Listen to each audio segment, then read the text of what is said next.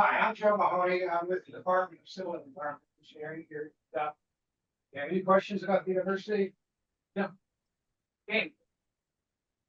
Judge Livingston, I'm with the Pacific Northwest National Lab. My background is really working with irrigation infrastructure, modernizing that, trying to get power benefits from water benefits.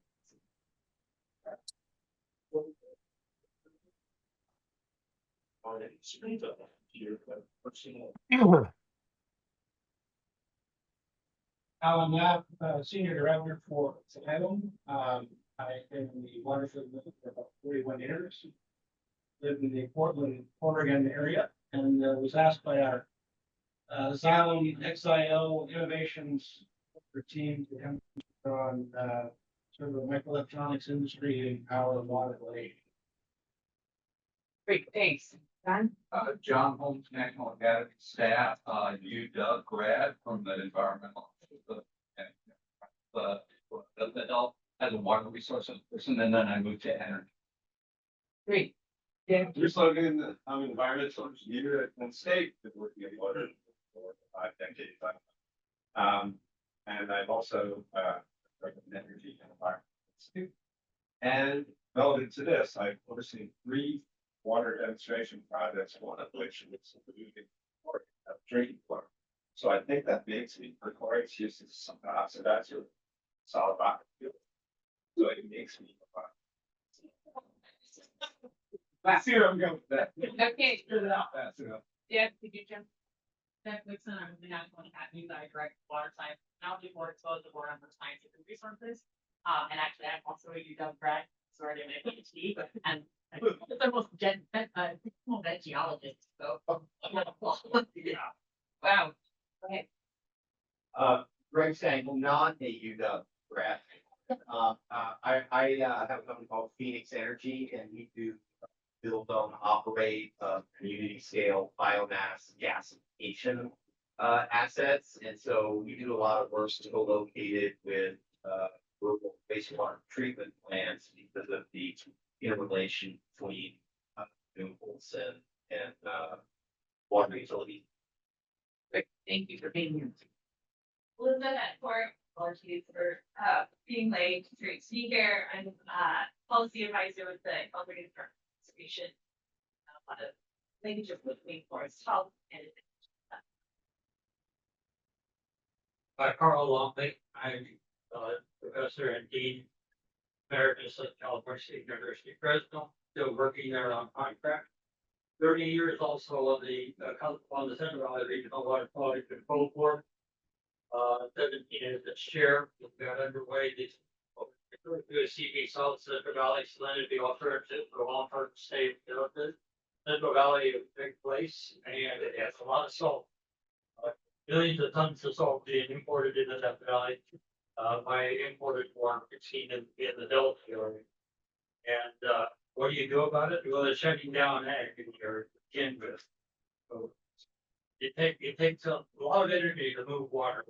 And we have some ideas on how to treat water locally and you reuse that water and also to make products out of it or make more sustainable. Great, thanks. My name is Stephanie Cusio, and I work at San Diego Labs, and I manage a team working on energy and water systems. Glad you're here. Okay. My name is Kate Weiss. I'm also at San Diego Laboratory. My research focuses on water distribution systems and also systems for developing the source tools for supply. Hey, my name is Nancy Boykin, and I'm the chief scientist in the regional water research dynamics at the Pacific Northwest National Lab. I was a professor at UW in the civil and environmental engineering. I believe that's correct. I'm a hydrometeorologist by training, and I've been working on the integration of those water power systems, and I'll be talking about hydropower later. Martin Dable, Senior Program Manager at Energy Trust of Oregon, or not-for-profit in Oregon, serving the investor-owned ratepayers of electric and natural gas utilities to drive forward energy efficiency and renewable energy generation. I'm an Indiana grad, but I'm married to Washington grad. everybody. Matt Rogers, the research scientist with Climate Action. We do a lot of work to just support regional climate adaptation efforts. State. My background is primarily in atmospheric science. The climate impacts group has done their best to turn me into a hydrologist. So I spend a lot of time trying to understand your hydrology. And I feel obligated to say now that I'm also in Washington. It's a thing. Dorcon, I'm at the National Renewable Energy Lab, so I'm also research at our pre-planning analysis center, also a sub-program manager for a hydropower program. So I've done a lot of work on energy water projects on the grid side over the years. Here mostly talk about hydro. Hi there, my name is Ashley Sowell. I'm an associate professor in civil and environmental engineering at the University of Illinois in Champaign. I'm a committee member. Hi, I'm Sheila Olmstead, and I'm a faculty member at Cornell at the policy tool and also at for sustainability and environmental science. Hi, I'm Julie Zerman. I'm on faculty at Yale University, and I'm also in the provost office there running climate and sustainability at the university. I am trying to go grab my brother who lives in Montreal. Really? Good. Oops. Oh, so no, please, for that. I'm Blake Richard. I'm the Associate Program Officer with the National Academies. I work with the National Materials Manufacturing Board. It's one of the collaborators. Andrew Lee, civil and environmental engineer. I went to Stanford. I have 2 kids who are either having done or graduated from the We live just about 10 minutes bike ride. I'm the general manager, CEO for Satellite Utilities. We're a local water provider and regional water provider for this area. So it's planning level 0.6 of them. It's very exciting.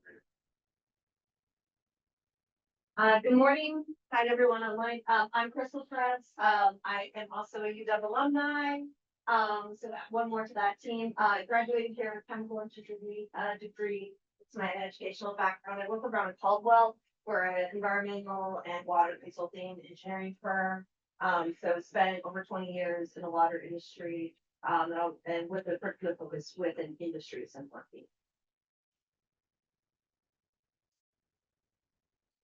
Derek Smith with Resource Innovation Institute. Food energy water nexus, and in particular, large scale, high tech production greenhouses co-located with data centers with waste and water.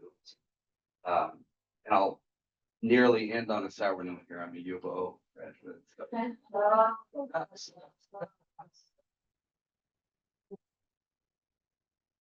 Good morning, everyone. My name is Tushar Gunda. I also just go by T. I'm a complex systems researcher at San Diego National Laboratory, specializing in water energy systems integration. But at this meeting, I'm actually wearing my detail lead hat. So I'm also part of the energy water resilience team at Water Power Technologies office. Great. I'm Brian Rupp, Senior Program Assistant with the National Academy, the Science and Technology Board, and I'm James Madison University. Great. I think, hey, you just joined us. Can you introduce yourself?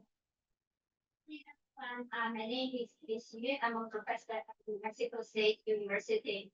I also serve as the research director of New Mexico Produce Water Research Consortium. I'm a member of this committee. It's great to work with all of you. Thank you. Thanks. Great. Well, first of all, we have a really impressive bunch of people in the room today, and we're really flattered that you all chose to join us. We are listening carefully and taking notes and also recording the session. The session will be publicly available, and we have a number of people online. Do you know how many are online? We have 27 currently. 27 people online. So we do have, we need to make sure we project when we're speaking, but also we have a larger audience even than the people who are here today. We really do want to hear the tough stuff. We want to hear what are the really difficult problems, what are the solutions that you're seeking, what's unique about this region, etc. And our first session is actually sort of an introduction to the Pacific Northwest region, and we have some very impressive people here to tell us what the deal is in this region. We're basically going to hear from the general manager of Seattle Public Utilities. Obviously, a major, the big elephant in the room from a utility perspective in the entire Northwest, I would say, is that right? And Larry Madsen from the Department of Ecology, which is which is an amazing department, actually. I've known about this department for a long time. Very effective and lots going on there. So we look forward to hearing from you. And then Ivan Gall from the Oregon Department of Water Resources, who's going to tell us what's really happening in the real world out there in Oregon. So thanks to all of you. We're just going to line you up and have a 10-minute. Oh, whoops, my page ended. And it's not on the next page either. So can you tell me what the next one? Okay, so the orange version is deficient. I'm sorry. Okay. So Jed, thanks for being our fourth speaker. And you'll each get 10 minutes, and did we decide we'll take questions after all of them? Rather than lots of questions in between. But if there is a clarification point, like you're just confused about something, fine to ask that question right after the speaker. But otherwise, let's save the whole discussion for the end. So Andrew, it's all yours. Thank you. And the microphone is right there, so if you speak on that side. Should I hold the microphone? No, just- actually this thing, right? Oh, the this thing. Okay, got it. Okay. Right. I will. And then you're gonna be using the computer from behind it. Yeah, I think you're gonna help with the slides. We're doing that. So again, I'm Andrew Lee. I've been at Seattle Public Utilities for close to 15 years now. But my background, I actually used to work at Brown and Caldwell as a consultant years ago. I also worked at San Francisco Public Utilities Commission, so I have some Bay Area, near Clifford, from our work together as on the Water Research Foundation. I'm going to provide about 7 slides roughly of sort of background information, and then I'm going to talk more specifically about our energy water nexus. So let's go to the next slide. We are a multi-purpose utility, and so we do provide drinking water. Like I mentioned, we are the regional drinking water provider for Seattle, as well as the surrounding communities. We also do drainage and wastewater, and so I'm not going to dive into that as much, but to be honest with you, that's more of my background. I grew up in the combined sewer overflow space, the wastewater control, and but not going to talk about that as much. And then solid waste, the garbage piece. And I am going to talk about that a little bit. I know that's not the focus, but there is a strong nexus with energy in the solid waste space also. Ongoing. As the water provider, we have 2 different sources of water, and just from this map, you can see the yellow area is the city of Seattle, and then there's some small communities to the north and the south that we serve. The orange portion is our kind of our wholesale service area. So if you drive over to the east side, Bellevue, Redmond, we supply their water, as well as South King County, and then North King County as well. The green portions on this map are our watersheds. And so something that's unique about Seattle is, especially on the south side, we own close to 100% of our watershed. And the reason why that's distinct is we have a very distinct status. We are the only utility in the country that has something called limited avoided filtration, LAF status. And it's because we have such tight control over our watershed that we can protect access into our watershed and out. And so incredible kind of protection of our water resources. We do have another watershed up north, the Toltz watershed, that supplies about 1/3 of our water. It's a smaller watershed, but very productive. And so between the two, we have some resiliency on our water supply. Keep on going. We have a strong immediate nexus to energy, because both of our dams that source our water, that store our water, are linked to our sister utility, Seattle City Light. And so the Masonry Dam at our southern watershed, the Cedar, has a 30 megawatt power generation facility. This was actually the original power supply for the city of Seattle when we built this. And now, though, it supplies a very, very small portion of City Light's power portfolio, about 1%. And they get much more of their energy production from their northern dams along the Skagit River. Our southern dam, our northern watershed is the Toltz, so it's on the bottom here, and they have a 16.8 megawatt hydropower generation facility there that also supplies less than 1%. They intend to continue operating this facilities, and I'll describe why, but they do supply some important peaking, especially during the summer months. Keep on going to the next slide. Again, we are not the electric utility, but we work very much in tandem with them to manage the dams as well as in-stream flows into the creeks. And you can see the expected growth pathway for Seattle City Light's energy demand. It is expected to increase substantially. And so that dotted line shows where they are projecting to go, both for peak as well as average. If you go to the next slide, this shows where they are planning on getting that additional power from. You'll notice that additional hydro is really not in the picture, right? And in fact, we're seeing more restrictions on hydropower. So there are new sources of power, and conservation is a big piece of that. Offshore wind, enhanced geothermal, solar battery, wind, etc. And so again, largely renewable water sources, or sorry, energy sources in their future, and it's substantial how much they're going to need to grow to meet the future demands. Go to the next slide. Our power usage is we consumed 35.6 million kilowatts of hours of electricity in 2022. Interestingly, we purchase about 60% of our electricity from our local utility, Seattle City Light, and about 40% from a private company, Puget Sound Energy, which is kind of like PG&E in California or Southern Cal Edison. But let's go to the next slide. From a carbon footprint standpoint, about 95.6% of our energy that results in carbon actually comes from our purchase of Puget Sound Energy power. And so mostly because the power that we're purchasing from Seattle City Light is almost 100% hydro. And so PSE's, Puget Sound Energy's power portfolio has more coal, more natural gas, and so that's why it contributes more carbon. From a overall portfolio of carbon, our electricity and carbon footprint is driven by about 45% electricity consumption, 35% fleet fuel consumption. Okay, so I'm going to segue now to, how do we approach this whole issue of energy water and the energy water nexus? And I'm going to focus on 5 areas over the next sort of 6-ish slides.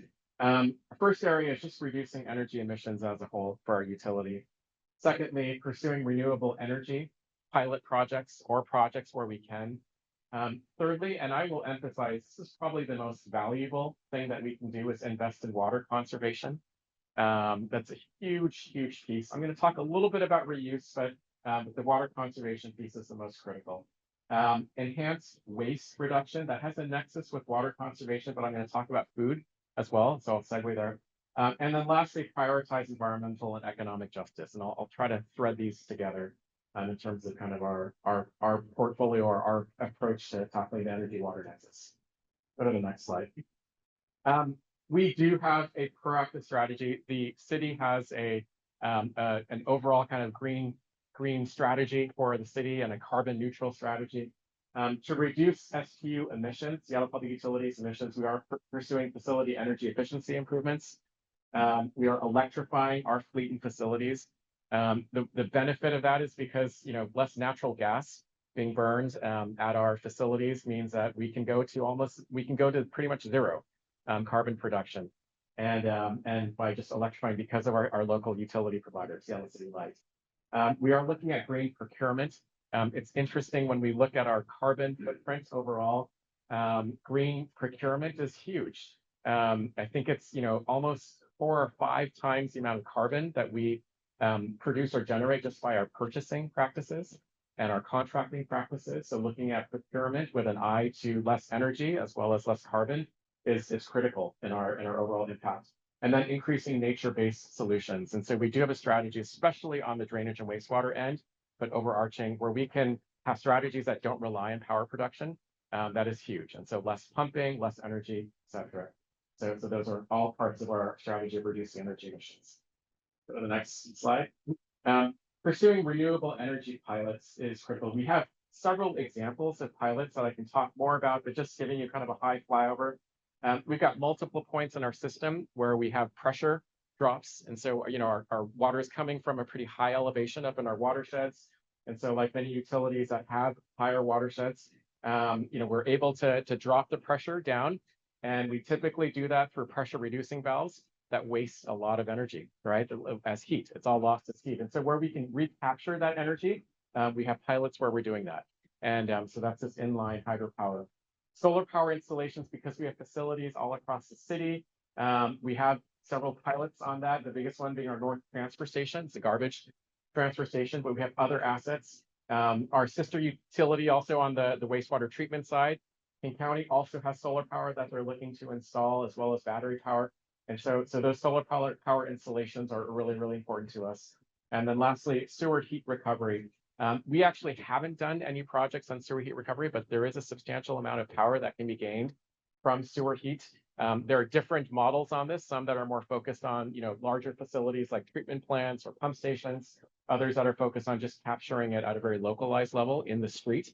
And so we are working with actually one company on evaluating right now a pilot to do that on a larger sewer line that's running along one of our major arterials. Okay. Next slide. I'm going to emphasize water conservation. This is a very valuable graphic because it just shows, back in the 1980s, this is not an atypical graph for many water utilities. We actually hit our peak in terms of water usage. What is that, 35 years ago, almost 40 years ago. And our water consumption today is substantially lower, right? And so it's that kind of blue jagged line that you see there. And meanwhile, our population has grown substantially, yet our water use has decreased. Again, a similar story across many parts of the country. But I will say, this cannot be taken too lightly because honestly, the best energy saving measures are because we're not using what we don't need, right? And I bike around the state of Washington, and I'm still surprised at how many Eastern Washington communities are still honestly wasting a lot of water, right? And meanwhile, we're per capita usage is way, way lower, obviously. And I know some of that's because of agriculture and other practices and things like that, but there is significant opportunity across the state, especially where it's so drought driven. So I fully believe that conservation is one of the most critical things that we can do to reduce our energy footprint, and it's something that should be pursued all across the country. Go to the next slide. Enhancing waste reduction. And I'm going to talk about food waste, and that's the emphasis of this slide. But it goes in hand with reducing waste on the water side as well. And I'm not talking about conservation, I'm just talking about leaks and other things, some of the statistics are, around 10%, maybe larger of water systems waste water just because of leaks. That's, how much of that water could be, is directly related to our energy use. 20% of water goes to food that is not eaten, right? That's 1/5 of our water supply across the country. And so if we could just reduce food waste, period, we can reduce our water, and as a net result, also reduce our energy use. 5% of all US energy goes to food that's never eaten as well. And so again, just on the waste reduction piece alone, there's significant opportunity for power savings there. And we see ourselves again at the forefront of that battle. So we've got huge initiatives in the city to reduce food waste, also to conserve water. Go to the next slide. I do want to talk about environmental economic justice, and I'll tell a quick story. We're in the process of relicensing one of our water dams, and with FERC.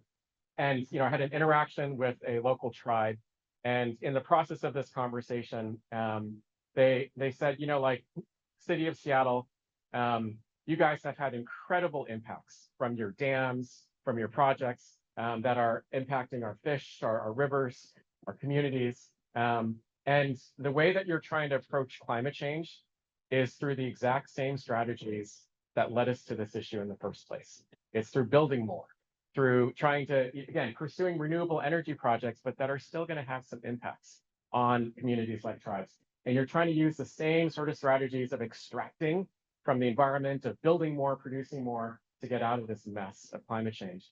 And that was a pretty humbling statement, honestly. And so the thing that I kind of grown to recognize is as a utility, as we're trying to conserve energy, as we're trying to reduce carbon footprint, we can continue to do strategies that are going to be extractive of the environment, or we can pursue strategies that are less extractive. And this is why I'm so big, honestly, on just conservation and reducing waste, because those things do not extract from the environment, right? They are wonderful strategies. And so So I think that's where most of our energies need to be placed on.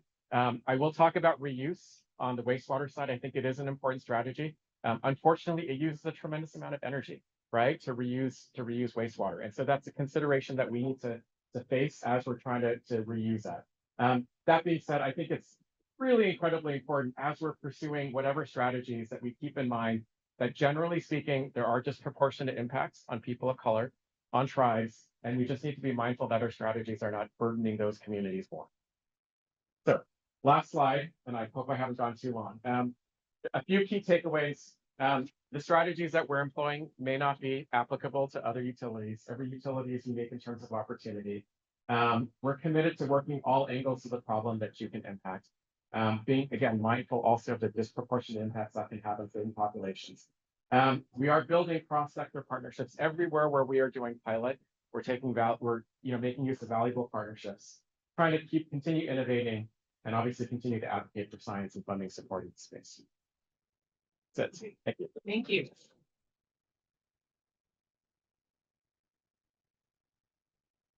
Any clarifying questions? If not, Larry, you're up. Guess we're good. All right, you must have been clear.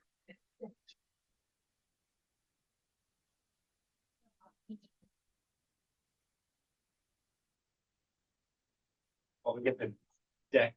I'm Larry Matson. I'm the director of the Office of Columbia River. I grew up just on the other side of Lake Washington, the suburbs of Seattle, and rode my bike across by 20. Well, you didn't a long time ago, but way back in the day, called Yakima home the last 30 years or so. Yakima is in Central Washington. It's not Washington State. My professional background is land use planning, environmental permitting, documentation, mitigation. And I wanted to give a shout out to, I think, Stephen Blonsky. I saw him, a colleague. I was with the State Energy Office for 2 years before I came to. So very much want to bring in an energy. That's part of my vision for Office of Columbia River, and to incorporate energy and renewables as much as possible into the mission of the Office of Columbia River.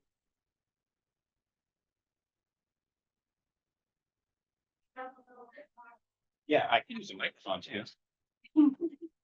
How's that? Yeah, probably not.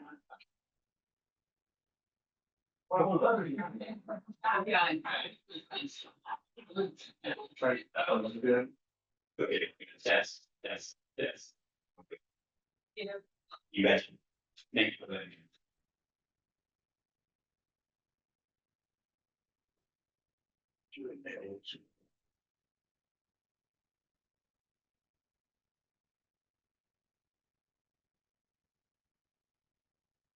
My first time invitation, I built a slide deck right away. It's not just the Columbia Basin, but bars too. As I thought more about the questions, and I thought you guys could share with specific projects. We're excited to share photographs of that.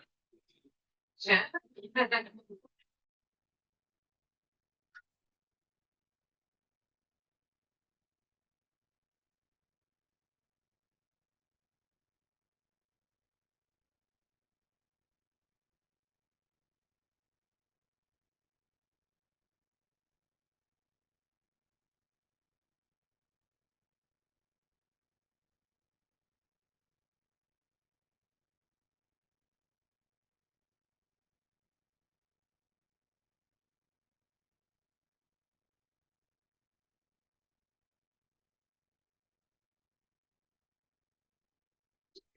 Slide, right?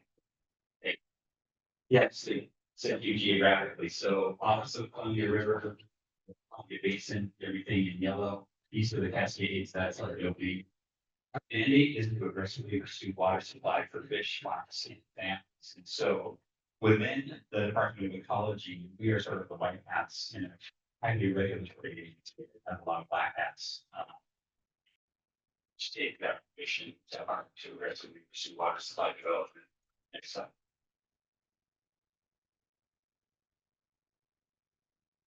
It's not.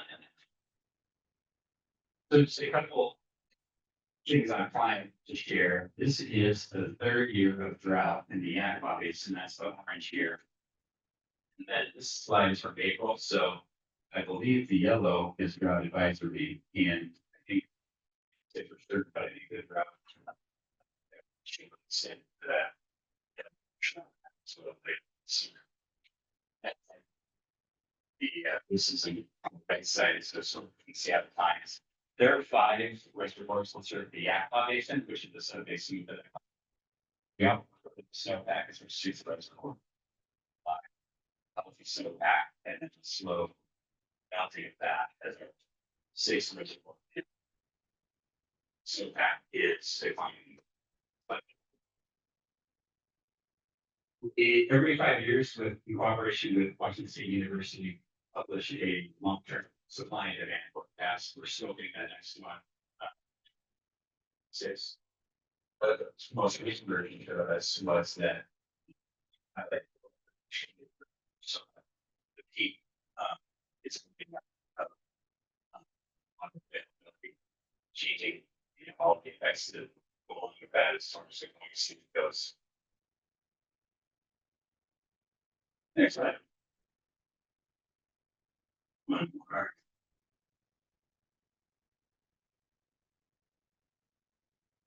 Okay. Really excited when I had an invitation. In May, I gave a keynote address at the Eastern Washington Water Law Conference, and on the last slide in the presentation, I some closing thoughts, and the last goal that I put on there was opportunities in the nexus of value conservation water. And really didn't have much more to offer the conference than that bullet, but just wanted to put it out there as some, something that needs to be explored further, something that our something that this group be possibly about it. And yeah, very excited to get the invitation. Next slide.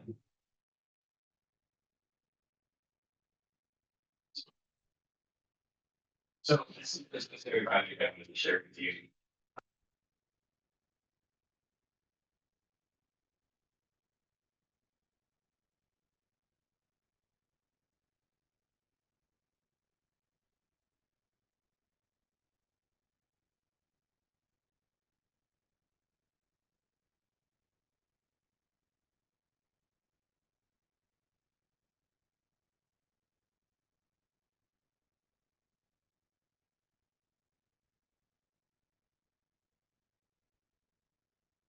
Are in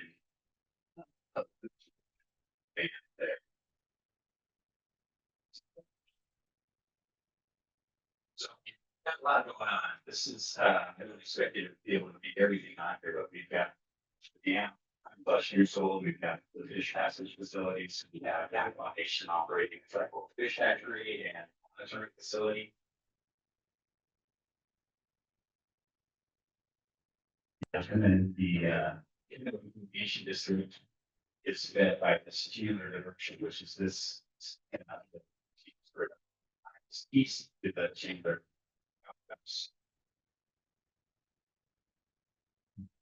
Yeah, and the fisheries related facilities. So there's a lot going on here, a lot of interests at stake. Next slide. So the power plant itself, that is owned and operated by Bureau of Reclamation. It's almost 70 years old. It's one of 3. Further up the Yakima River is the Rosa Power Plant. And then I think in Oregon, there's a 3rd power plant. So they are jointly maintained. The Bureau has a team of 3 or 5 operators that rotate across the 3 power plants. So power production is subordinated. So there are lawsuits, court orders, and other things that are limit the power production in order to promote local fish passage. So it's used when there's a group called the System Operation Advisory Committee, when they determine that we need more water in the river for fish, then power production is reduced. And then the excess power that is produced on rare occasions when it can be, when it's not being coordinated, EPA markets that power, and in exchange for that, they fund operation and maintenance of the facility to the tune of about $1 million. In the lower Yakima River, studies over the last 15 to 20 years have shown that salmon mortality is off the charts, anywhere from a low of, I think, 16 or 20% to a high of the 60 percentile of mortality. So it's really not a safe space for juvenile salmonids. To the detriment of the investment, we've invested hundreds of millions of dollars to be upper young. There's a Bureau of Reclamation has a really innovative fish passage, fish ladder, a helix, actually at Lake Leon. Yes, and I mentioned that Yakima Nation has a tribal fish facility in this part of that. The dam itself is 100 years old, and then on the last right side there, Kennewick Irrigation District. So some of the senior water rights or junior water rights. Senior water rights are better. Junior water rights in the Yakima Basin mean when you have a drought, which we're in the third year of, you may get 70% or less of the water that you were originally entitled to. And so at the tail end of the system, right before the Yakima goes into Columbia, there's the Kennewick Irrigation District. They do have some senior water rights, but most of their water is public.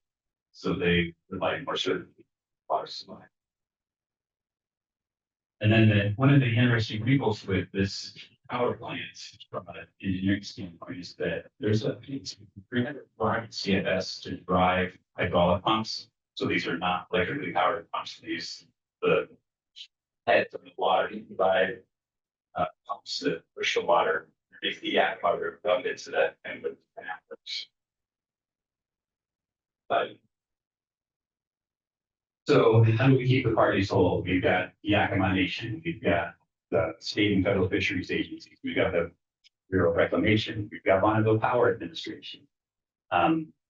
Water and fish standpoint, definitely need to consider redesigning the dam. And the diversion works to reduce fish mortality and improve stream flow. There's one of the proposals is to electrify the Chandler hydraulic pumps, so they're no longer diverting that rear CFS that's needed to drive the pumps.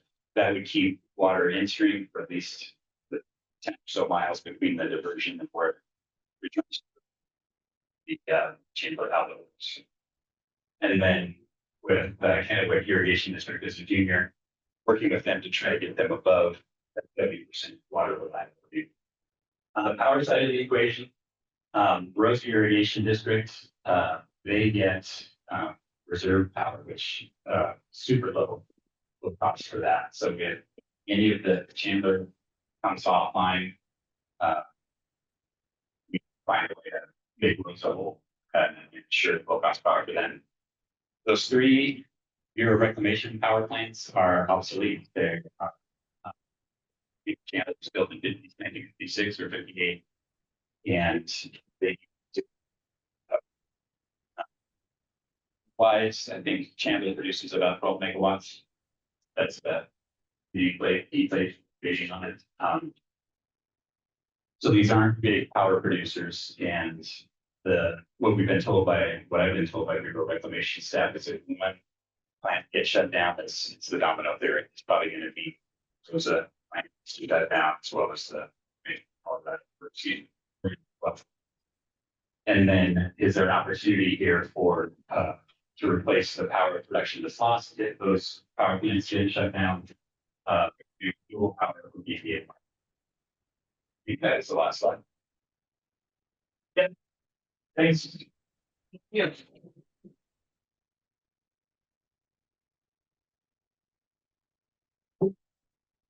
I think.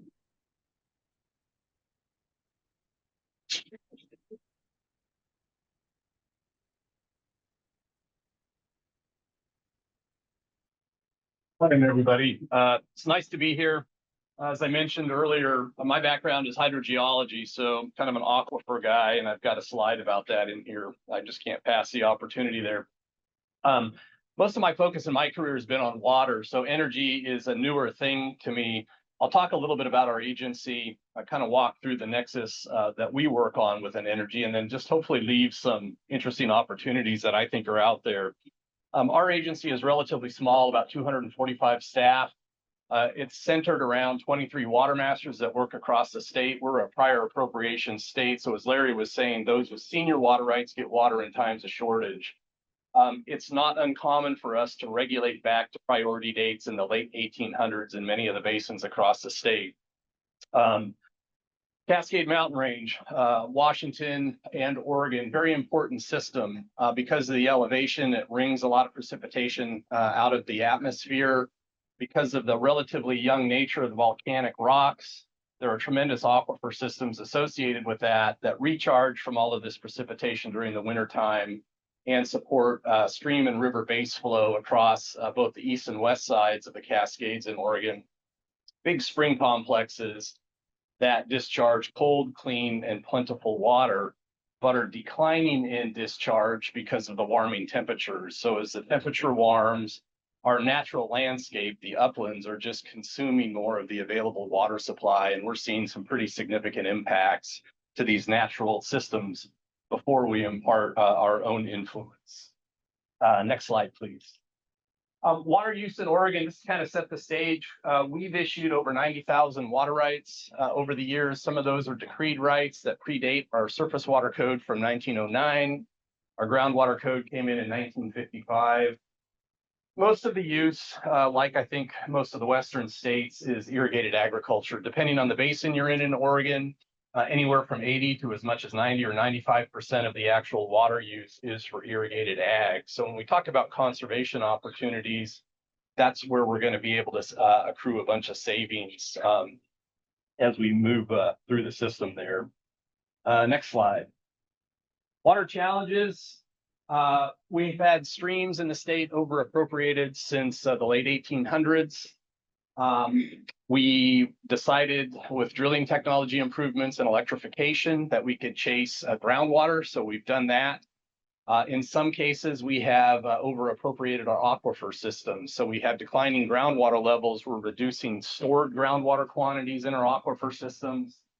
And in some cases where the aquifers are stable and water levels are stable, that's likely because of hydraulic connection to surface water. And so we've got this back and forth between surface water and groundwater interaction where we don't really have two separate resources. We have a common system where we conjunctively manage that. Ecosystem needs. We've done an outstanding job of developing water resources across Oregon. Many of our streams now suffer from that. Water quantity issues, water quality issues, temperature issues, which are significantly impacting our species and ecosystems out there. So like Washington, the state of Oregon is investing heavily in trying to repair some of those on key streams where we have anadromous fish runs that are important to our economies and our native tribes in the state there. Warmer climate, I've mentioned it, we're all suffering from that. Again, the main thing there that we're observing in Oregon is our growing season is starting earlier, it's ending later, and we're consuming more water. It's opening doors for opportunities. Some of our farmers are able to do double cropping now, where they can get 2 harvests off of the same field during the same growing season. But that again comes at a cost to water consumption. Next slide, please. We have a small hydroelectric program in our agency, 2 staff. We license, I think it's about 170 or 180, 173 hydroelectric projects. There are 93 minor projects, so less than 100 theoretical horsepower, 80 major projects, greater than 100 theoretical horsepower. 15 of those are what I call in-conduit hydro projects. I'll talk a little bit more about those. We have a fee program there. Most of that money goes to our Department of Fish and Wildlife and Department of Environmental Quality, and our agency keeps about 18% for maintaining the program there. Next slide. So I'm going to talk about Central Oregon, Bend, the Deschutes River Basin. There are large irrigation districts that developed earlier in the 19th century there.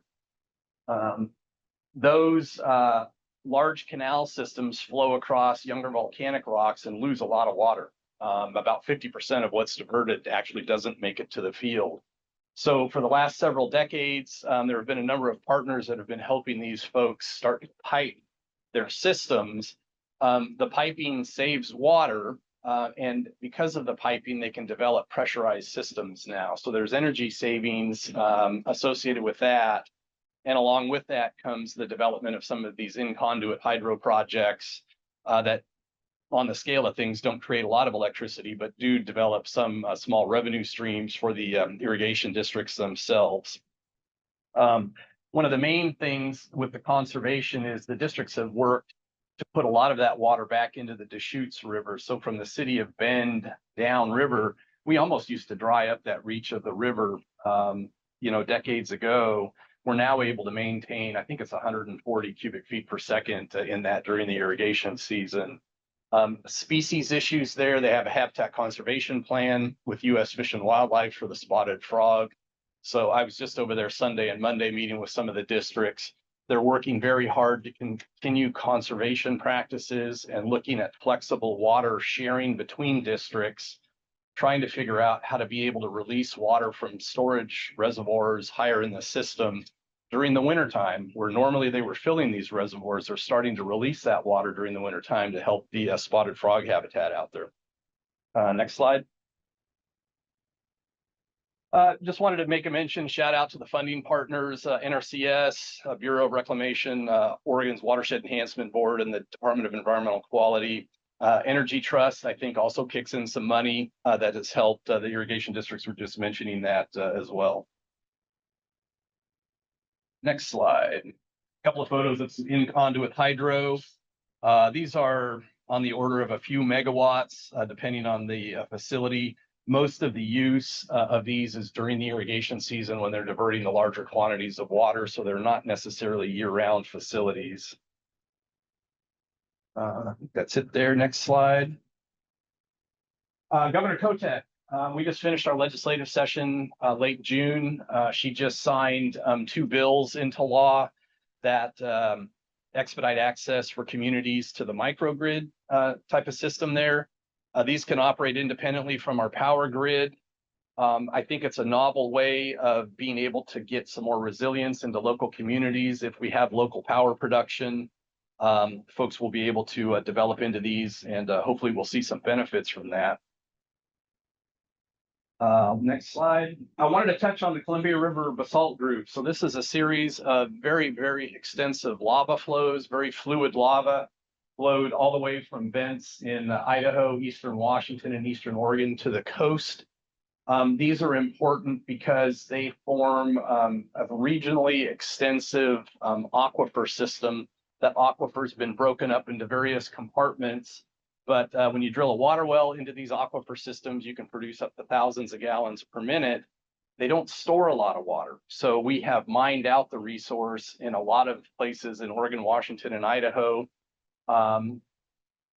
Because of that, they're not well connected to surface water, and they don't get that rapid recharge or very much recharge. Most of the water that we're pumping out today is thousands of years old.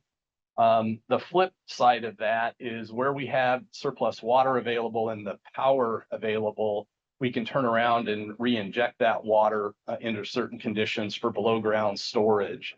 Below ground storage is a win because we don't suffer the evaporative losses. I'll jump to Southern Oregon real quick. Upper Klamath Lake is a natural lake there operated by the Bureau with some water management going on there for irrigation districts.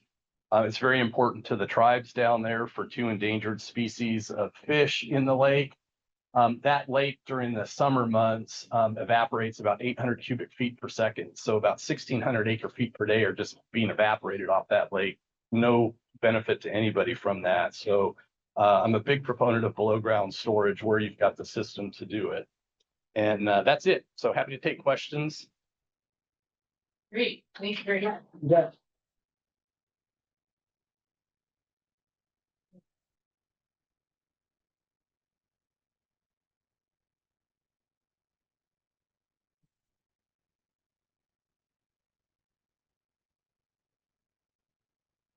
All right.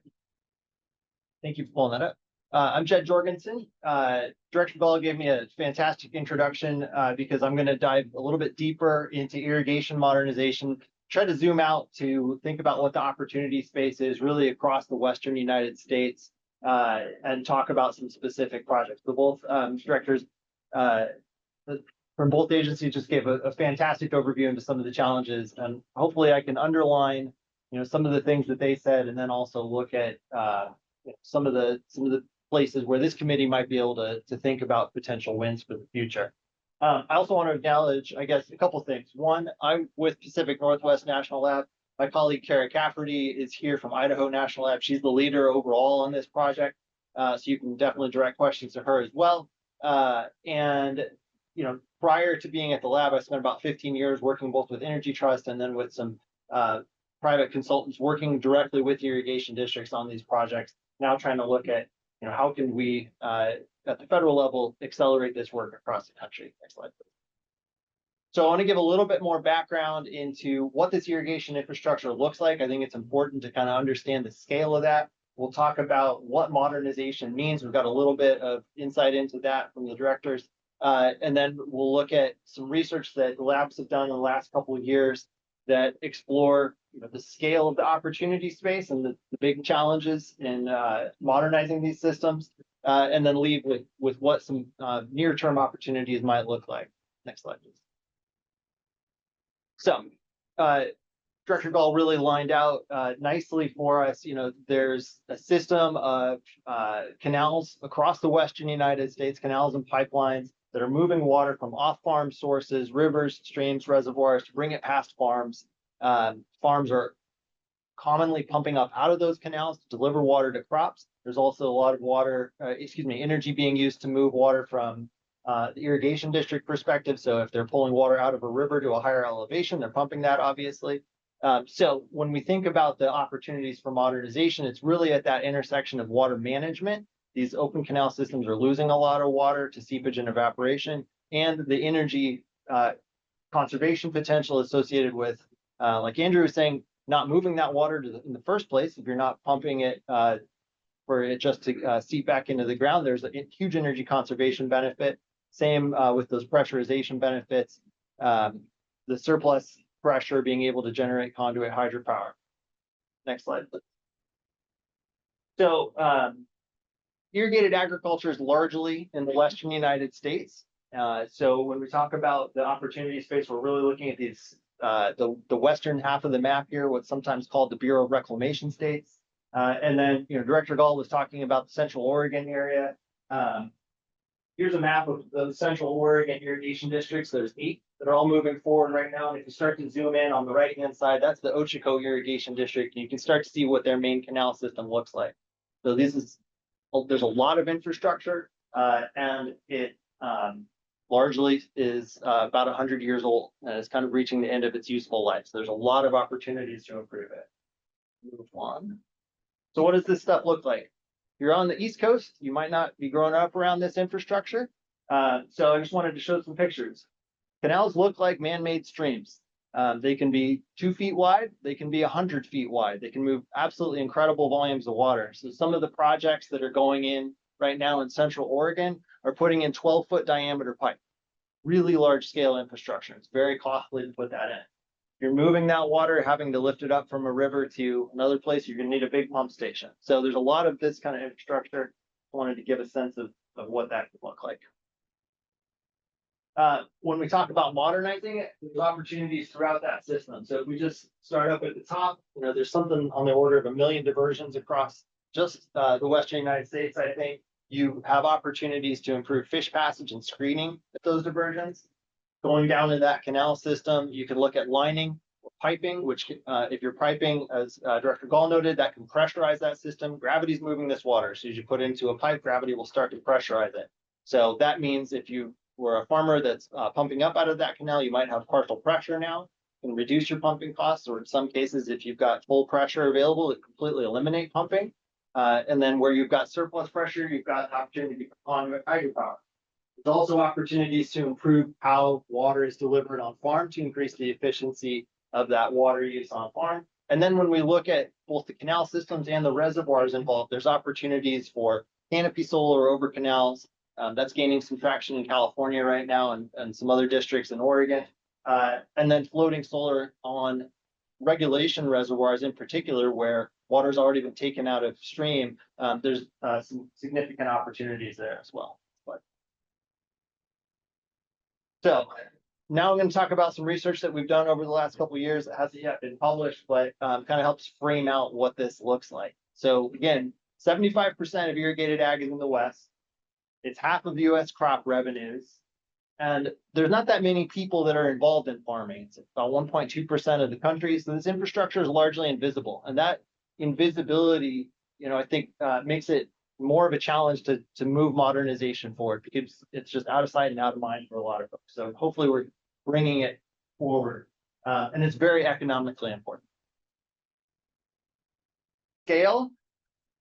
This is some research we did a couple of years ago. Our best guess at that point in time is that across the Western United States, there's about 150,000 miles of canals and pipes. 2/3 of that being still unlined canal systems. Our guess now is that that's probably an underestimate and potentially a pretty significant underestimate.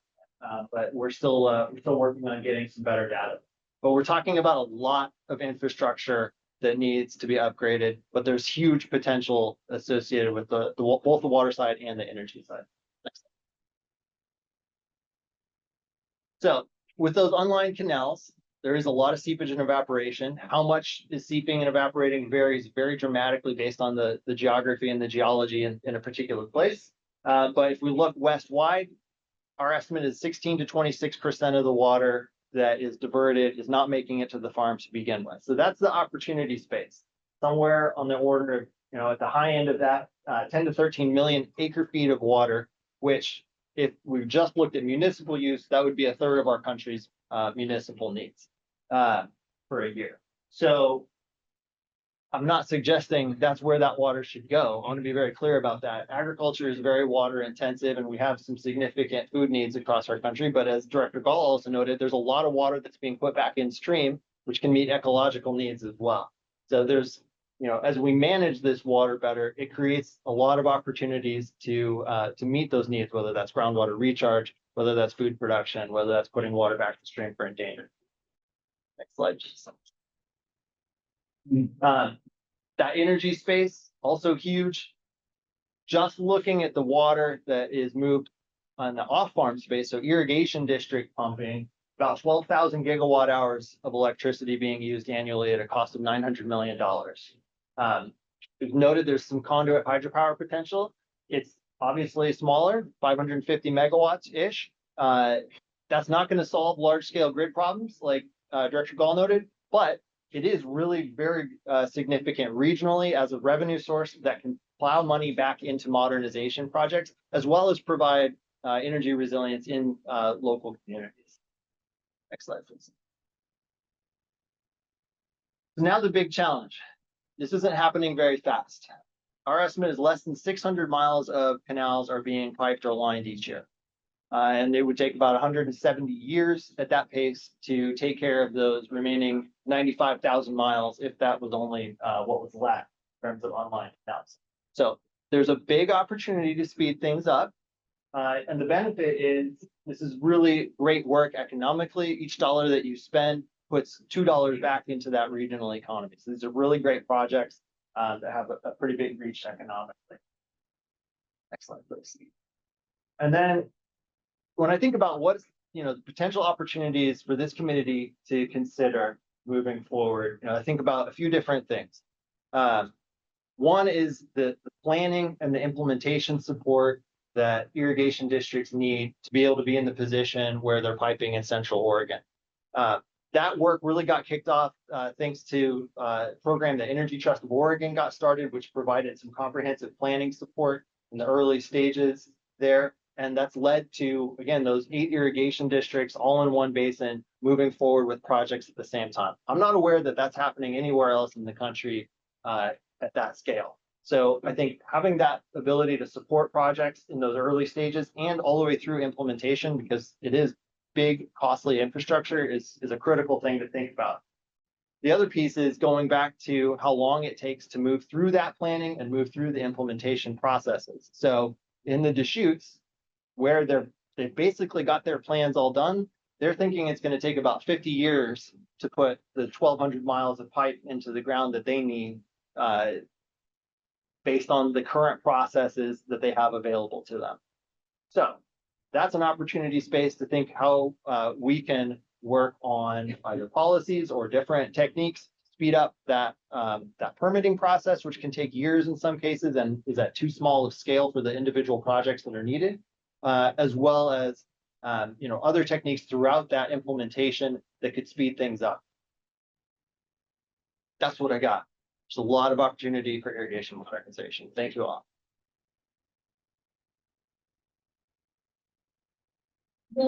Farms, I think we're gonna actually put the four of you up. Really fabulous because it lines it up directly towards the interest of our committee in terms of improving the energy water space, making investment. Thanks. So, I'm interested in knowing who out there might have a question for these people.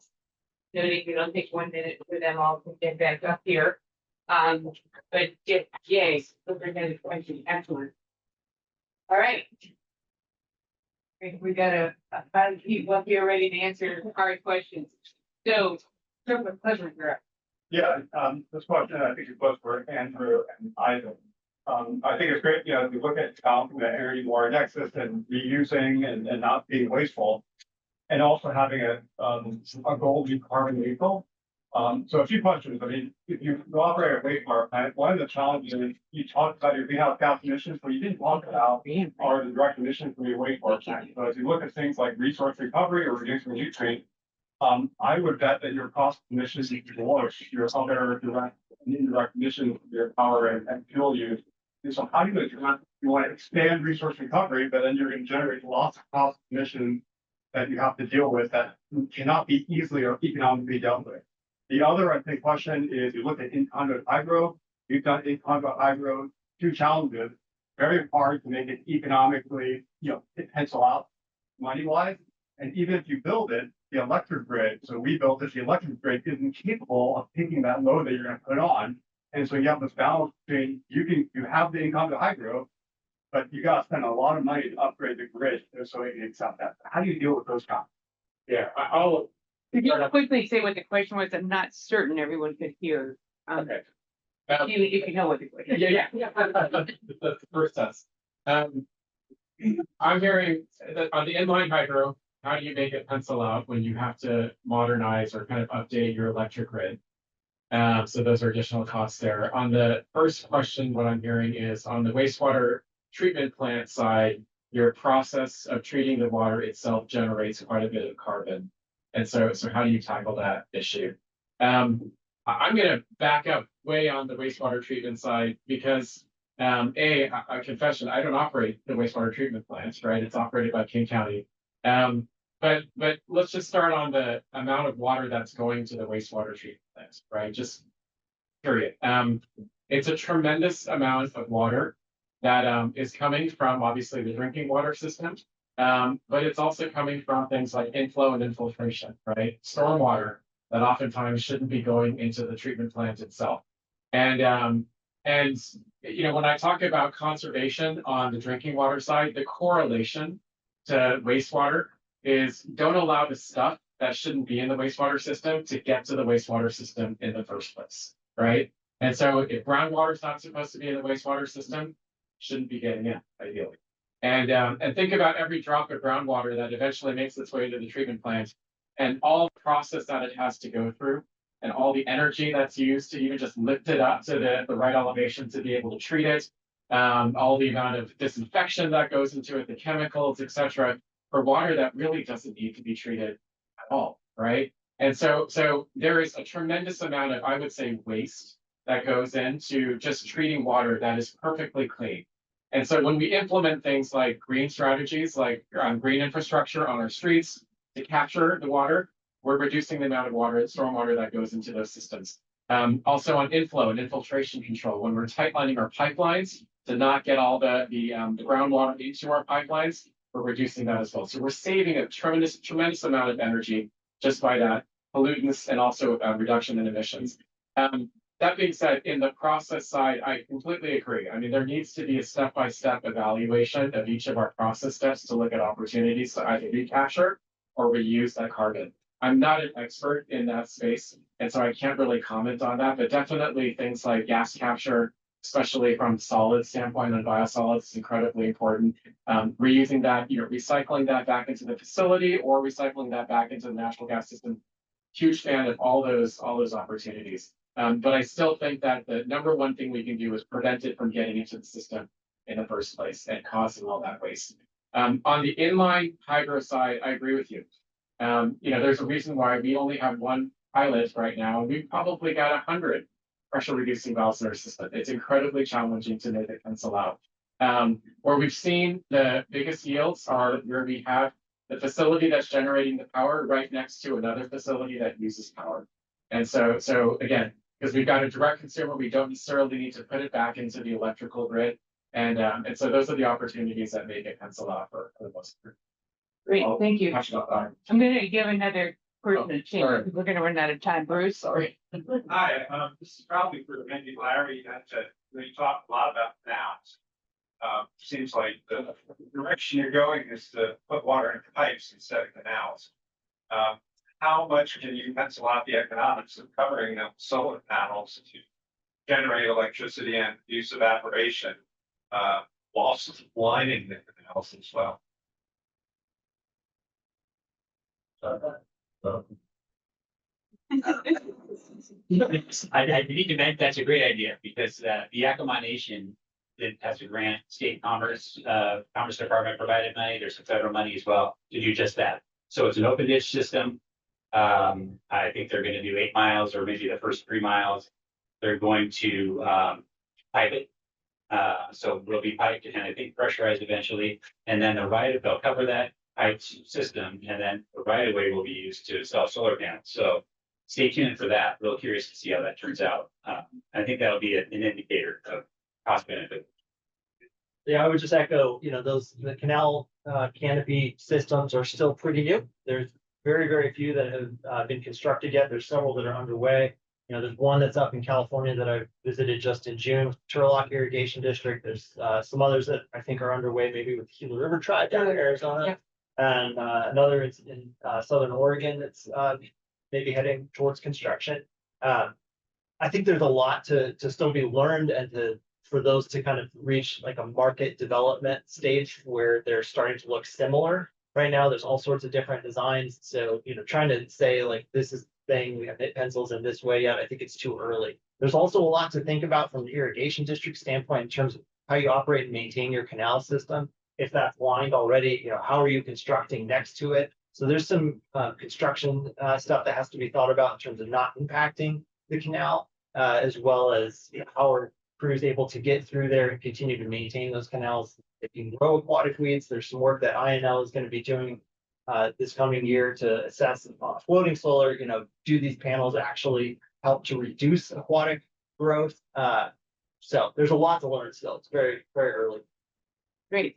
Sheila, This is kind of. just speak up if much Yes. as you can. Kind of question maybe combined with Larry, Mike, and Deb. So I'm interested, so Larry gave a specific example of, I think we said Kennewick, right? This is the constraint of the senior water rights and park recreation system that both Oregon and Washington, the whole West really struggles with. A part of the water challenge is this kind of lockup of the historic rights in the agricultural sector. And I'm curious how much, like how active water markets are in the region and how much potential there is for those kinds of institutions to provide private incentives for landowners and others to make the kind of conservation investments like canal lining or more efficient irrigation systems on their own, right, to supplement what the public sector is able to do given the scale of the challenge, for moving water around. Want to take the water market. Yeah, there's a number of conservation groups that work in Oregon that are investing with willing partners. So folks where they can find cooperative agreements there to purchase some or all of the water that those folks use to try and get the water back in stream. Through conservation practices and modernized irrigation systems, a lot of folks, if done properly, can keep their full amount of land in production, actually improve production and allow some of that water that was previously lost through inefficient means to kind of remain in the system. the tribes are investing in those ways as well, strategically, trying to focus on anadromous fish issues there. And then, of course, there's a number of federal programs through NRCS that are working to try and get conservation practices. We're dealing with the state is working with FSA and NRCS in the Harney Basin, so kind of a county in South Central where we've over appropriated groundwater and are using their conservation reserve enhancement program for a groundwater retirement program. So that will pay folks over the course of 14 or 15 years to permanently stop irrigating up to basically one large center pivot. And our target is to reduce groundwater use on about 20,000 acres in that basin, trying to preserve the resources. Having been a water manager who's answered that question for the last 50 years, I mean, there's a really different answer to that question in every state and often in every irrigation district. So it's actually, there's lots of institutional reasons why water markets have not sort of emerged as the primary solution to water management in the West. Okay, so other questions out there? Yes, hey. For our analyst is, how do you integrate the innovative technologies? For example, right now there are hydrogen production and also data centers, they need a lot of water and also electricity. You know, when you do the water policy or energy policy, when you provide the services, how do you incorporate the new demands or new trends of energy water nexus? And also, how do you incorporate the innovations, you know, innovative ideas for water conservation, for example, data center or hydrogen production, because hydrogen production also generates high oxygen, for example, it can be used for wastewater facilities. So just a question. Thank you. Just say from Oregon's perspective, we're scrambling to keep up with the investments in the data centers. So we've seen a number of them along the Columbia River system. They're coming into communities or ports that have access to the water and the land. And they're building, there's a pretty good energy infrastructure in place, and that's expanding. A lot of it's historical with the large hydropower dams that were built on the Columbia River system and Snake system there. From an innovation perspective, we just haven't been able to keep up with that. So I think they're looking for opportunities in communities that have surplus water and buildable space. The energy infrastructure is there, and they're coming in and building the facilities. You know, we're thankful that they've got access to those resources right now, but we're starting to ask questions as, you know, public managers. How are we going to be able to support that growth into the future, and how much growth? Great. Yes. What are you seeing in terms of regulatory barriers, federal, maybe at state, preventing you? You know, like we bump into the Federal Power Act all the time. We'd be right there on a pump station with a water district that's using, megawatt hours, gigawatt hours. You can't serve any of that. The only meter I can touch is that 150 kilowatts right in front. And just, I wonder if you guys are seeing other regulatory barriers that would be helpful to get out of the way. Seems like a softball, right? So on the large scale irrigation modernization side, I would say one of the big challenges is while there are programs from NRCS and reclamation that can support irrigation modernization at the large scales, there's nothing that is like tailor-made for it. So these are the current programs that are being used have maybe a whole bunch of different things that they can support. And as a result, it's a little bit of shoving a square peg into a round hole, trying to make it work out. So everything that flows out of that is, those existing programs have their own NEPA pathways that folks have to go through. Sometimes they have automatic dollar levels. So, if your project costs more than $35 million, it's automatically an EIS pathway that you have to go through, rather than looking at like what those specific impacts are. So I think there's, a strong need for some tailor-made solutions for the large scale infrastructure modernization that needs to happen. Andrew, have you run into some barriers that you want to flag? All the time. Yeah. Yeah. Any permitting, any process is rife with barriers.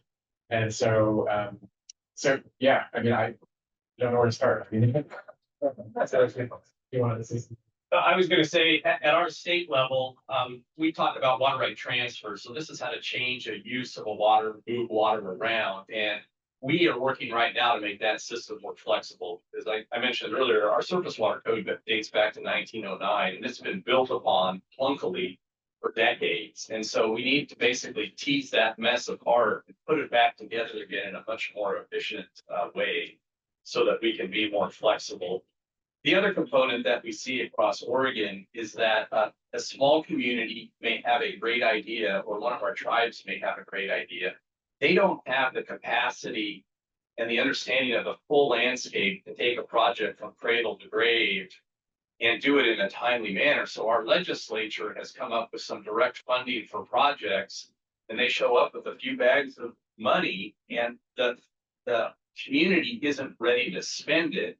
And on our budgeting cycle, the money sort of disappears after 2 years. And so we have to come up with a more innovative way to support small communities or irrigation districts in helping them come up with the project, go through the permitting processes, figure out what the funding is at the right time, and support them all the way through that, I think, to get them across in as efficient way as we can.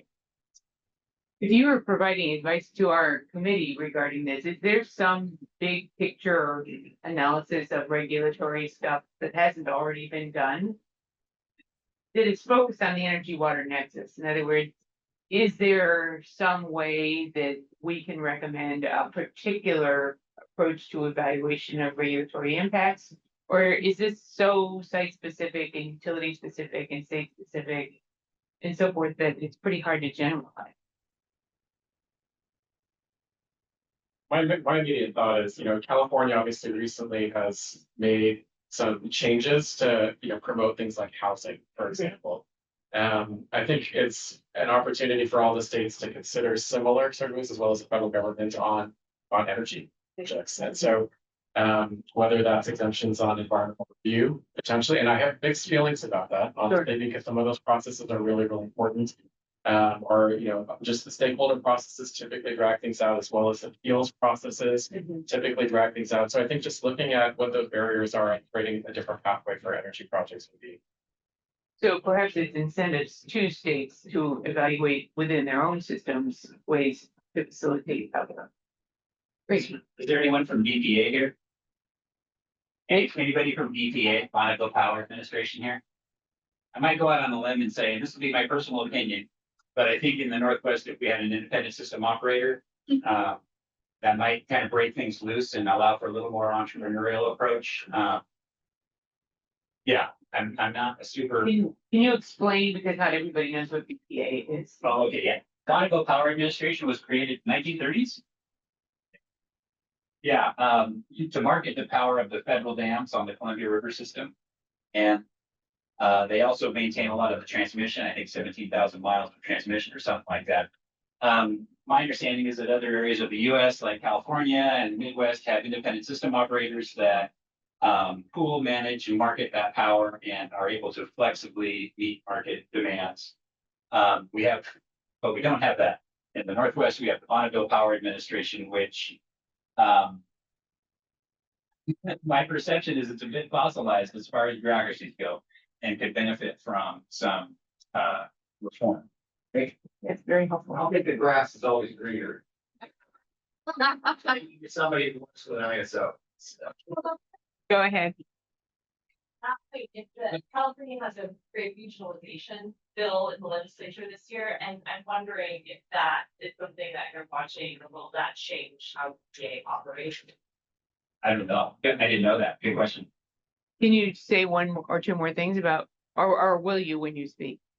No, I won't. I'm so not an energy expert. I just know that it will allow us to be a little more flexible about how and when we export excess power, because we have so much solar. And then when we are in a grid emergency, it'd be easier to bring power in.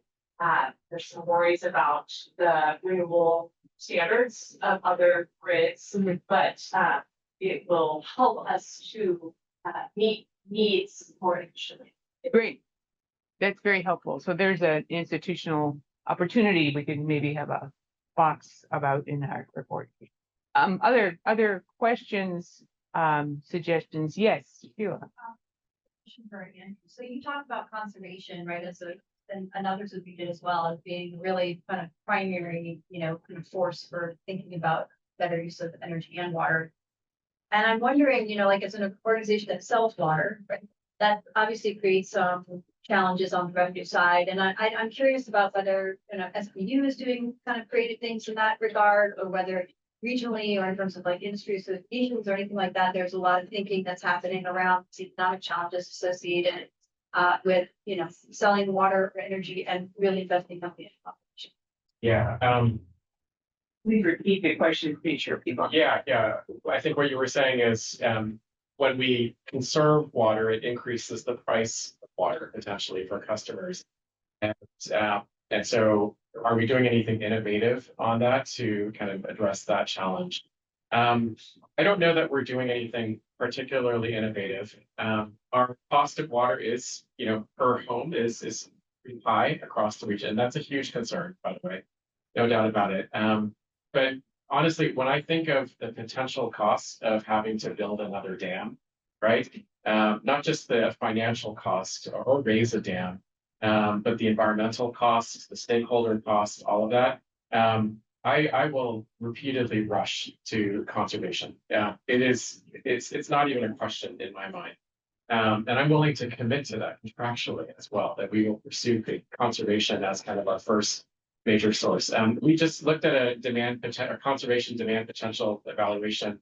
And over the next 50 years, we can save as much as 35 million gallons a day by more aggressive conservation. That's humongous, right? For a city where our total demand is around, potentially around 130 MGD right now, but could grow to about 160, 170 MGD. 35 MGD is a source of supply that I will sign up for almost every time. And so yes, again, nothing innovative necessarily, but I think the costs are well. Yes. You guys think there's any chance of getting DOE to fund innovations in conservation as opposed to generation? Oh, they can speak for DOE. I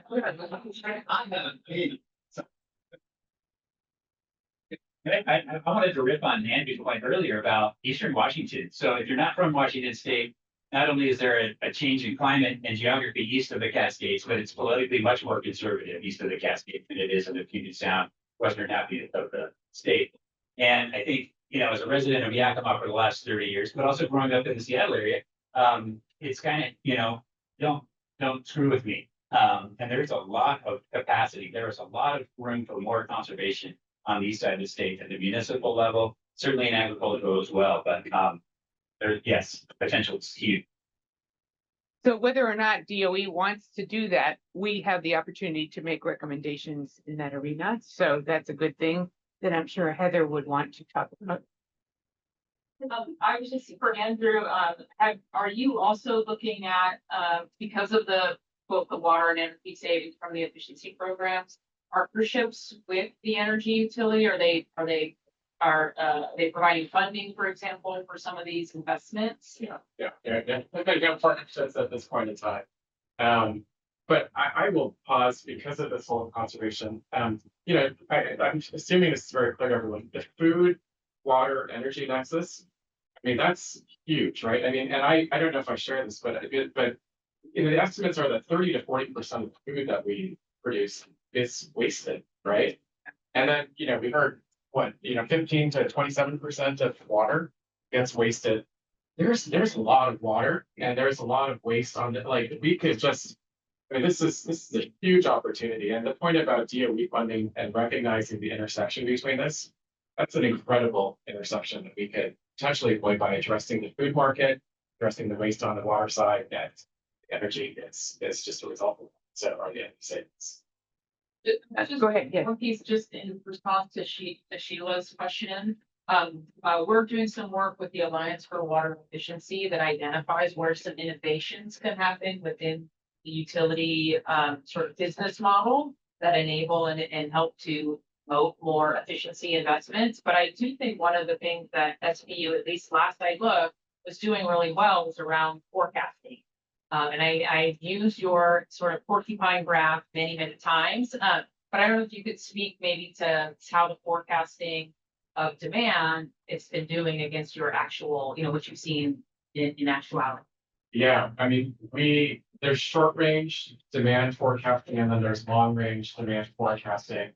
On the short range side, we do a tremendous amount of probabilistic analysis there to look at all our different pathways. And so that's been working out very well for us. And, the graph on the water drought situation, there is a little donut hole around Seattle, Tacoma and Everett, because we have good supply, actually, even right now. It's not great, but it's better than the rest of the state. On the long range forecasting side, we're really, really trying to sharpen that. It is tremendously complex, right? We're obviously aware of everything that was shared about the impacts on snowpack, and we're living that right now. 3 seasons now of lower, significantly lower than snowpack than average. But it's just really, really hard to predict what the future looks like. Yeah, it's a lot of money. Yes. My question, so you said that there is a lack of partnerships on the energy side. But you also mentioned that King County handles your wastewater system, which could be a new investment. Are there other gaps in partnerships in water food that could ruin some of these relationships? You're not seeing on the business side. Yeah, I agree. You're asking about partnerships between the food, energy, water side. I mean, I honestly, I don't see a lot of connection there happening overall. We're the solid waste utility. So we address the food shortage issue. But even us, we're not thinking about it oftentimes from the water side because we're not supplying water for agriculture. And so, and even on definitely on the energy side, we're not very collaborative with another sister city department, right? It's kind of embarrassing thinking about that. But yeah, I mean, we're very fragmented right now. So I think there's tremendous opportunities to look at that nexus more certainly. I'm gonna take, you had your hand up first. I'll take one more after that, and then we're gonna take a short break. And we've also been joined by a couple of people who I want to introduce themselves before the break. Go ahead. Hi, Andrew. You spoke early on about a lot of pilot projects that SBU has underway. You got a couple of really big, fairly good sized reservoirs. And we've been talking about energy and how it goes to market conditions and so forth. And don't look at a pilot project for like looking at EV in a different way, the floaters. Yeah. That's kind of gaining some momentum and some at least, not much in the US. Yeah. I don't think the DOT can help. I mean, the deal. Anyway, I looked and thought about it. Yeah, no, I mean, we've definitely heard about it, right? And in fact, I think I was just in a meeting a week ago talking about, pilot projects in this space that have not pursued it. Great. Kate? I was wondering in terms of conservation, and this is about computing, if there are points in which the system doesn't operate as it should, like we need enough water to be pumped in the system, both on the drinking water and stormwater side. Are we just so far away from that that it's not a worry, or is it like you have to consider that in the Yeah. There are sometimes benefits to having more water in the system, but I think we're pretty far away from that. Ashlyn? I'd love to talk about conservation or efficiency. Andrew, I was wondering if you could kind of help us to make that connection. You also mentioned environmental justice. Yeah. What do you see from your experience on social acceptance of those efficiency conservation projects? Yeah. We're a bubble here in the Pacific Northwest, honestly, because people love this stuff, right? We're early adopters of so many different things. And so what I see, honestly, is a group of people that would love to know this information so that they can act on it. People are, they're just always wondering, like, what can I do in the Northwest? And I got to be specific about this. What can I do to fight this battle against climate change? I'm hearing about these things, but I feel powerless. And when we give them very practical things that they can do, like, be more mindful of your food shopping, store your food this way, reduce your waste this way, all these different kind of very, very, very simple things that people can act on. It does make a significant difference and people are ready to adopt it. So the information gap is the primary reason in my reflections for inaction. The other thing I will say is lack of control and lack of choices also matters. And so, people don't have oftentimes choices of where to be getting materials from or where to be shopping.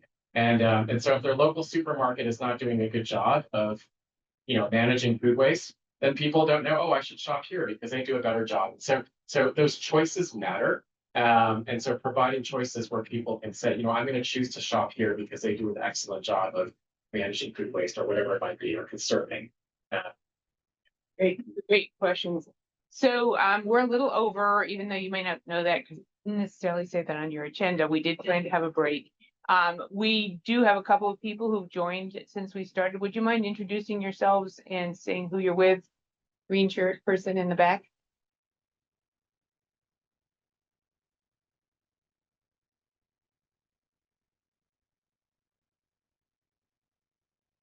Great. All right. Thank you for coming. Please feel free to jump in. And yes, you. Excellent. Thank you. And Are we both separately or work for?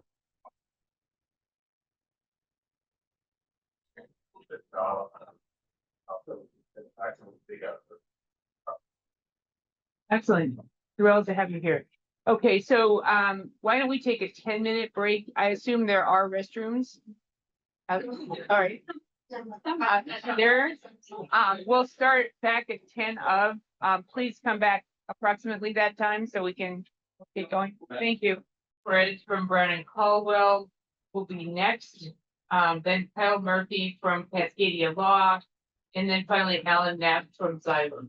So with that, I'll let you take over. We're looking for around 10 minutes so that we can have plenty of time for conversation. Thanks, Derek. All right, that's happy. All right, reminder everyone, I'm Derek Smith from Resource Innovation Institute. I'm the lone duck in the room. I'm going to be talking about food, energy, water nexus, but I'm going to switch the emphasis from field agriculture to indoor agriculture. I'm going to be talking about controlled environment agriculture as a mechanism for advancing resilience. And when I'm talking about this, I want to be really clear. I'm talking about integrating it into agricultural systems or food systems, not sure. Please. And so I'm going to have two parts of the presentation. One is to share our work to date, which is really studying how to make this sector more efficient in terms of energy and water. And then the second part is really our work going forward, which is to establish large-scale high-tech clusters of production, like is done in the Netherlands or in Southern Ontario, Canada. And as I sort of migrate through that discussion, I want you to think about not just advancing resilience, but the water quality and quantity impacts that are available in this. And that obviously there's a trade-off with energy use, but that energy use can also provide some grid stability because of the load profiles in these facilities. And I want to be thinking about this at a very large scale where we're addressing multiple public outcomes, food security, better nutrition, grid resilience, et cetera, all at a regional scale. So first, I'll just share our work with federal agencies. We work with we're closing a contract soon with the Department of Energy, and we have worked with USDA and NRCS in the past. This is probably our most recent state work. We're just completing this. It'll be published over the next couple of weeks. Professor on it, but we very intensively studied the opportunity to co-locate data centers with greenhouse production, large-scale high-tech greenhouse production. State of Virginia, as you may know, is like 74% of the world's internet traffic runs through Virginia. They've used all their land up in the northern part of the state they've run out of land for data centers. So it's now moving into the southern part of the state. It's an agricultural region, and we're trying to help them develop a strategy of locating these large scale production clusters. That's the next work. Short answer is it's technically possible. You need to do it at scale because of the mismatch waste heat, data centers and uses of it. Done other work on the regulatory side, on energy and water reporting for, cannabis operations as well as the code, do annual work. Um, Are you all curious of in the back? So the one, as context, I just want to share that our work with NRCS produced, several things, but one thing I want to highlight is that we validated that indoor production of greenhouse production of crops can save 90% relative to field farming of the same crop. Okay, Use the microphone. I was asked not to, so I apologize. I will try to project. So we validated that it is 90% more efficient to grow the same crop in an indoor environment than in a field environment, or it can, right? But you have to do water circularity, you have to do it right, and it's complicated. So we've also written best practices on that. Next slide. And that's just context for the rest of the discussion here. So our work right now is with DOE. Our partner is Berkeley Lab, and we're running a market accelerator. And so we're looking at how do you make this sector energy and water efficient. And it's a true public-private collaboration. I won't go into detail here, go to the next slide. The 4 goals are to involve a bunch of stakeholders, develop tools and resources, which we have developed at this point. We're about to release them this year. The target is states primarily who are trying to invest in controlled environment agriculture as part of their food system or economic development or whatever their objective is. Also to do knowledge transfer from other markets. The US greenhouse market is very low tech generally. We have a lot to learn from the Netherlands and Canada. So we create venues to advance that knowledge sharing. And then we're developing a workforce system around it.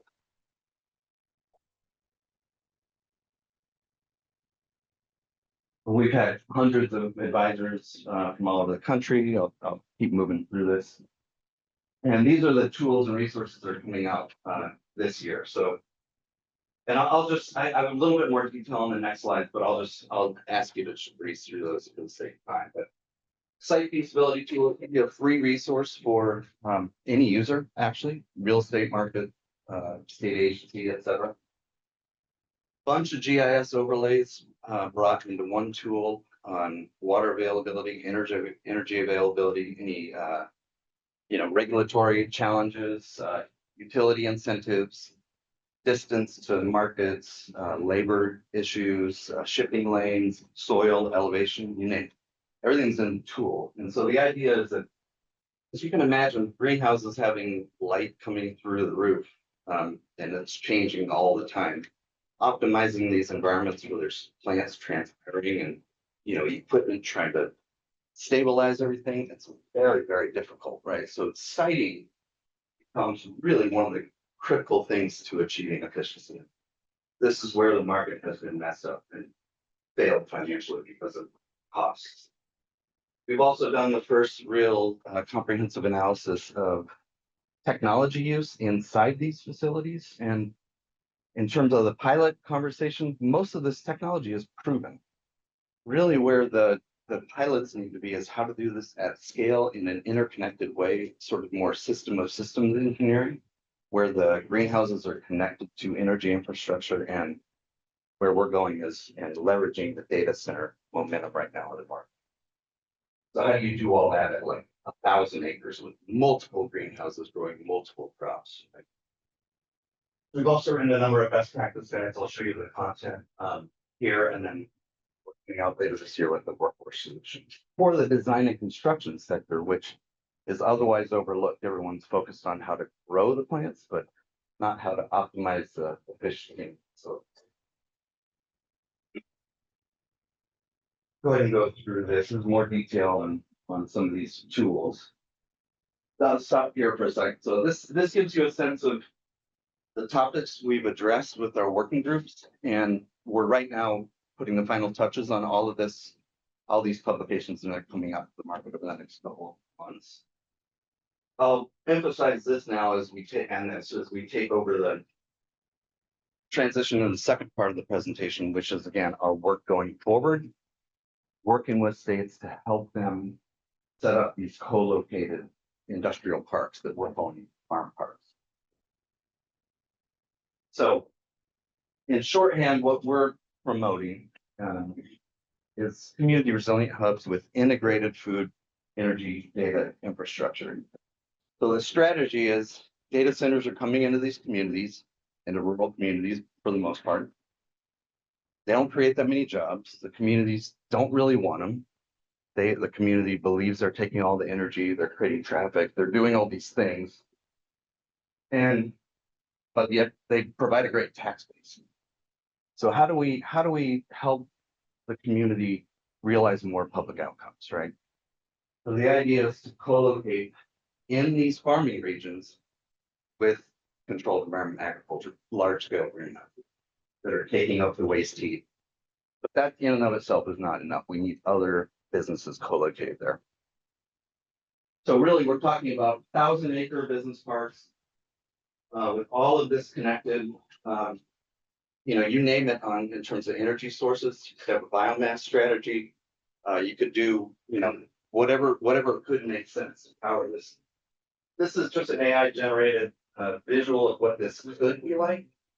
Growing multiple crops at the data center. You could also have, insect carrying is an idea of beneficial pests that are taking up the plant waste and also serving all kinds of protein markets, robotics companies, and there's a lot of robotics money out there right now to be brought in to serve all the production, etc. So it's a business park that's sharing resources at scale. And these are some of the public outcomes. These are all very conservative numbers, but this is a massive, massive development. And this supplying 50% of the power back to the grid is a statistic countrywide in the Netherlands from their greenhouse industry. And this is the model for what we're trying to do here. This is one of these in the Netherlands. It's really doing this at this type of scale with real numbers behind it in terms of workers. And we have studied this place intensively. Now, we can't just do one of these in the US, obviously, much bigger countries. So that the idea is how do we do this in multiple regions and have density by region, again, to generate regional food security, et cetera. So these are all the states that we're in conversation about this at various early stages of interest. Generally just doing feasibility studies right now. But the idea is that as these come online, there's an opportunity to connect in a cohort way so that there's learnings. You can imagine growing a crop in Arizona is a lot different than growing a crop in America, right? In terms of resource use. So there's a lot that we don't know about how to optimize these facilities.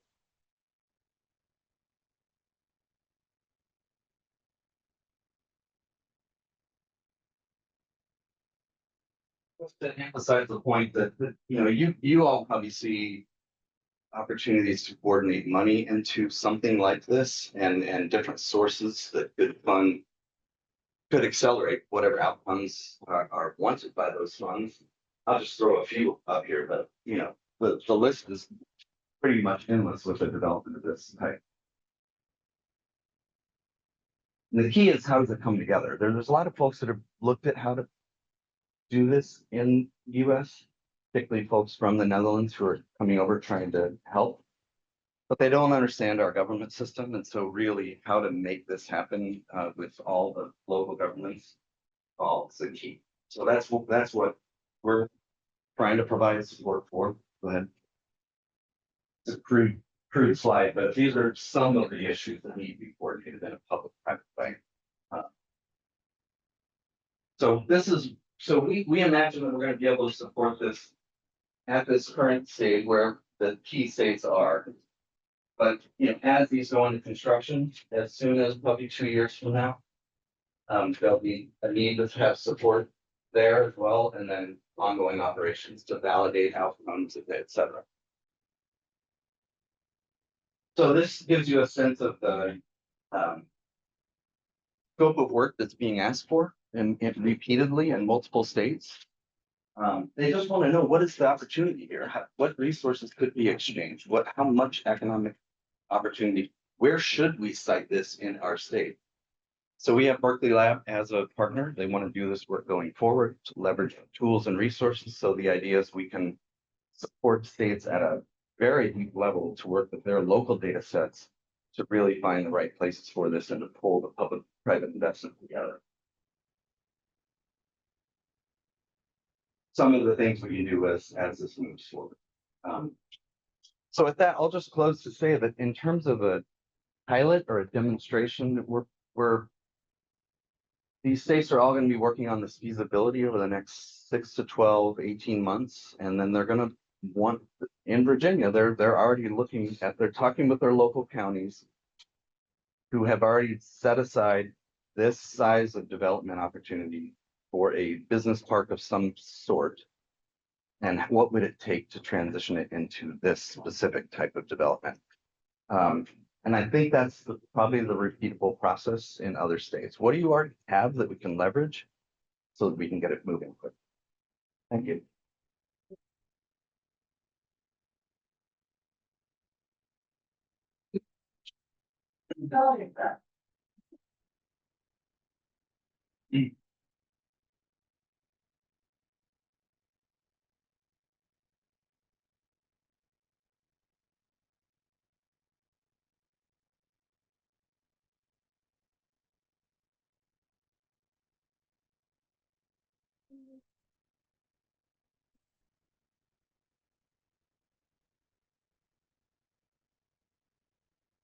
Hey, good morning. It's a pleasure to be here today. So again, I'm Crystal Perez. I am based out of Seattle. I work for Brown Caldwell. I'll give a little intro about the company and my role. My role is I'm the national practice leader for industrial water and happen to sit in Seattle, grew up in this area, actually grew up in Yakima. So know the region very well, but in the scope of my job, I often have a national viewpoint and really work with a lot of different regions in that capacity. So if you want to go to the next slide. So a little bit quickly about Brown and Caldwell. We are a consulting engineering company. We're 100% focused on water and environmental solutions and solving those types of problems. So when we talk about climate change, energy and water nexus, environmental issues, that is 100% of what we're focused on. So it's really fun to have a very clear vision and a mission around the company and what we work on. We're about 23, a little more than this, about 2,300 employees, mostly US based, but we have an office here in Seattle, Tacoma, Boise, Portland. So we're definitely regionally based and are doing a lot of work in this area. We're also employee owned, which is really great because then that gives you the flexibility. So we tend to do a lot of our own research and innovation when we're hearing about the types of opportunities and the needs to expand ideas and concept for it. To the next one. So we do, like I said, we do a lot as a company. I'm going to be bringing a very specific lens then with my role here today is what's going on in the industrial sector and where are we seeing energy and water needs and bringing that perspective. So we've been supporting industrial clients and facilities for decades at Brown and Caldwell. Myself, I've been doing it for over 20 years. I actually started in the renewable energy space. I did liquefied natural gas work. First, coming out of school, transition more to the water and environmental space. But even within the water space, I've spent a lot of time in the power generation space supporting there. So definitely have seen the need for this conversation and bringing those pieces together. So really exciting to be here today. When we talk about the types of water and energy needs across industry, takes a lot of different forms, right? So we're talking about everything from manufacturing and chemical processes, power that I was talking about, other in the energy sector like oil and gas, in the technology sector, semiconductors, data centers, that's definitely growing. A lot of food and beverage, pharmaceutical. We talked earlier about waste. When you put waste in a landfill, management of landfill liquids. So there's a water component there also that we haven't talked about yet with waste and the energy and the water treatment and water management associated with that. Renewable energy can take on lots of different forms. Water can be a relatively smaller component, or where there's a lot of conversation right now around green hydrogen. It takes massive amounts of water and clean water in order to create and a lot of energy to create green hydrogen. So there's a lot of different things to unpack in that space. And then mining for critical minerals, and the water management associated with that, and even retail. We do some work in that space where it's just simple wash down waters and management of waters within a retail facility. So it can look and feel a lot different. Each industry has its own unique water and energy challenges. So as we're having these conversations, it's really important to think about, what industries are growing, what are some of the key items to keep in mind, and knowing that each industry is a little bit different and how they're bringing that forward. So I could spend probably the whole day talking about this and the differences between the industries. I'm going to highlight a few that I think are most pertinent to this conversation, and then welcome any questions. So if you want to go to the next slide. First, we've already been talking a lot about data centers. So we're doing a lot of work right now at Brown and Caldwell supporting data centers and the growth there. We are seeing, these are facilities that, it's basically warehouses with lots of different servers, and those servers need cooling, just like in your home. If you had lots of computers in a tight room, the room would overheat, and you need to keep that area cool. So they use a lot of cooling water, and they need a consistent source of cooling water for that. Also very high energy demands. So we're seeing now, with the growth of these hyperscale data center facilities, and now with the emergence of AI, the data centers are getting bigger, the water and energy demands are getting bigger. And when we used to use the term hyperscaler, we were talking about, in the hundreds of megawatts. There's now been announcements in the gigawatts, right? And so you're starting to see very large demands for energy and water, and the need for both of those at a facility. And then the energy generation that's supporting the data centers, of course, have water needs of their own. So it's a very complex situation where we have water and energy needs for the data center facility by itself. And then when you bring in energy generation on board, they have their own needs in terms of water and wastewater management. So water supply for cooling, and also energy is a big component of that. The way the facilities work is once the water is used for cooling, then you can only cycle up so much, and you ultimately end up with a more concentrated wastewater, a blowdown that needs to be managed. So understanding what that wastewater quantity and quality looks like, how to appropriately manage for that, can be reused further within a facility, how to appropriately treat and discharge in a compliant way with that wastewater is another key component of that. And then the other thing I would mention when we're talking about data centers is some of what we were already talking about is the importance around the communal aspect, and about as data centers come into communities, understanding, what they're looking for in those water and energy and those partnerships that are really important to advance those and have those conversations. And a lot of the conversations that we're talking to with clients, and also even in other public forums, other conferences that I'm going to, you do see communities, even those that have historically been water rich, and you wouldn't think of those that would be needing to make plans for proactively planning for water for data center infrastructure.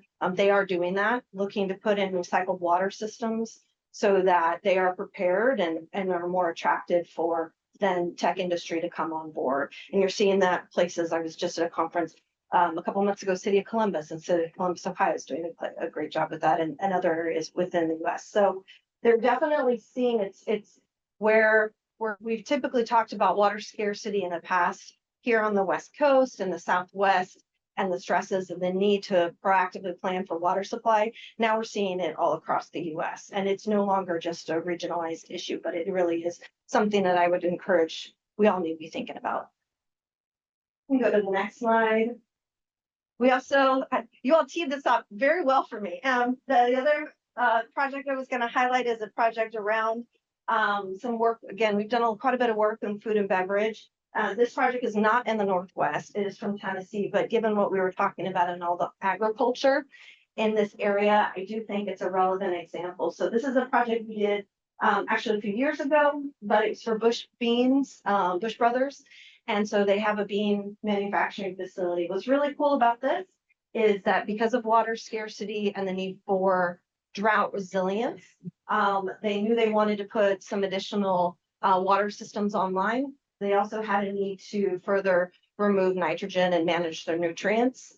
So we were able to work with them to design and build a new facility that solved their challenges that were in front of them, but also take it a step further and look to see what could we do around that food, energy, water nexus within just that facility, and ultimately arrived at a facility that is 0% waste and 100% of the water is reused within the facility. So it's an example of if you get creative, what you can do as you're working with stakeholders. So there, we put in an anaerobic digestion system, all the methane gas from the digester, that biogas is recovered and used to fuel their boilers. The initial screenings coming in of the beans are recovered and used as cattle feed. There is the water as it's being treated with reverse osmosis that's either reused within the facility to the extent they need water within the facility, or it is land applied for irrigation. And then even the biosolids from the biological treatment process are used as soil amendments on site. So all the different components are either reused or recycled within the facility. So really exciting to see a project like that come together. It was really great for us. We've won some awards and so forth around, the sort of the sustainability aspects of that, and wanted to highlight that as an example of what can be achieved as you get creative and think about these types of solutions. This is an example from the Northwest. So we've been working for a few years with the city of Boise, helping to support them in their advanced water recycle program. Here's an example where they're looking to take in water from industrial facilities, reclaim and reuse that water to help supplement the city of Boise and their water supply. So it can be used for groundwater recharge, and they're still working through that program. But that's been a several years in underway effort where they've been doing some pilot programs. We've been operating and helping support them in a pilot, looking at different treatment technologies, public tours. There's been a lot of information on that. So this is an example in the Northwest where we're seeing that really good partnership between industrial facilities and, again, creating infrastructure so the industrial facilities can come in and there can be economic growth within an area, and having that partnership with a public utility. There is, I think we're going to share outside. So there is a video that you can watch the YouTube video on it. We don't have to do that today, but gives a little bit more of the details around what's going on there. So I'm seeing lots of examples right now in the reuse space that are like this, where we're seeing either industrial water being reclaimed and treated and used within a community, but also the flip of that, where we see secondary municipal effluent being recovered and reused and being used for makeup water for industrial facilities. And so both are really positive, both happening. And the idea about somewhat of a co-location and having a big picture around who needs water, who has water, and how to put the puzzle pieces together. More and more conversation around partnership and proactive planning around that is really cool to see. Go to the next one. And then the last thing that I wanted to highlight, as we're talking about the opportunity to reuse water, is around residuals management. This is, as we talk about energy and water demand, this is another high intensity area that I would want to highlight. I think we talked about it a little bit, but so much of the water that we're seeing right now over time, especially as we're seeing water scarcity issues come into play, regions are having challenges with salinity management. And so as that water becomes more saline, it becomes more challenging to treat and use. Lots of different applications right now, whether we're talking about reuse of water, where we're talking about industrial reuse within a facility, industrial facilities that want to use more water and put in a membrane system, but they're left with a residual that then ultimately needs to go somewhere and has to be managed. Or perhaps they put in a more advanced treatment system to meet regulatory requirements. We're seeing on the produced water end, we're seeing groundwater desalination and higher saline groundwater and the treatment of that. All of those types of applications ultimately lead to implementation of technologies. Either it's a separation technology like reverse osmosis, or maybe a thermal technology that is, can be expensive. It's definitely more energy intensive, as you're putting those in place. So as we're looking to advance solutions that are being very proactive on the waterfront, it's important to understand what the impacts of that are, both in the energy consumption and then the residuals then that are generated as a result of that. And that becomes a really sticky point. I've seen that for both public and private entities. What you do with those last few drops that are now sailing and how to manage through that becomes really challenging. And I do think that's a key issue that, there's a lot of research being done right now and more needs to be done to help communities solve those challenges, because there's a lot of really good efforts and plans that people are thinking about, but unless you can get to a complete package solution and you have a way to manage that last bit of residual, I've seen a lot of projects not be able to move forward because of that. So the brine management piece is something that definitely needs some attention as we're looking to implement more and more water reuse and water treatment strategies. There's going to be even more brine that is generated into the future. So they go hand in hand. Even more of the challenge here is that a lot of the technologies that traditionally you would use to manage brine are capitally intensive. They're very energy intensive. And so as you're trying to do a really good thing in the water space, you end up creating something that is creating a real energy demand in the other space. And so being able to come up with new creative solutions, look at that holistically is really important. So, from the DOE perspective, I know, now he's doing a lot of really good research and work in that space. Part of your committee, EPRI is doing a lot of really good work in that space. And then, I've seen more and more people sort of jump on the bandwagon and realize this is a really important problem that we need to solve in order to be able to advance water solutions moving forward. And so Water Research Foundation is another organization that Brian Caldwell is partnered with. We're leading some research right now, trying to look at how can we come up with more regionalized solutions for brine management and even salinity management within a region to try to bring entities together and create greater partnerships. So I think that's my last slide. Thank you very much.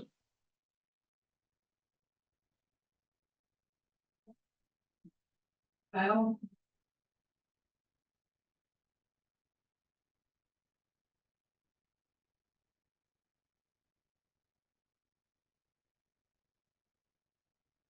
Hey everyone, I'm Kyle Murphy. I'm an attorney with Cascadia Law Group. We're based in Seattle, Washington. My practice primarily centers on clean energy projects, and that ranges from working with municipalities and public utilities to take their hydropower projects through FERC relicensing, to regulatory and permitting support for solar and biofuel projects, to working with NGOs and clean energy advocates in the state legislature on permitting reform and clean energy policies. Yes, thank you. How's that? That's okay. Doing okay on slides? Okay. So I'm going to provide kind of a high level, I think, reiteration of some of the resource challenges or water challenges or our power challenges that we've already been hearing about. And then I want to discuss a couple projects I'm familiar with that are moving in the solutions direction. Go to the next slide. So to summarize, right, historically, the Pacific Northwest, we had cheap, abundant, affordable public hydropower, and we had abundant water resources. That era of abundance is over, right? That's an undercurrent in all of the talks today. But it's not just that era of abundance is over. We're entering, I think, a significant risk of severe scarcity of both of those resources. In clean energy demands projected to double. Stream flows will decline in some cases, perhaps by half in summers over that same period. And our prior appropriation doctrine, our Western water law doctrine, is not equipped to respond to those declining resources in a manner that will, without intervention by the public and the state legislature, will not necessarily allocate scarce water to the most important, most critical public services. So how do we get ourselves out of this situation, right? We need to dramatically increase generation and transmission and water conservation. And to do that, we need permitting reform, we need public investment, and we need holistic solutions that keep stakeholders out of kind of zero-sum litigation, keep them at tables where we're working together to advance our shared objectives. Okay, so I don't think this is going to be news to this group, but Washington State energy demand is expected to double by 2050. The Washington State Chamber of Commerce estimates that we'll need 22 gigawatts of new energy capacity. This figures from our largest private utility, Puget Sound Energy. This is their integrated resource plan. That green line is the clean energy resources they need, and that blue bar is bars are what they have. So you can see the significance of the delta there.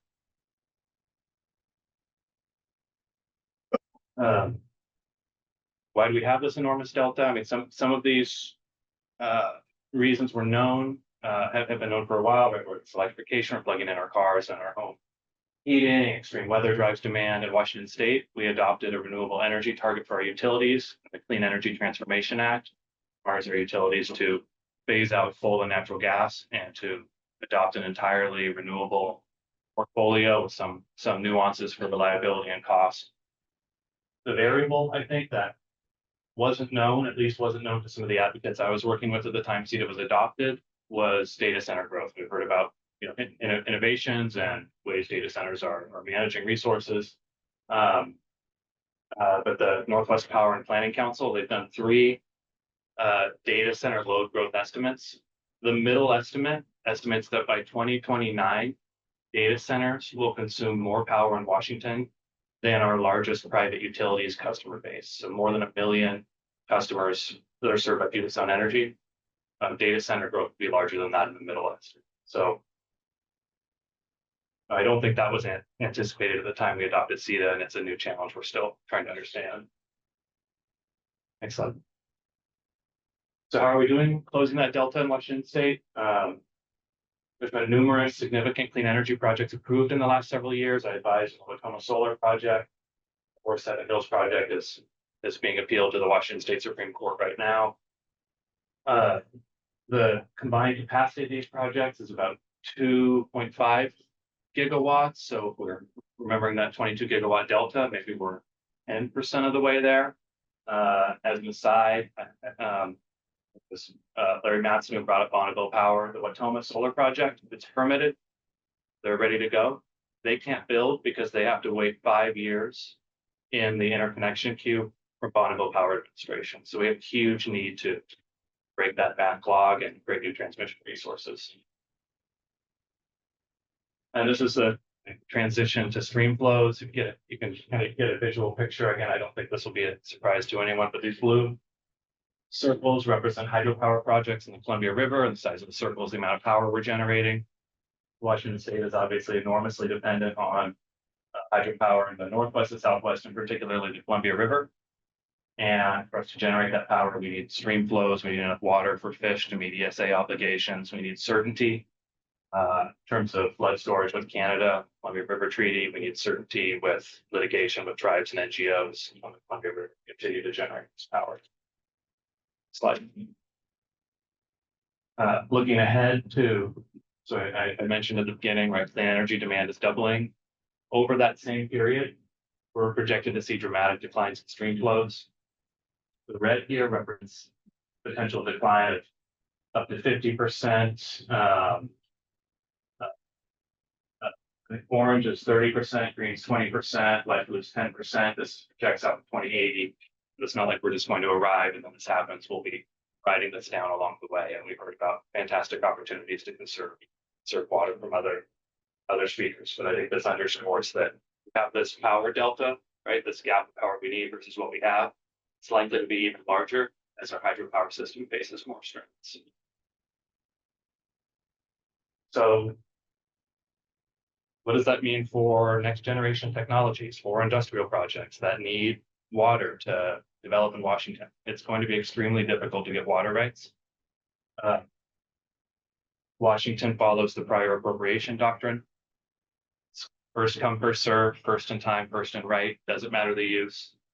And the size of your right is based on the amount of water you use. So for an individual water rights holder, now this might not be true for a municipal utility or an irrigation district, but for an individual water rights holder, there's very, very little incentive to conserve water because you can actually have your water right taken away by the state if you don't use the full amount of it. So it's individual water right holders are in a use it or lose it position. New rights are very, very, very difficult to get in Washington. You have to meet a 4-part test to be issued a new water right.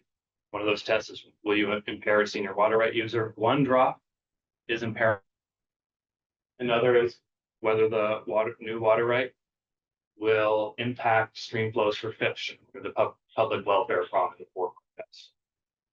Washington State Supreme Court has affirmed that even for a groundwater water right application, the evaluation must look at hydraulic continuity with stream flows, and then that effect on fish and that effect on other water.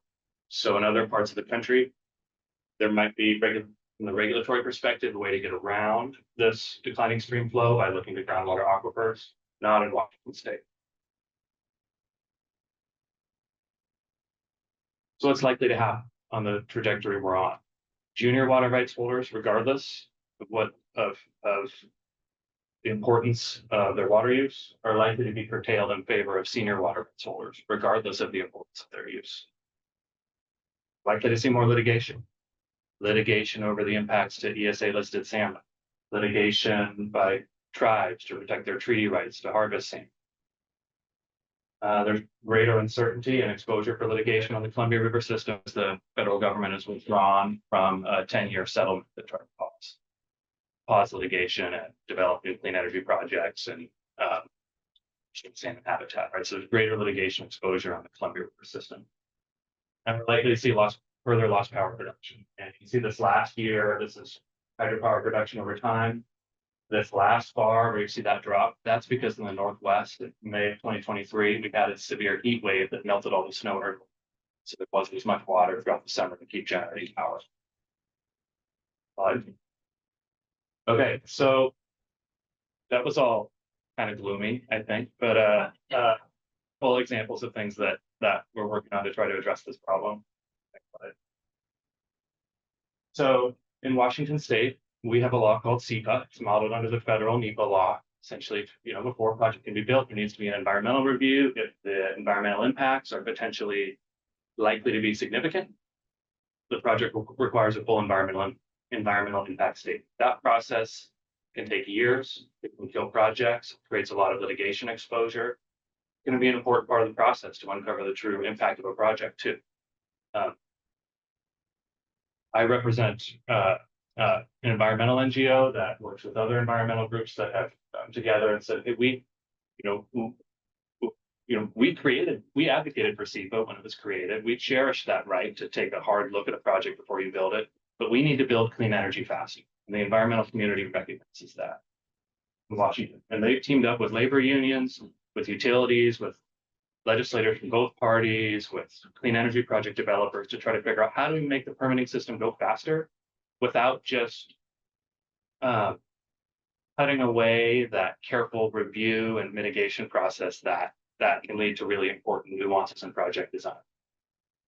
We passed a law 2 years ago. I was lucky to be able to craft parts of it that required the state to develop programmatic environmental impact statements for wind, for solar, and for transmission line projects. So this looks at the geography. These documents that were just released in June look at the geography where these projects are likely to be built, and then looks at typical environmental impacts and typical mitigation measures that can be deployed. So when a project comes along, it doesn't have to do a new dust study, it doesn't have to come up with a brand new, the solar panel should be apart from each other so that deer can move through the project. It can go to this pre-existing document that the Washington State Department of Ecology produced, follow the recommendations. And if a project follows the recommendations, by law, they have met their SEPA obligations. So this provides projects with greater certainty ahead of time. It reduces the amount of studies a project will have to pay for and do, but it doesn't remove environmental mitigation or environmental review.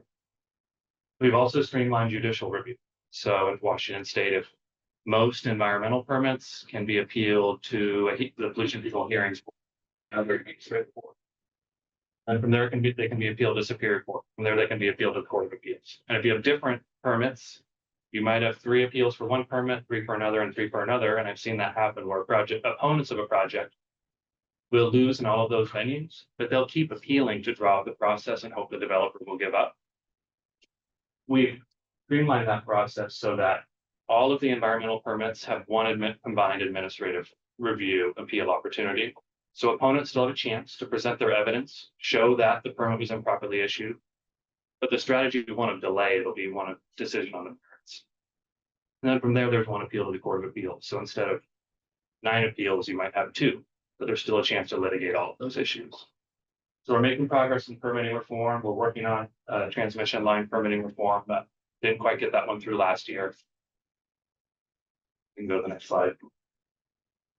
And I want to talk about the water side. We've got fantastic opportunities for water conservation. We heard about some other aspects of the Yakima Basin Integrated Plan.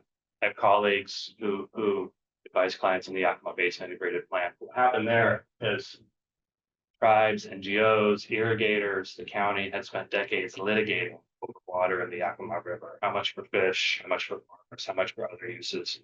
They eventually got together and came up with a holistic solution. So rather than fighting over who gets this declining amount of water, let's work together to fund projects to preserve and increase the amount of water that's available so that we have enough for everyone's core needs.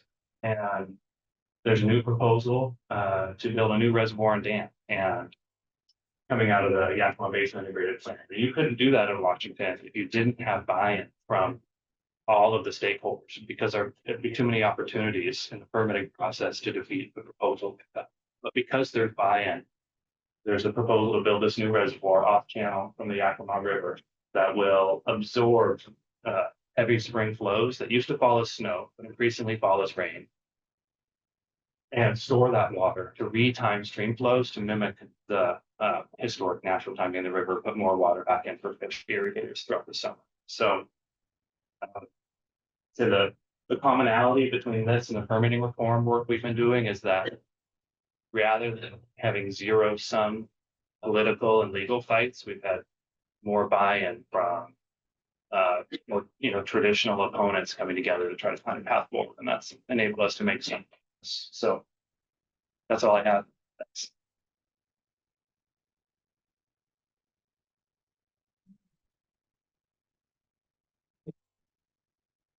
Alan?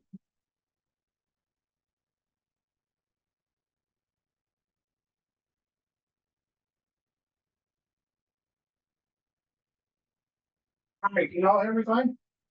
Excellent, okay. Last but not least, anyways, and I'm gonna thank Crystal for teeing me up, because I'm gonna go into a little more depth in obviously the LD and ZLD range. Again, Alan Knapp, Senior Director for our microelectronics vertical with Xylem Corporation. I'm also now the data center vertical manager as of about a month ago. So I'm hearing some very interesting things here in today. So this has been very beneficial. I started my career with the water. I've been in the water business space my entire career. Started with a company called Glegg Water Conditioning in Guelph, Ontario, Canada. So I might say a few words funny during the conversation. And I've had a career really of acquisition by various water treatment companies. So I've interviewed twice in my life, job justification the rest of the time. And I have always been focused on for a long time focused on water. And then as energy was really an afterthought, obviously back in the 80s and 90s. And as we've gone into climate change and understanding the dynamics of what's going on, there's the new balance between water and energy that everyone is really coming to understand better at the end of the day. And I'm going to talk a little bit about that in this presentation. So a little bit about Xylem. We're a relatively big company, north of $8 billion in revenue, publicly traded, Fortune 500. We have a little over 23,000 employees with a whole diverse experience in the water treatment arena, servicing many markets, both municipal and industrial. And again, my focus is really the microelectronics and data center verticals of the world. Good.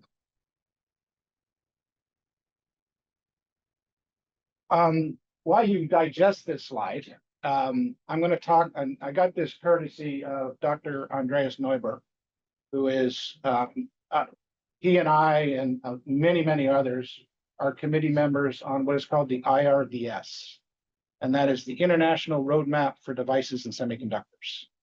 And what we do as a group collectively we have fab owners, we have water space owners, we have subject matter experts, tool manufacturers, all within a volunteer space where we set the next generation requirements for water in the microelectronic space. In addition to that, we also have committees on setting key performance indicators in how water reuse should happen within a semiconductor fab. And we're currently, as a committee, looking at how do we reuse water back to the wafer itself, because that is the next step of where we're trying to get to, especially with it.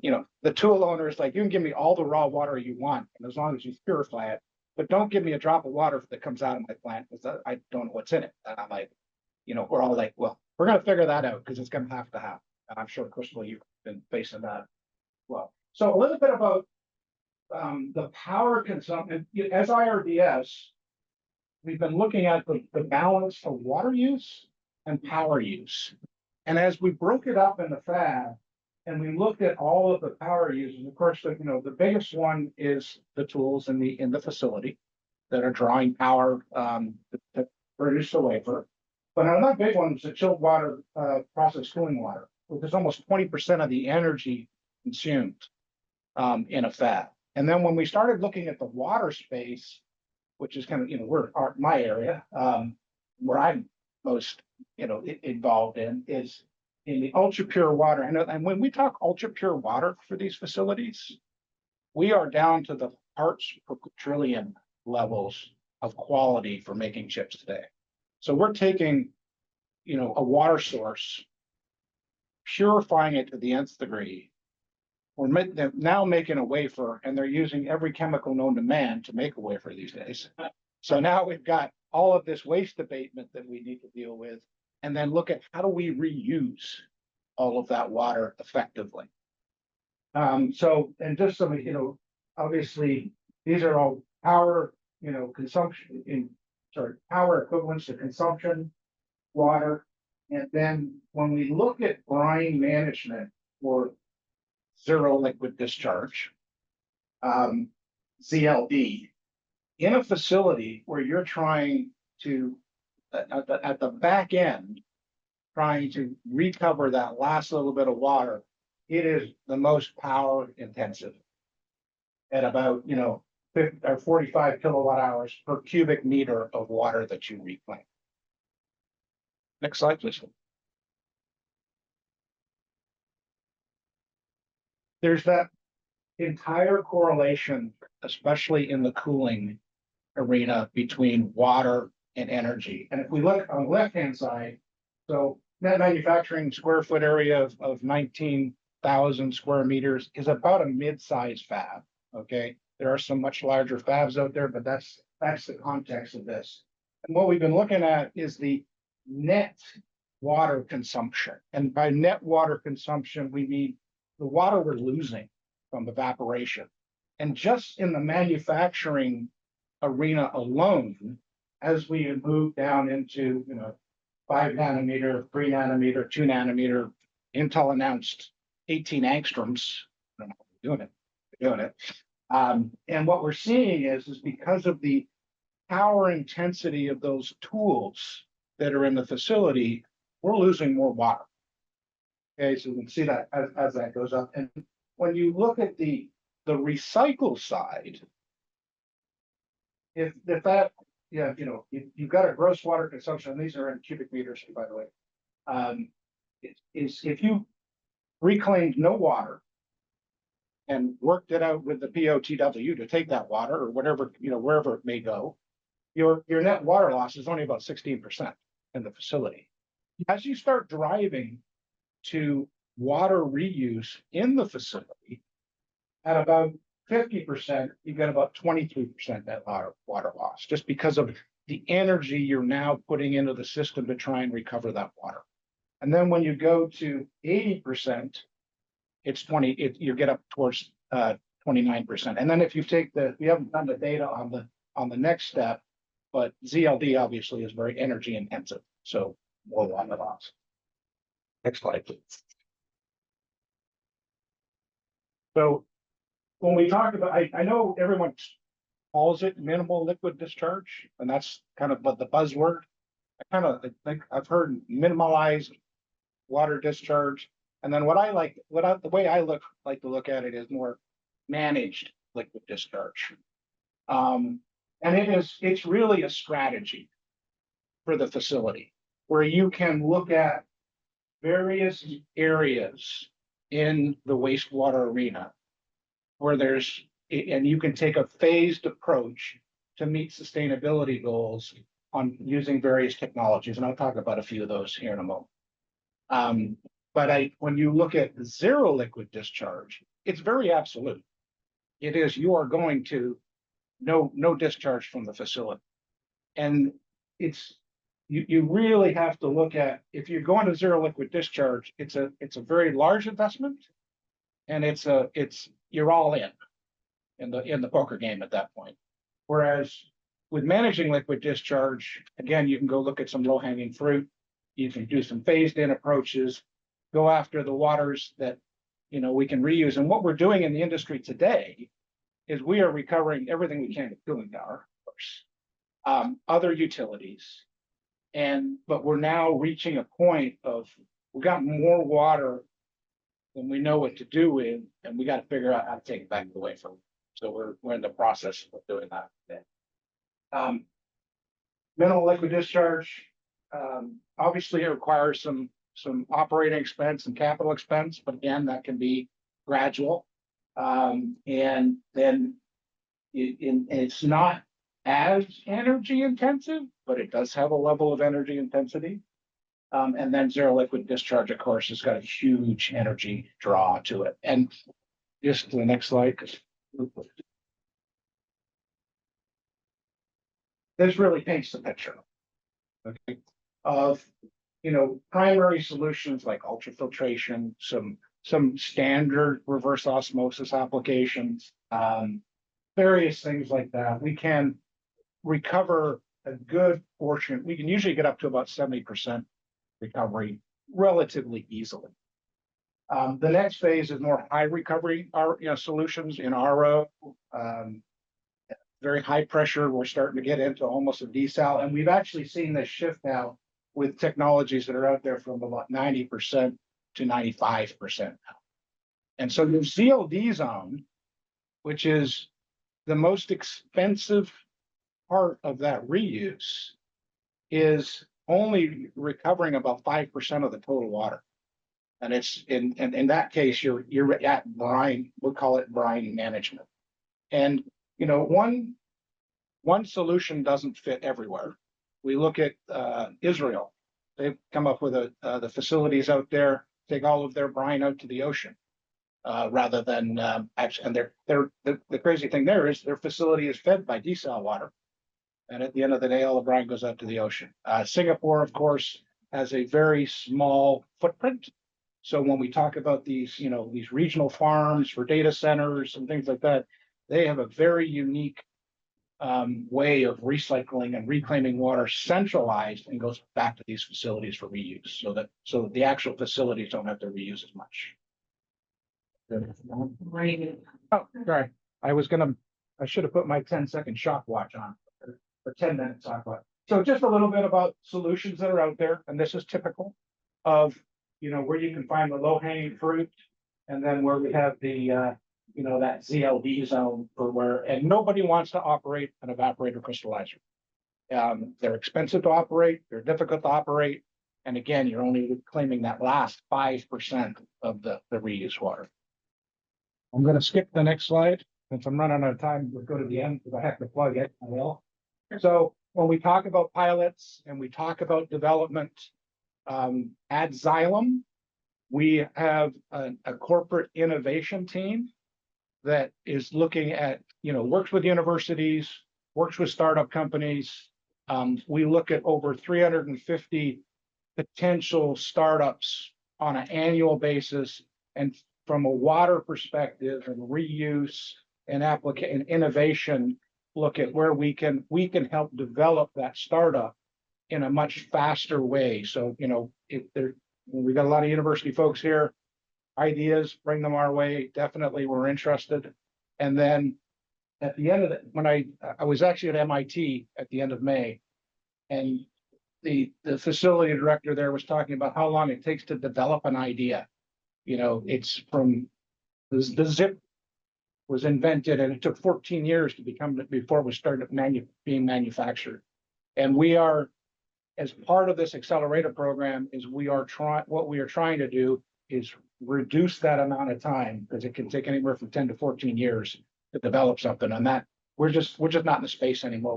We can tolerate that amount of time to bring something to commercialization. Great, thank you.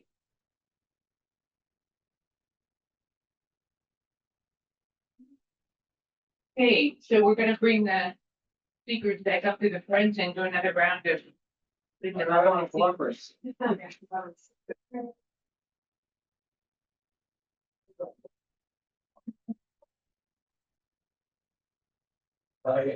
Water. He's a good guy, boys. Okay, well, we're now open for questions for these folks. Do we have some? Yeah, go ahead, Jordan. Thanks to you all. It was very informative. I have a question, I think mostly for Crystal and potentially for Alan too. You both talked a lot about line management. It's really high cost, sort of last mile approach to, that you said was a bottleneck or sticking point for some projects that you've seen. Alan, you talked a little bit about differences in the strategies for different countries. I'm wondering, Crystal, you brought up that you're partnering with WRF as part of a regionalization, investigation. Can you talk about the different strategies that you see, and maybe Alan, you can touch on this too, specifically within the US around bond management, how this might be different across different regions of the US? Yeah, definitely. So at a high level, there's definitely several different strategies, and it gets to some of what we were just talking about around. There's trade-offs between, if your ultimate goal is to reuse water and recover as much water, there will be a point of optimization, right? Where if you continue to squeeze more and more water out and you get more volume that you're recovering, you're going to be left with a more concentrated stream. And they can run into limitations in terms of, salt start to precipitate out. Where could it meaningfully go? Is it even pumpable anymore? And so on. And so it's really important to kind of weigh both those things out, is to keep in mind the ultimate reuse goal, but also what's residual and what are your options. So residuals, because you can run to disposal criteria that would be exceeded, regulatory criteria and so forth. So you're constantly balancing both of those when you're trying to move a project forward. And then sort of once you get that figured out, then also the important piece is ultimately, if you do have more of an MLD approach and you have some sort of liquid stream that's a result of your advanced freeze process, where are some options? Where could that go? So if you're a coastal site historically, and you have access to a coastal brine discharge and outfall, that can be a real game changer. And we have seen things like the Sari line in California. That's like, you think about, last time I heard, there's 50 different dischargers of brine that are going into that centralized line and going out into the ocean. So those are 50 different facilities that conceivably couldn't have built their facility, wouldn't have been able to move forward, or at least wouldn't be able to have done it as economically as they can today. So that infrastructure and having a plan, having some way to deal with your residual stream is really important. Inlet sites have historically had more challenges. We've seen things like deep well injection, evaporation ponds in the Southwest, and naturally just allow the water to evaporate out. But there are other examples of sites where they're trying to work more collaboratively and come up with better holistic solutions to handle that. So there are lots of technologies where you're looking at now, as you concentrate up that brine, can you find value out of there, resource recovery, brine mining, trying to get value out, don't treat, it's a circular economy concept, right? Don't treat that way, that final liquid stream as a waste to just be disposed of. But can you do something else with it? Can you be more creative? What are some potential technologies to recover value out of that? So there's a lot of shift right now in that space around, don't just treat it as garbage. Let's think about a full one water cycle and circular economy perspective, put all these items in play in order to come up with more solutions. So look, I'll get on the soapbox, as you can tell. It is an area that I really. I'll just, I mean, you hit all the nail on the head. Is, you know, just a couple of things from the industrial viewpoint is the, you know, one person's junk is another person's treasure. Where there's a lot of work being done to look at some of these waste streams without even treating. To say, hey, let's take that, we got another user for this. And by doing that, now we've eliminated that contaminant that was going to the reuse, you know, being reused. So there's those strategies going on. In addition, I think industry obviously too signed up for some sustainability goals publicly. And you know, we've been at conferences and whatnot, and you know, they're bumping up against that. Well, how do I get to the next step of recovery? Then to Crystal's point of, well, and then I've got this brine that I have to deal with. But maybe there needs to be another the strategy may need to change a little. This is my opinion, is that there is definitely more conversations going on between industry, the BOTWs and the water management companies saying, maybe I would like more water at this level of brine. If you can keep it within a certain brine level, then I'll take that water. Back to a question we heard before about trying to figure out how to optimize things. How transferable are these solutions when the type of energy issue and the type of water access is so different and the quality issues are different, even in adjacent utilities, let alone in adjacent states, regions? Do you think the majority of these things are transferable? At least obviously the thought process is, but are the solutions really transferable or is that really not possible? Anybody want to jump in? Like I said, one shoe does not fit all. Yeah. And it's really a balance, as you said, of the power that's available, the water that's available. Where is in some cases, the POGW can't even take that, or provide it. So, especially when we are looking at data centers now, it's really looking at alternative sources of water. Or what can we do somewhere else to mitigate water use, to allow that data center to. So some hands, yes, in the back. All of people on my call, I really appreciate that Kyle's presentation was included in the innovation section. And the innovations in policy is definitely something that we need to see, certainly in California, it sounds like around the rest of the West.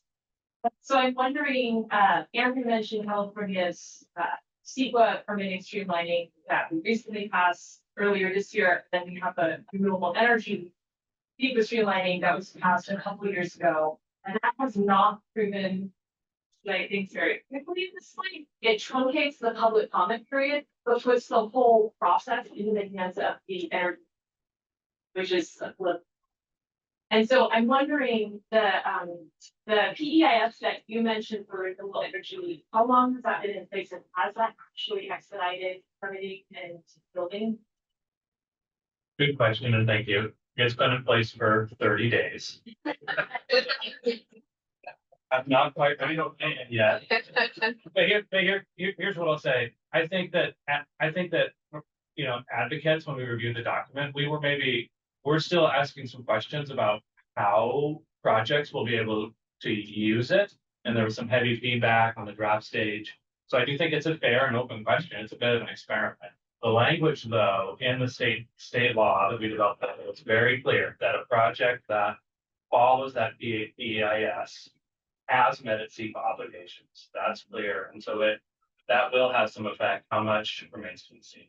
And is there a possibility of that stakeholder group advocating on a determination of that project meeting? That could be litigated. Yeah, it could be, there could be an exposure point there, and there could be fair questions from, yeah, I think that's a fair question in some cases too. It could be a legitimate issue to litigate. Yes. Yeah, I kind of have a related question on the PIS. So, I work a lot in the hydropower space, and a lot of these facilities are very special snowflakes. So I'm kind of curious, like, do you think there are ways in which that process could apply to power? Can you repeat the question for them? I'll take it, maybe anyone else wants to weigh in, but the question was, could the PEIS process be replicated for hydropower? Maybe a two-parter for you, I think like that. So the experience I have with hydropower projects is through the FERC process. They're federally regulated. There's been some interest in Congress in trying to speed that. It's a relicensing, getting a new permit for a federal project. Supposed to take 5 years, often takes 7, it take 10 years. And there's been a lot of interest in speeding that up. I could imagine having a regional PEIS. Some of the limits we were bumping up against in Washington State was, can you really have standardized mitigation for a solar project that's near sage grouse habitat in Northeast Washington versus a solar project that is in Southwest Washington, like a TAD area that is very different. So I think you're going to run into those same complexities with a hydropower project, but at least with the ones I've worked on, we're running into the same issues in the Northwest. It's water temperature, it's fish passage, it's low flows in the summertime. So I guess it's a long-winded way of saying I didn't see an opening for it. Great. Other questions? Yes, okay.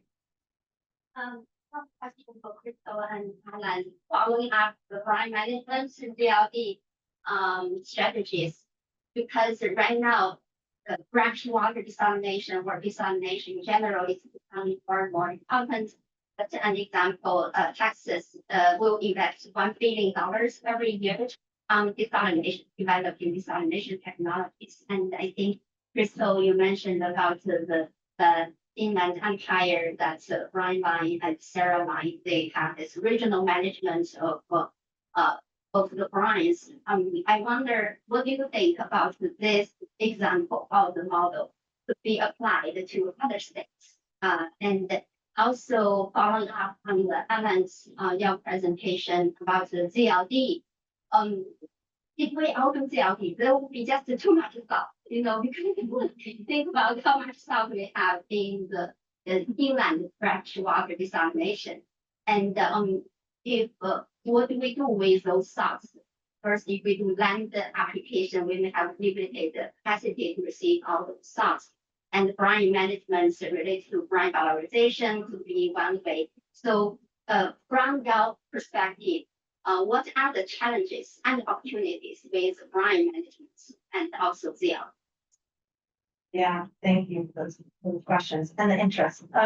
So that's part of what I was really excited about the study that I mentioned that we're working on right now, which is trying to bring regions together to solve the problem. Historically, facilities or individual utilities have been trying to tackle this independently. And as we were talking about, I mean, these are capitally intensive, energy intensive systems, and oftentimes it's just too much for one entity to bear. So some of the things bringing a regionalized approach together, and where I have optimism, is that now you have cost share type of mechanisms where it reduces the cost for any individual entity. So I think using that model, but then putting some thought to what does that model need to look like? How centralized versus decentralized? Like, in different areas of the country, what makes sense?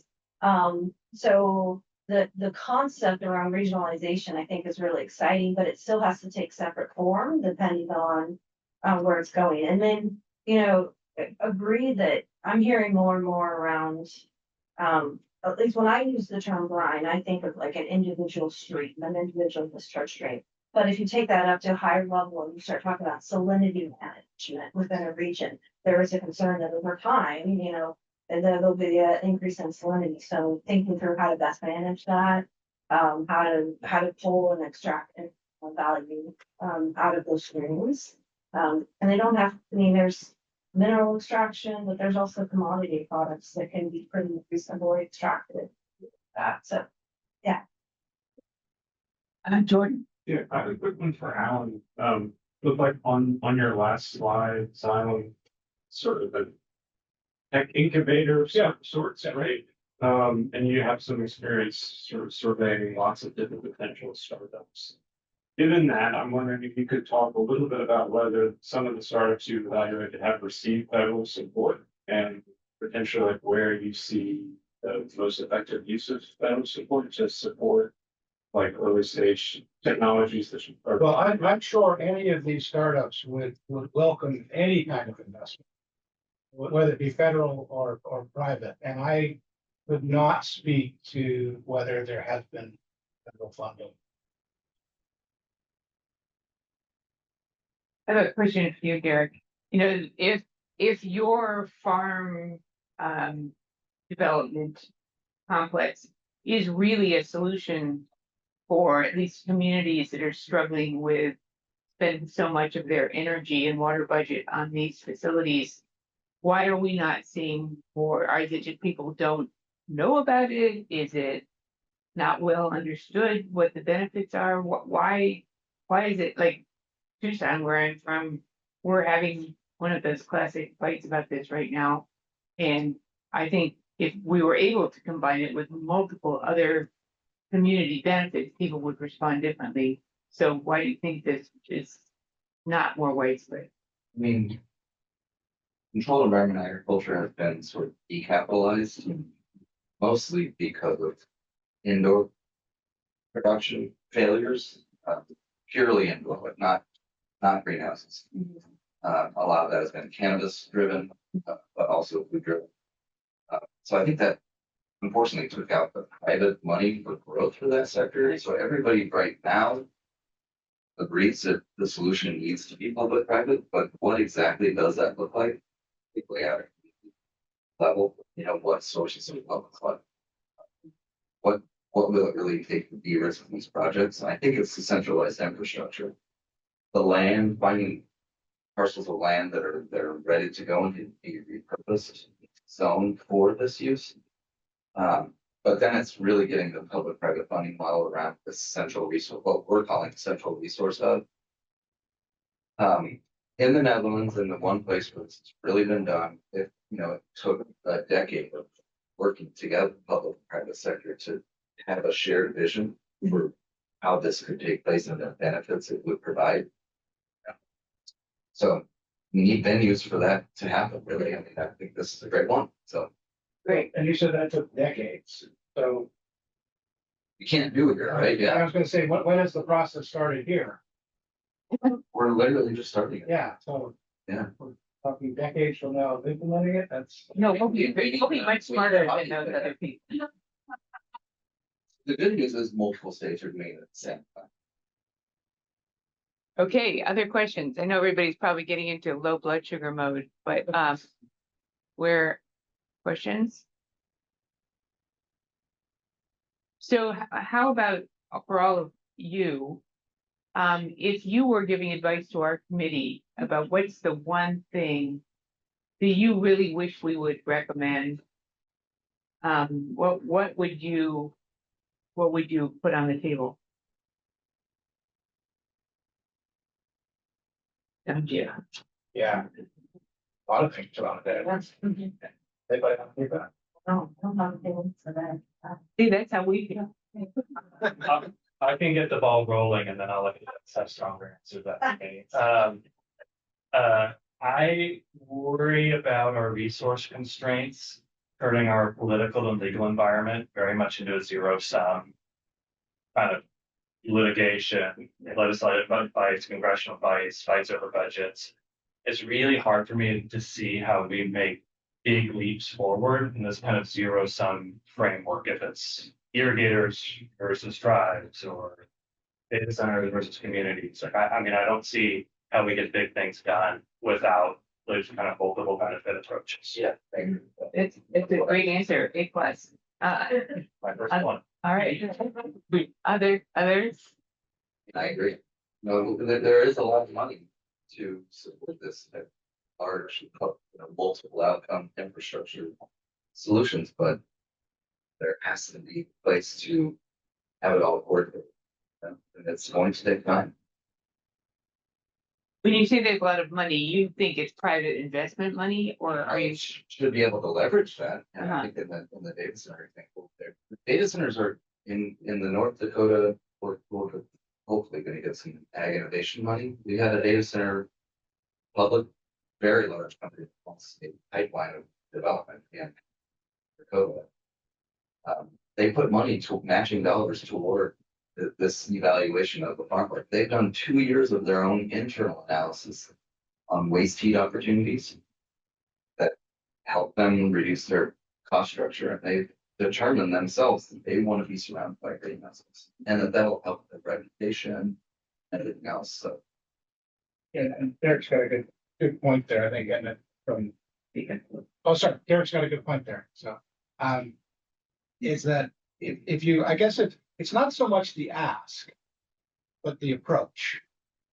So what we have found in the IRDS is that as a group, we are end users, competitors, everything.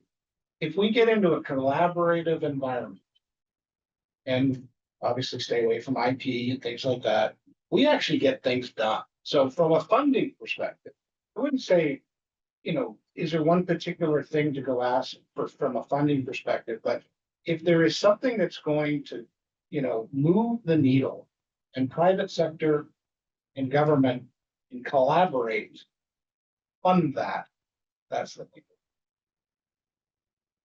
Crystal, do you have I'm gonna cheat. I'm just gonna say two. I agree with what's being said around, I think people need to see it to believe it. So a little bit of more of the demonstration projects of where we're seeing good examples of where it can be done, where we can bring a co-located private, public, or multifaceted example together, I think are really important. One other thing that I think needs attention that I haven't mentioned yet is how advocacy to help advance some of these solutions. From a regulatory standpoint, there is a, from my vantage point, an absence around an acknowledgement. Some of what you were talking about earlier around,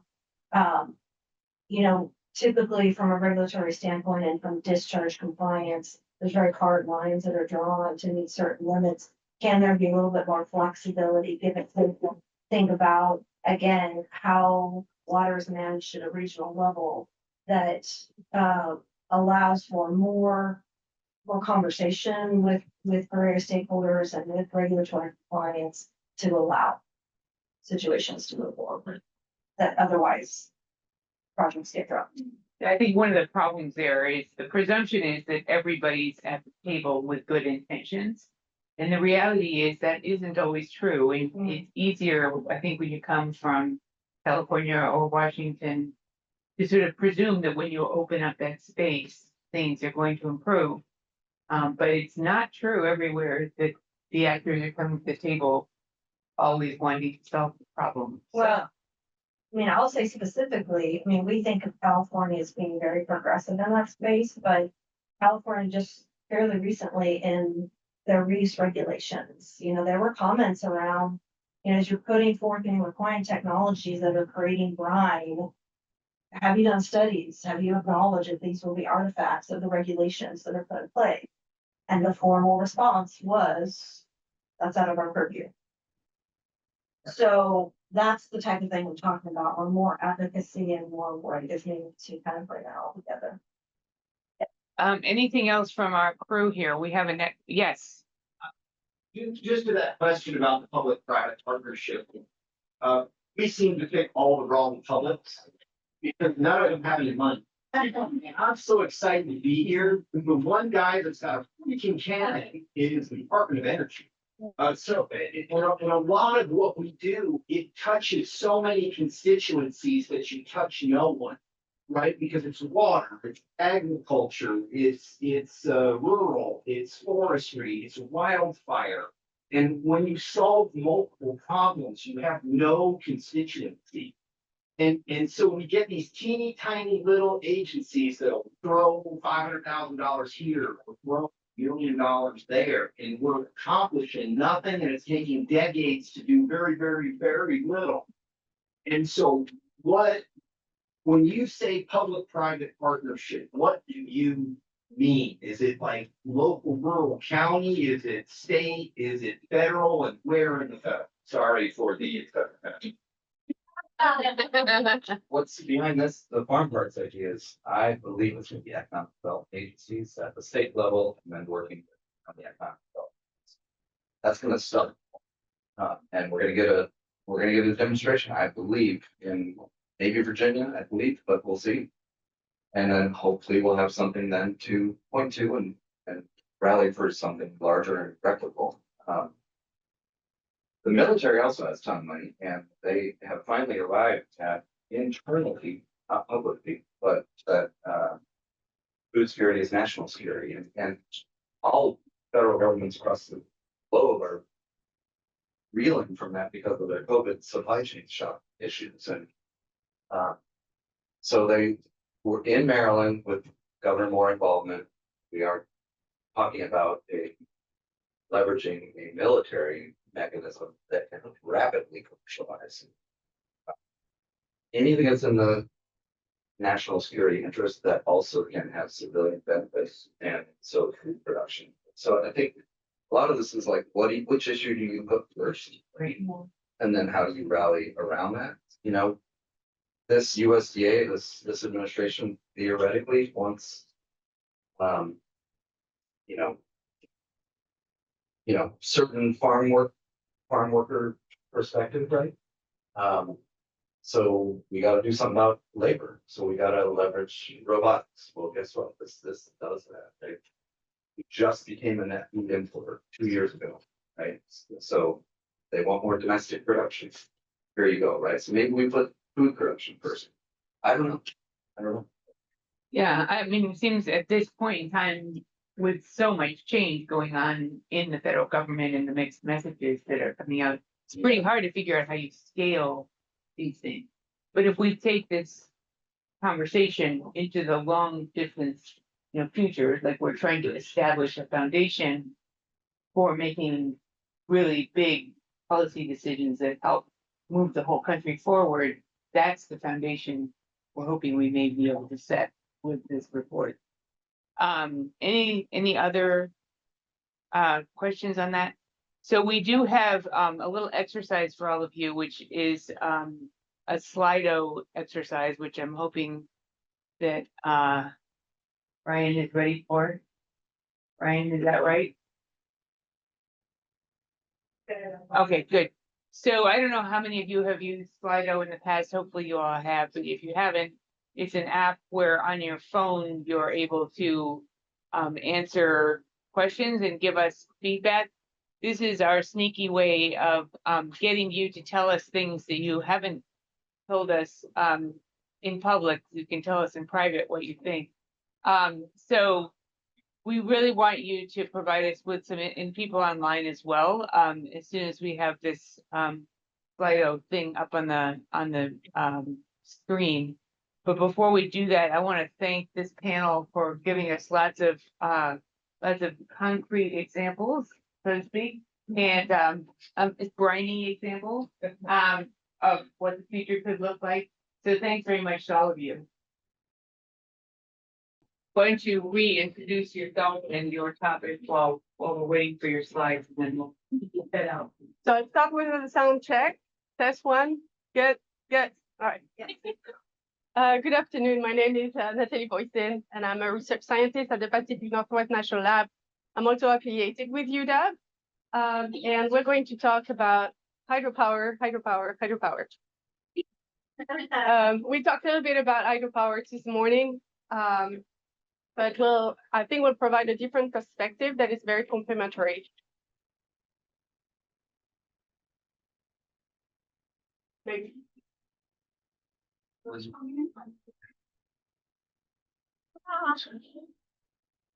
One.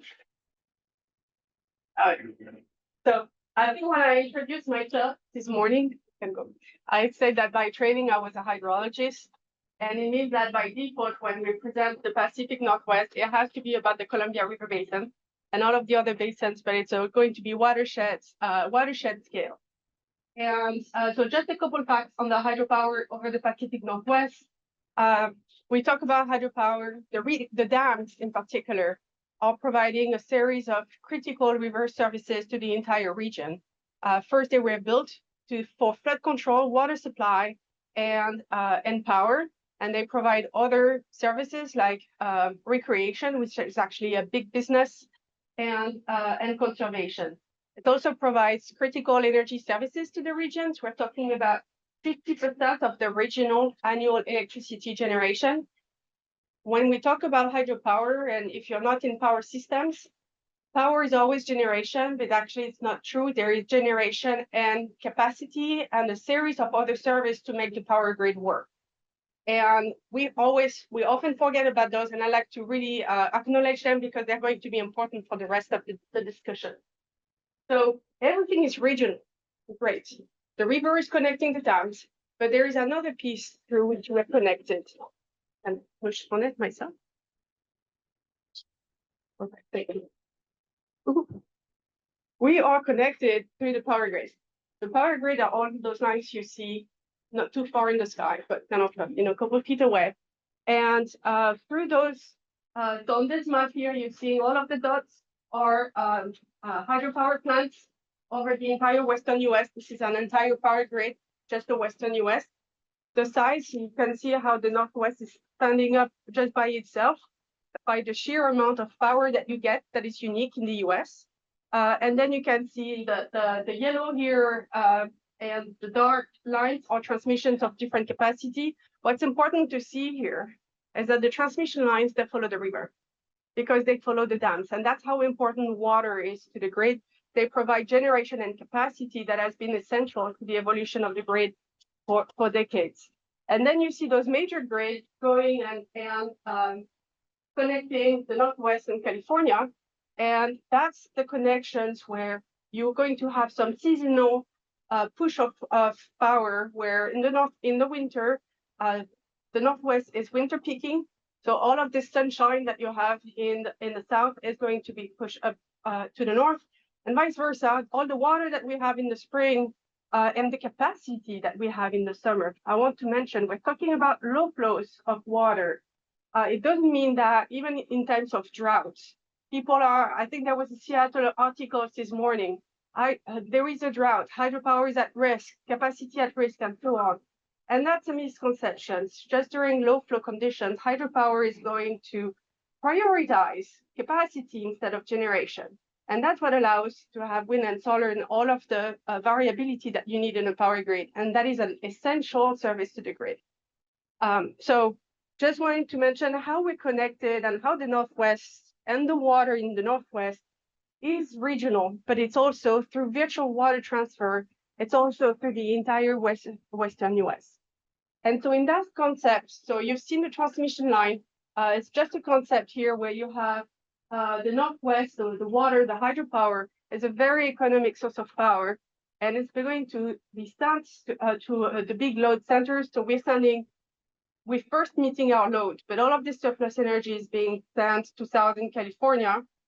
And when there is a drought, well, we're just going to use a different technology, and typically it's thermoelectric. So a drought in the Northwest, we're going to use thermoelectric plants in the Northwest. But as we talk about a regionalization to the markets, then we're going to use thermoelectric plants. Typically, they come from the desert Southwest. So you have that switch. And it means that when something is happening in the water over the Pacific Northwest, a change, whether this is depleting snowpack, whether this is the environmental regulation, it actually propagates to the entire Western US. The reason I'm saying is, your question is going to be how to see the pilots and really embracing those two scales. And with this in mind, then what are the drivers of change of hydropower in the Northwest? Infrastructure aging. The first one is like all of our dams by now are above 75 years old. And where it's important is that as we are all thinking about long-term planning, for a lot of the different power plants, wind power plants, thermoelectric plants, the planning is typically about 20 to 30 years, not for water. Water is much longer. So that's one of the major differences. We also have to think about intensifying interannual variability. So I've been talking about depleting snowpack. We're talking a lot about atmospheric rivers, heat waves, they're coming more often. We need to understand how they vary. Water use competition, we've been talking about cities and conservations, and we have some new industry coming in and data centers. How do we combine all of this water to sustain all of our economic growth? Technology innovation, here what I meant was actually the different industry, but I also meant the grid. The grid is changing, it's also going through its own transition. A lot of the infrastructure is also aging. And so we need to have investment on the hydropower, which turbines to put in. Again, we're not necessarily looking at the maximum generation, but what are the ancillary services that are going to be needed, because other generation technology are already provided, wind and solar and other sources. Elephant in the room, the regional and international agreements and regulations. And Like, in the middle of your slide. that's weird.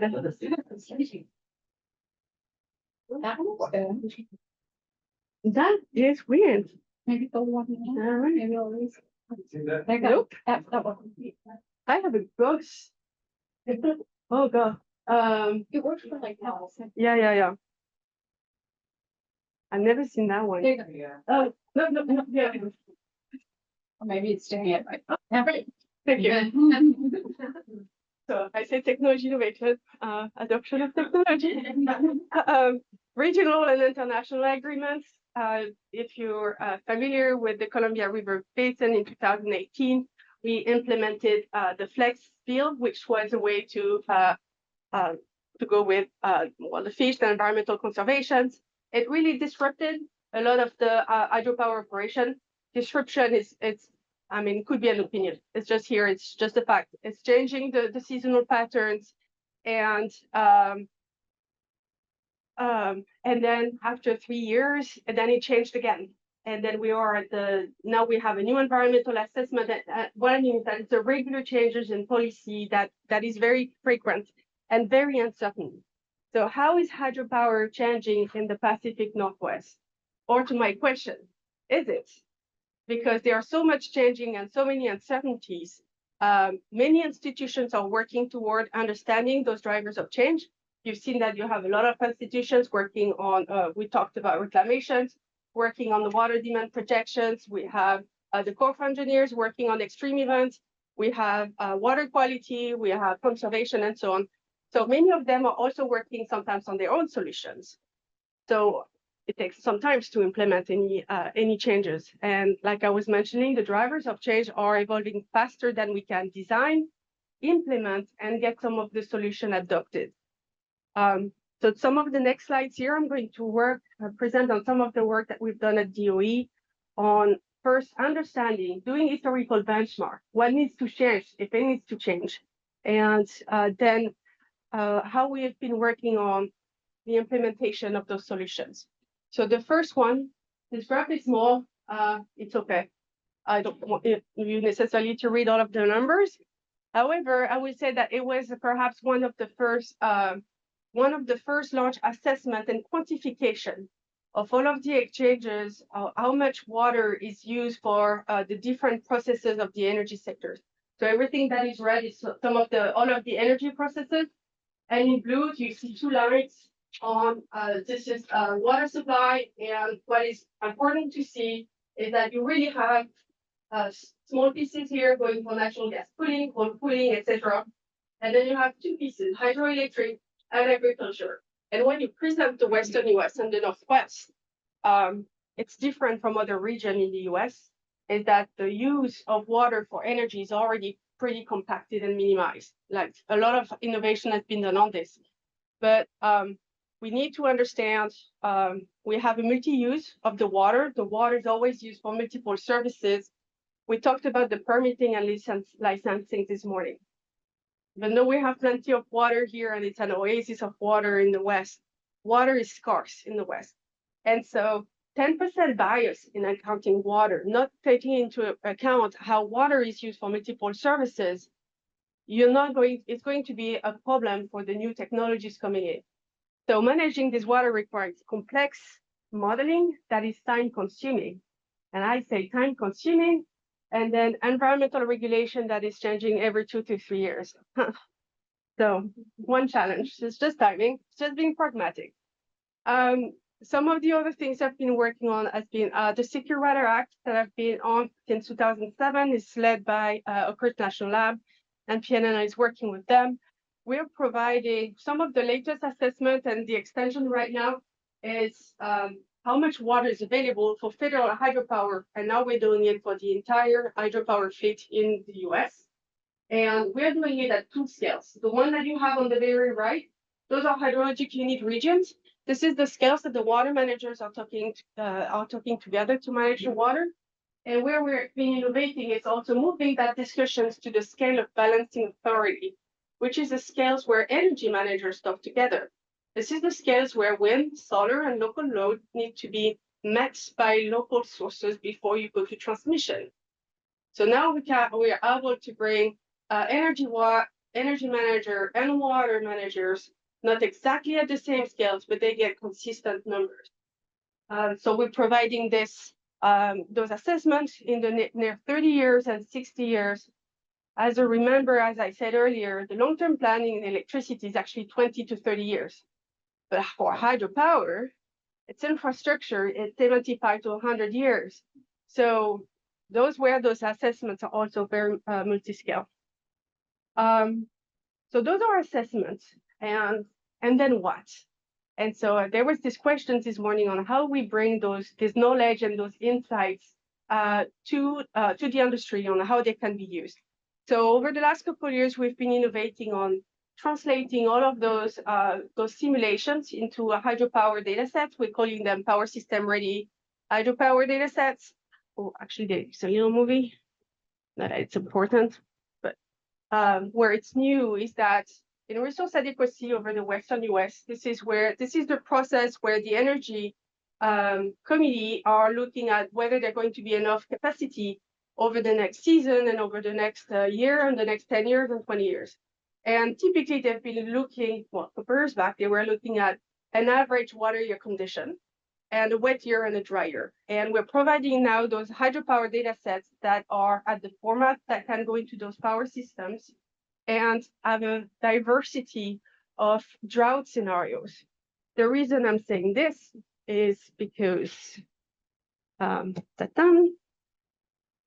terms of drought scenario selection, we have here the Western US and the Eastern US. We're going back to the balancing authorities that I was talking about. This is what matters for the power system and resource adequacy.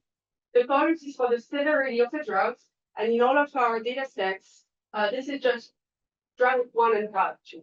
What is really important here is to see that this first drought is showing that it's dry everywhere, which is going to be nice for certain questions about overall storage and capacity. But this drought here is showing that it's really, really dry in California. It's okay in the Northwest. So this drought is going to be better designed if the power system engineers want to check transmissions. And if you look at reliability standards that are evolving right now with FERC and NERC, it's about testing those types and of reliability. And so innovation, we are getting there. We are also looking at hydropower outlook and monitors. So we now have with advances in forecasting, there is what is good enough. We have a lot of uncertainty in our forecast. Does that mean that they are not useful? Like how accurate you need to be? And so we are moving forward here. We're working with NIDIS, and so the drought.gov. You must all be familiar with this type of drought monitor, looking at what will be the water resources they have for soil moisture, agriculture droughts, and so on. And so we are building one for hydropower, where the point is not to tell individual power plants, are you in a drought or not? They know it, and they have better tools. the question is more for large scale planning. So we're also working and we're doing a lot of stakeholder engagement right now to understand what will be the right metrics for which service and what scale. And what scale. Permitting and licensing. You know, it's great to have all of those information, but we still need to go do that permitting and licensing. I've mentioned earlier on how this is important. The PERC has a very large library. We've been investing on a key e-library. So it's a large language model, chatbot, kind of a generative AI. And you can communicate and you can ask a lot of questions so that you can explore. This library. And so if you're looking for environmental impact assessments, specific hydro projects, again, it's changing so fast. So we're also changing the way that people can access information. One another way to accelerate has been tools. One is called here a flow trade-off tool that is important in the Northeast and the Northwest, really understanding balancing those multi-objective operations between the power grid and the fish. So we have a lot of research on fish mitigation. One of the things I was mentioning to a colleague earlier was where DOE is. We're talking about acceleration, but we're also trying to be ahead of the game on understanding what will be the impact of future operation so that we don't go into technology that will never be adopted for a number of reasons. And that is one of the good things. So moving toward my conclusion, I want to come back to those safety diagrams that nobody can see. But the point was to really show that there are 3 Western interconnects in the continuous West, so Western, Eastern, and Texas. This is the thing that we were showing earlier, where you have the different energy sectors and the water. And I was mentioning that for the Western US, it's really a lot of hydropower and agriculture when you want to have this multi-use. And I really wanted to discern it from the other regions, where the water use for all of the other processes for energy is much more important. And from a pilot perspective, what it means is how it stands, how the Northwest is and the Western US is standing out from other regions, that the use, that the Northwest is basically a good pilot where you have a simplified representation of the energy sectors, mostly hydropower when it comes to water. It's not, I'm simplifying it, but don't think it's too easy, because I think you've seen through a lot of the presentation already earlier. Distinctive challenges include water allocation priorities and water scarcity. So how to address hydropower? This is a very academic diagram, but that might be a way to get some of the discussion. It's really a reminder that hydropower is a multi-scale system. Today, I talk mostly about the system scale, but there's also a lot that is happening at the assets with new control and cybersecurity and water quality, and so on. But the drivers of change evolve faster than solutions design, adoptions, and implementations. The rate of change in hydropower in response to all of the innovation can be slow. And it's slow because the FERC licensing takes a long time. It's not just a long time, it's also very, very expensive. So that's something to consider also when to do the research on technology innovation. Check for when the power plants are ready for it. Hydropower infrastructure has a longer lifespan. I think I got that. Something where we could work more is more complex storylines. More complex storylines because we're talking about new water operations and water management and water use. But there's a lot of links on water quality, on stream temperature. I barely mentioned energy markets. I think it was mentioned earlier. Yes, we should go to an ISO in the Northwest. There is a lot of different representations of the markets on the grid side and what they mean for the representation of hydropower.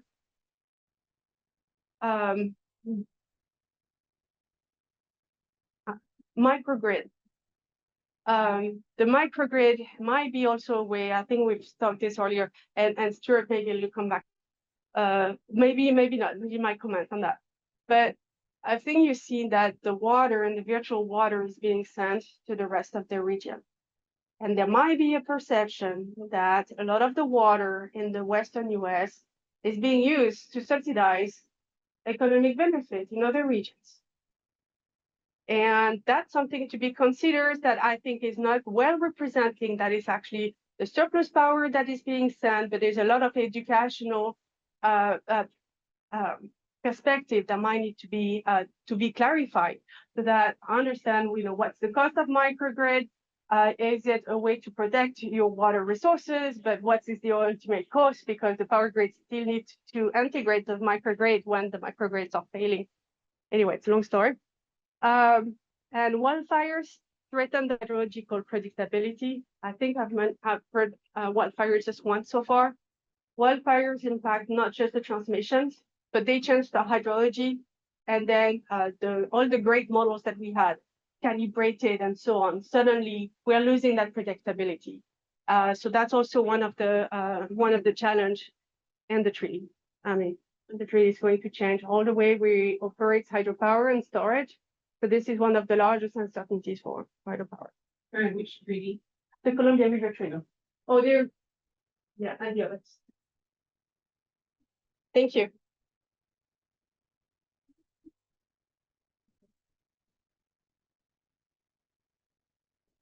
Thank you. That was great. Yeah, you ready?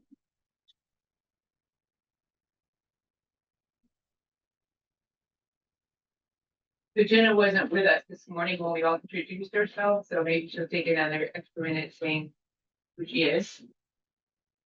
I sure will, and so sorry to join you late today. I'm trying to do the sound check here, but I'm getting over laryngitis, which is part of the reason I wasn't here this morning. So my name is Jenna Mandel Rice. I'm an attorney at Van Ness Feldman, so lawyer here, not technical person, but I've spent my entire career working on relicensing of hydroelectric projects in the traditional form on the on-river kind, and also original licensing for pumped storage projects. So you can go straight to slide 2. Just move right past it. Oh, one back. There we go. So I'm going to focus today on 2 types of technology: closed loop pump storage projects and in-conduit projects, and some of the opportunities and challenges I see at a very high level.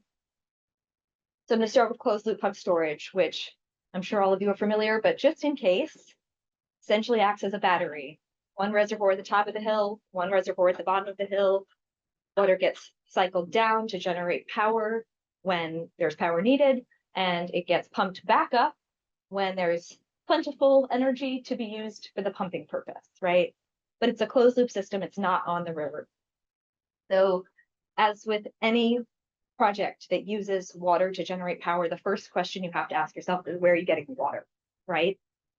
And the Pacific Northwest presents extraordinary challenges for that question, even though we consider states like Washington to be water abundant in many instances, right? So particularly with closed loop projects, you have a number of challenges. One is that the type of water use doesn't cleanly fit within one type of water right or one type of authorization from the state. You might need multiple authorizations from any given state to use water in this way. One, you're going to need a large quantity for the initial fill of those reservoirs, but you're only going to need that once. You're not going to need it ever again, right? Then you're going to need a different type of authorization for refilling that water based on evapotranspiration or leakage. And that's going to be a smaller quantity of water, but it's going to need to be a reoccurring right to take that water. And then finally, most states actually have a requirement that you have a right to store water that is separate and in addition to those water rights to use and divert water. So the process itself, the structure for permitting to get the water rights to use the water is complex in the context of closed loop projects. But there's also just the very basic fact that it's incredibly difficult to get new water rights in the Western states. So there are a number of reasons for this. One is we're more than 100 years past the time when the states first established their water codes, which set up how you permit water uses. And so in Western states, water rights are first in time, first in right. So we are pretty far down the road on first and time, first and right. Any new water use is going to be very junior. Many places are over allocated. There simply isn't water to obtain. And then states like Washington have adopted something called minimum in-stream flows. And that means there's a certain amount of water that the state has said must be left in the stream at any given time of the year, and no new water right can impair that in-stream flow. So there are just challenges in getting the water right, but I think there's lots of opportunities just because of the different nature of the way that closed loop pump storage uses water. So mostly what it's doing is it's taking one quantity of water and cycling it over and over and over again, reusing it, right? So this actually leads itself to an instance where you don't necessarily need your own water right. You could purchase or lease water, for example, from an agricultural water user that's going to fallow their land for a given period of time. It also might fit within a municipal water supply contract, right? You see these huge water supply contracts for things like paper mills. Why can't that water go to pump storage? It absolutely can. And in many instances, our municipal water suppliers in Washington actually have more water than they're currently beneficially using. And that's because of a strange loophole in Washington water law that I will not get into today, but there actually is municipal water available to serve these projects. And then finally, I would just say, this is not a different type of water right exactly, but you don't need to fill these projects with surface water. It can come from groundwater. So that also opens up some different opportunities. Next slide. Okay, so environmental considerations. I'm gonna drink water before I immediately lose my voice here.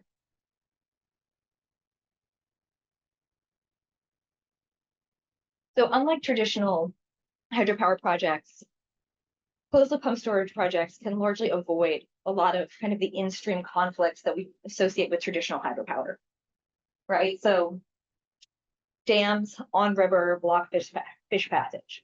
They change the flows downstream. The water that's impounded behind the dam heats up, and then when it's released later, it changes the temperature downstream. You have fish stranding issues if you're changing the flows below the dam. You also have entrainment issues into the pumps. Those types of issues, when you're dealing with two artificial reservoirs that are not connected to a natural water course, basically disappear. It makes it much, much easier from kind of a fish perspective to think about how these projects can get through permitting. There are still lots of impacts associated with these projects, no doubt, right? If you're building artificial reservoirs, you're inundating a certain area of land.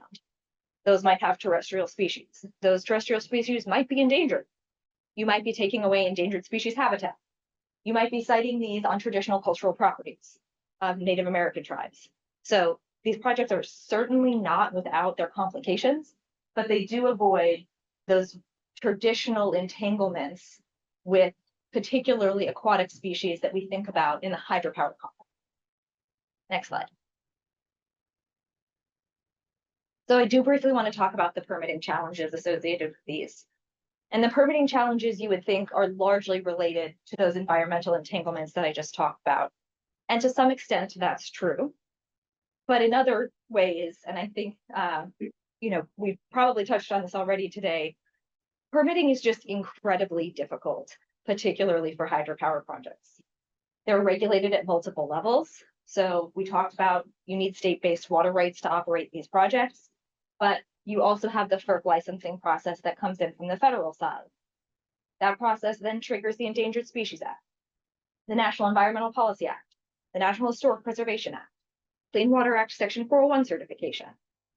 And if anybody has been tracking what has gone on in environmental regulation for the last 10 years, those are all the statutes where the regulations have gone back and forth and back and forth and back and forth. And so you're not only dealing with a complex web of environmental statutes and permitting requirements, you're dealing with ones that are changing all the time. So FERC licensing is a very lengthy process. It applies to closed loop pump storage projects. For licensing of original projects, we're at 7 years on the Golden Dale Pump Storage Project in Washington right now. There is an expedited process for closed loop pump storage since Section 35 of the Federal Power Act and written into the FERC regulations. It has not been used. FERC has not found that any project is qualified for that, to the best of my knowledge at this point. So The qualifying criteria for that expedited licensing process is essentially no adverse impacts on endangered species. The reservoirs have to be not located on a natural water course, can't have any permanent change in flow of groundwater or surface water. And there's fourth, and it's escaping me right now. But the bottom line is FERC has not actually, I think, identified a project that meets those 4 criteria, and so it hasn't been used. So we're still in the 5, 6, 7, 8, 9, 10 years for original licensing of new closed loop pump storage projects. I do want to talk a little bit about state water quality certifications as well. So this gets really complicated. If you have 2 artificial reservoirs, so 401 certifications are triggered by a federal permit to discharge into a navigable water. If you have 2 artificial reservoirs and water is circling between them, what's the discharge into a navigable water? So, State of Oregon for the Swan Lake project found that no 401 certification was triggered. They didn't find any reason that they needed to issue one because of that closed loop system. Washington and California on other projects have found that it's triggered just by the FERC license. Sometimes you can see where there's a nexus if there needs to be a fill of a wetland, for example, to inundate the reservoirs, right? You could get there from there, but I think there's a lot of confusion over whether that gets triggered. And those 401 certifications, again, take an incredibly long time. There's a 1-year statutory period for them, but states will either deny them without prejudice within that year, or they ask applicants to withdraw and refile, so they have a longer time to consider. And in the context of traditional hydropower, we've seen 401 certifications take decades. Okay, last slide. So just briefly, in conduit hydropower, a little bit different, right?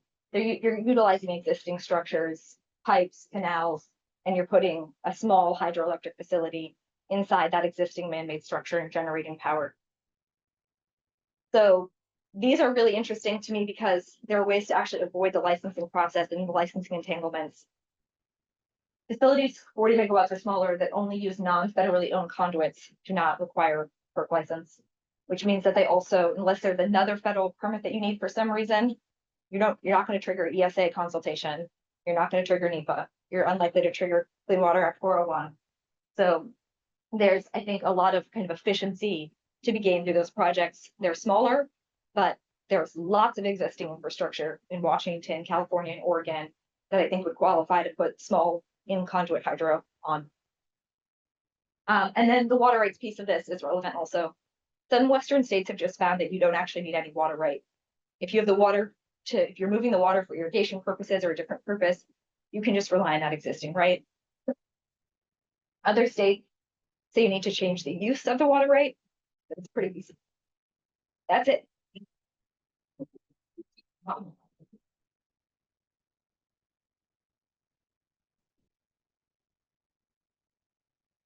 Thanks, Jim. I'm glad your voice was intact for the whole thing. Stuart, you up for?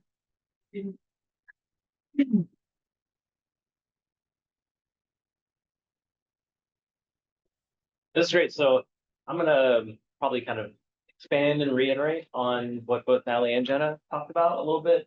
Focus a little bit on what NREL is kind of doing in space, looking at hydro pump storage and other labs as well, and hopefully tee off a good discussion around the innovation space. So next slide.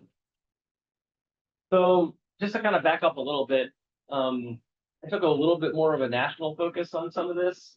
So just to ground people that are maybe less familiar in the hydropower industry. So, across the United States, we have about 80 gigawatts of conventional hydropower, a little over 20 gigawatts of pump storage. But a lot of that, as you know, is very concentrated in the West, particularly the Pacific Northwest. Talked a little bit already in several presentations about kind of licensing, relicensing. One of the key considerations with a lot of the existing fleet is that a lot of it's coming up for relicensing in the near future. And so that creates a lot of challenges around costs and timelines for the current licensing process and hydropower. And there's also a lot of ongoing action around dam removals as well. So we all know in this region, the Klamath dams being removed. And so that's one of the potential outcomes. This is just one of the challenges and evolutions that the industry is seeing right now. On the development side, the United States is, seen as being largely tapped out in terms of building, large new stream reach development on rivers. But, as Jenna mentioned, there's a lot of action in this pump storage space. So, there's almost 100 gigawatts or so in some stage of the process in the United States. And, that's a potential big boost to the industry. Next slide. For a little bit more focus, so this is a map from FERC showing where all of these projects are being proposed. So, Jenna mentioned a couple. Some of these are obviously at different stages, but I think it's worth pointing out that most of these are looking at closed loop with the expectation of relatively easier permitting requirements, although as nothing's been started to get built yet. Typically, the reason these are being looked at are for longer storage durations. I'll go a little bit more into the value streams next. But while there hasn't been any digging done yet in the United States, there's globally 52 gigawatts in construction. A lot of that's in China. There's a lot in India. Even Europe is actually moving on these technologies. And so while things might feel very stagnant in this area in the United States, it's moving forward in other places, and there's potentially kind of learnings there and way to move forward. Next. So this is super busy. I'm not going to read all of this, but I kind of like this collection because it goes through in blue sort of a lot of the different value streams of hydropower, both conventional and pump storage. And then I try to add some stats on things to sort of key takeaways. And so, hydropower is kind of an unsung hero on the grid side, providing a lot of flexibility services, reliability. Natalie played a lot of this out. One thing that we didn't touch on as much is grid stability. So kind of inertia and keeping sort of short-term frequency and voltage stability is extremely important. And hydropower provides a lot of those services in ways that things like wind and solar are not, and even batteries will not do so easily. And one of the really interesting stats for hydropower is that, even though it provides only 7% of the generation in the United States, obviously much more here, it actually provides 40% of our black start resource. And so that means that if the grid were to totally black out, provides 40% of the total capacity to restart the grid from nothing. Because all you need is a room this size of batteries to turn on some computers, to open the wicket gates, and let the water fall. It's pretty cool. It's accumulated in the EPA. And so again, these things are expensive to build and construct, but it's a relatively low marginal cost resource once you get things going. There's a potential, for a lot of growth in the pump storage space. So I'll get into a little bit of that. We're looking at that in NREL, and that creates kind of opportunities as well. Next one. But I think we touched on a lot of this already. The industry has a lot of challenges. So Natalie talked a lot about sort of the challenging integrated energy water management issues. Jen touched on a lot of the regulatory stuff. I think one of the biggest things that I think about is these are billion-dollar projects, these pump storage things, and it's just not easy to finance that in the midst of all of these other challenges. And so thinking about the value propositions and what that means for how to actually raise the capital when you're competing with capital for wind and solar and batteries and fossil and geothermal, all these other things. And so there's a lot of challenge there. And Natalie talked a little bit about aging infrastructure. Part of the infrastructure is the people. So there's kind of aging out of the individuals that are working in this industry, and that's potentially creating additional challenges around supply chain and workforce and things like that. And also we touched on things like cybersecurity and climate impacts and extreme events, and all of these things are kind of combining to create ongoing challenges from power. Next. And so what are ways that we're thinking about addressing these challenges? So at NREL, a few things specifically at NREL before kind of broadening it out. But one of the things we've been working on for about 6 years now is resource assessment. And so a lot of people are probably familiar with wind and solar and geothermal maps. So we're doing this for pump storage hydropower as well. We've got an online tool that's interactive. This is a screenshot from downloadable database that was actually used in the recent Washington State study looking at pump storage opportunities in Washington specifically. And so we have, supercomputers running these algorithms that are looking kind of top down at where throughout the entire country there could potentially be reservoirs, filtering that for some of the environmental considerations, looking at pairing reservoirs that are close enough together, have enough head height, have reasonable costs, and producing this resource assessment to really provide a good starting point for understanding where opportunities might be, and also some of the trade-offs related to costs and other locational considerations. And so what we've done so far is looked at closed loop opportunities. We've looked at opportunities to build one reservoir that connects to an existing reservoir. We've looked at a couple different dam types, filling up a dry gully versus building like a ring dam on a mesa. And so all this stuff is, the ring dam's coming soon publicly, but all this stuff is, publicly available. Next. And a big component of that is a cost model. And so, it's important to understand not only where the resource is, but what its relative, costs and potential competitiveness might look like. And so we worked a lot of industry, in particular HDR, small hydro, to build this bottom-up cost model based largely on some EPRI methodology that allows you to put in, site-specific characteristics, how far apart the reservoirs are, what your financing assumptions, all these things, and then it'll do some things like figure out, well, how many tunnels and units would you need, and what does that cost kind of for those power station costs or dam costs. And it's not going to replace a multi-million-dollar engineering study, but it's a good starting point to think about, development costs, how they might compare in different locations, and what might be driving some of those trade-offs where you might be considering building storage. Next. And so one of the things that we do at NREL is use this data in our grid models, and the hope is that other people can do the same. And so my actually core background comes from this long-term planning model that we run at NREL called REEDS, the Regional Energy Deployment System.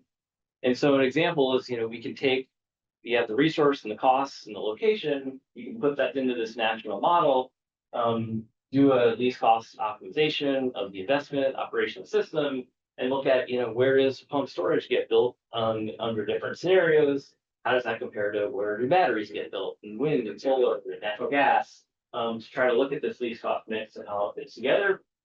And so we can look at things like, how much gets built when you have different cost assumptions, different resource assumptions. Like one of the big ones on the kind of regulatory perspective is like whether or not you consider it closed loop if it's on an ephemeral stream. So that's like an example that actually drives things pretty differently. It changes the resource supply curve a lot. But we can look at, again, sort of where things get built. So like, I personally don't have numbers on there because it's like not published, but you can kind of see on the map where, in this particular scenario, stuff gets built in California, stuff gets built actually in like the Southeast and even in Michigan. And that's counterintuitive, right? Because the mountains are mostly in the West. And so this is where you start to think like, well, there's some in Virginia, maybe that's because of the load growth there. So we can look at those sorts of trade-offs as well. Next. So kind of just broadening things out. So I didn't include anything on P&L here because they've had their time to talk. But I did want to point out some of the other labs and other activities that are going on in this space to start thinking about some of the innovations in hydropower pump storage. And so, we're doing pump storage resource assessment. Oak Ridge does a lot of assessment of like upgrade opportunities, powering non-powered dams. They did the conduit resource assessment. Argonne does a ton of work in like valuation of pump storage, looking at advanced concepts. Idaho does a lot of hybrids related work. This bottom figure is just a cartoon representation of some of the work that NREL also does, looking at hardware and the loop simulation. And so we basically have a bunch of hardware, variable renewable systems, batteries, even electrolyzers, kind of hooked into these controllable grid interfaces at our site that we can use to test with like a dynamometer that can be looking like hydropower unit or pump storage units. You could look at a scenario where, what if there was an outage over here? How would this unit respond, and think about how to better design the control systems and algorithms that you could then implement in the field. And then the last thing I'll point out here is the hydropower testing there. Because I think that's kind of important for like thinking about hydropower for this program, because that is an existing mechanism where industry can kind of partner with national labs in particular and use their facilities to do technology evaluation and de-risking. And so my thought is, we want to make sure we're differentiated from that, but that's something that complement easily. So just like a couple things just to get brains flowing and hopefully before you fall asleep for lunch, is that, some of the things that, we're thinking about are, on the hardware side are, there could be totally different configurations that could be a part of this kind of pilot type program, right? So there's like, for example, there's a company called Quidnet that's doing these like underground reservoir concepts. There are others, likely on the company name, but Obermeyer looking at submersible pump turbines. There's also obviously like the environmental work that PNL and Oak Ridge is very heavily focused on. Modular construction is another ongoing conversation. Very difficult in the power space because of the site specific parameters you're dealing with, but obviously an area of interest for cost reduction. And another thing is maintenance, right? So these facilities are often very old. The components are expensive, difficult to source, the supply chains are challenging. So understanding when you have to replace things and how to do that in the most efficient way is definitely a subject of research. Also, using things like AI enabled sensors to understand that, and robotics to do some repair. And next. On the more kind of software side, so we talked a little bit about forecasting, and Andrew mentioned like, we know we're doing the short term, but the long term is a real challenge. So that's definitely an area where there can be some work. Natalie already talked about kind of the optimal operations, the control side of things that I mentioned slides ago, cybersecurity. So all these are just sort of different innovation spaces that at least I think would be relevant to this space thing. Okay. Next is the last one. The last thing. So the few things that I just kind of wanted to have people take away is that, pump storage in particular has a lot of potential. There are other opportunities as well. And so there's innovation space in all of these upgrades on power dams, even some new stream reach on the small applications. And so there's a lot of, tools and capabilities at the DOE and lab side that are being used to evaluate some of these. Some of them already are being implemented, testing network. But I think, this particular program could really open up space and recommendation. So just to hear what questions and ideas you'll have.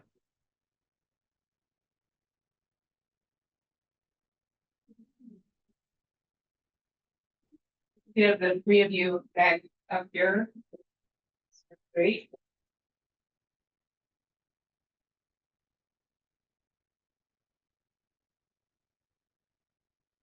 Sorry, it's so warm in here. I think it's probably making it harder for people to think. Big people. Okay, so try to wake yourselves up sufficiently to ask some questions here. Yes. I don't know much about hydro. I do remember, many years ago, concerned about large dam projects and the life cycle of greenhouse gas emissions. Concern, so I guess the in-conduit systems, you're not inundating anything, so really it's not a concern so much, but for these pump storage systems, if you're creating two new reservoirs, are there kind of life cycle GHG emissions concerns that we should be? So we actually have a life cycle greenhouse gas emissions tool to evaluate pump storage projects. However, it's not look at reservoir. So it's more like the construction and the greenhouse gas implications, the energy they're using to charge it over its lifetime. And the reason for that initially is because there's just so much uncertainty. It depends obviously on where you built it, what you're inundating. I know there's a tool called GRES that looks at this.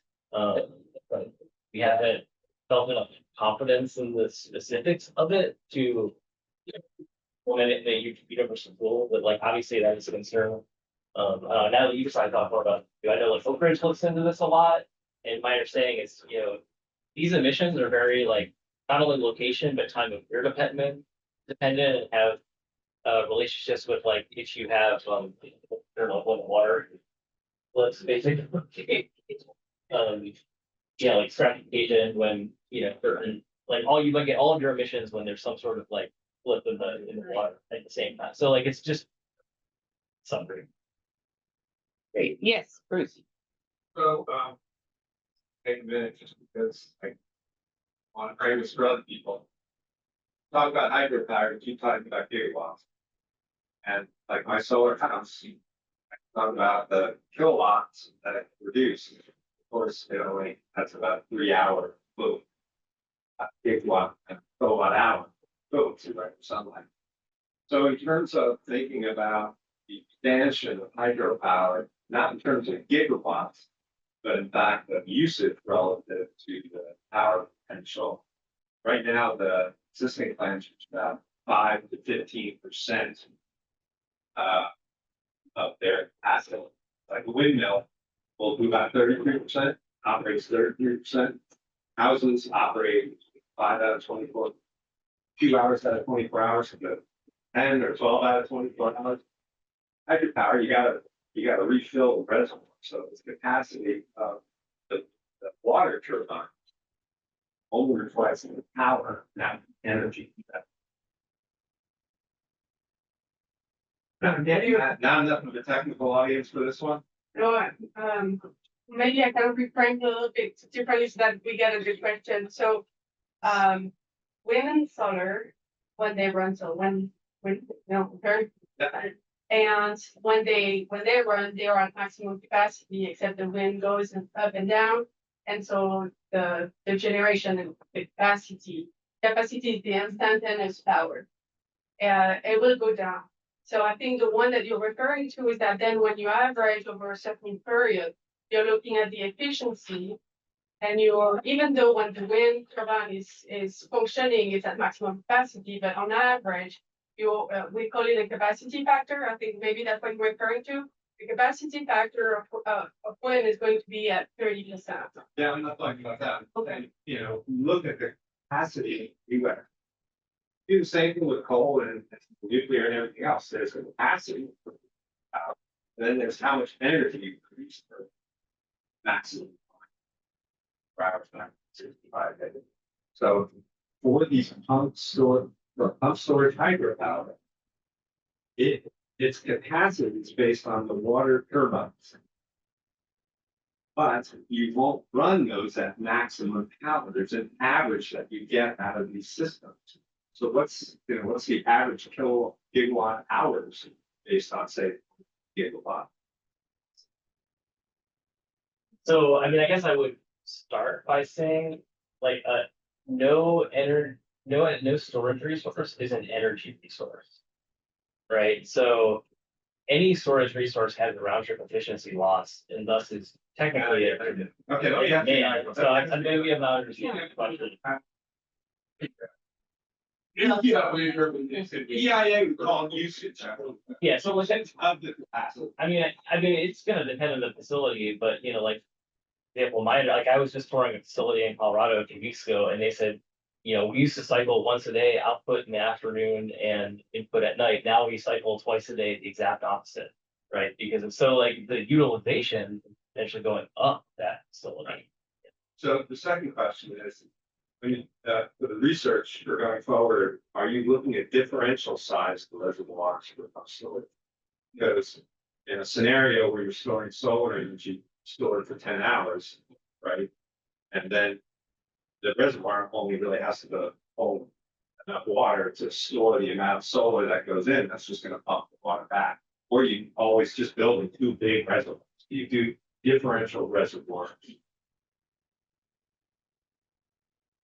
So I mean, if you're gonna build 2 reservoirs, it doesn't make sense. If you're doing a closed loop system, you want them to be similar in size, right? Because otherwise you're mostly wasted. Not close.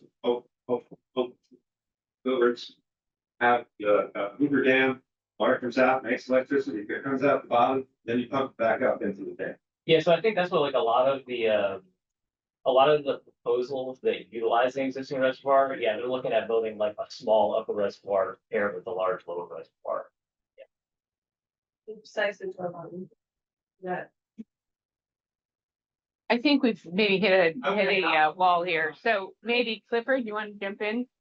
Yeah, just a question for, you talked about the flow trade-off tool. I mean, you see opportunities to take those models and integrate it with real-time data to solve oxygen, river temperature, real-time pricing, so that you can optimize meeting environmental benefits, temperature benefits, while marketing, say, spin, non-spin, RA, and other energy, for actual dam operators, where this tool can optimize all the benefits you're trying to, or that tool is. So I was saying, yes.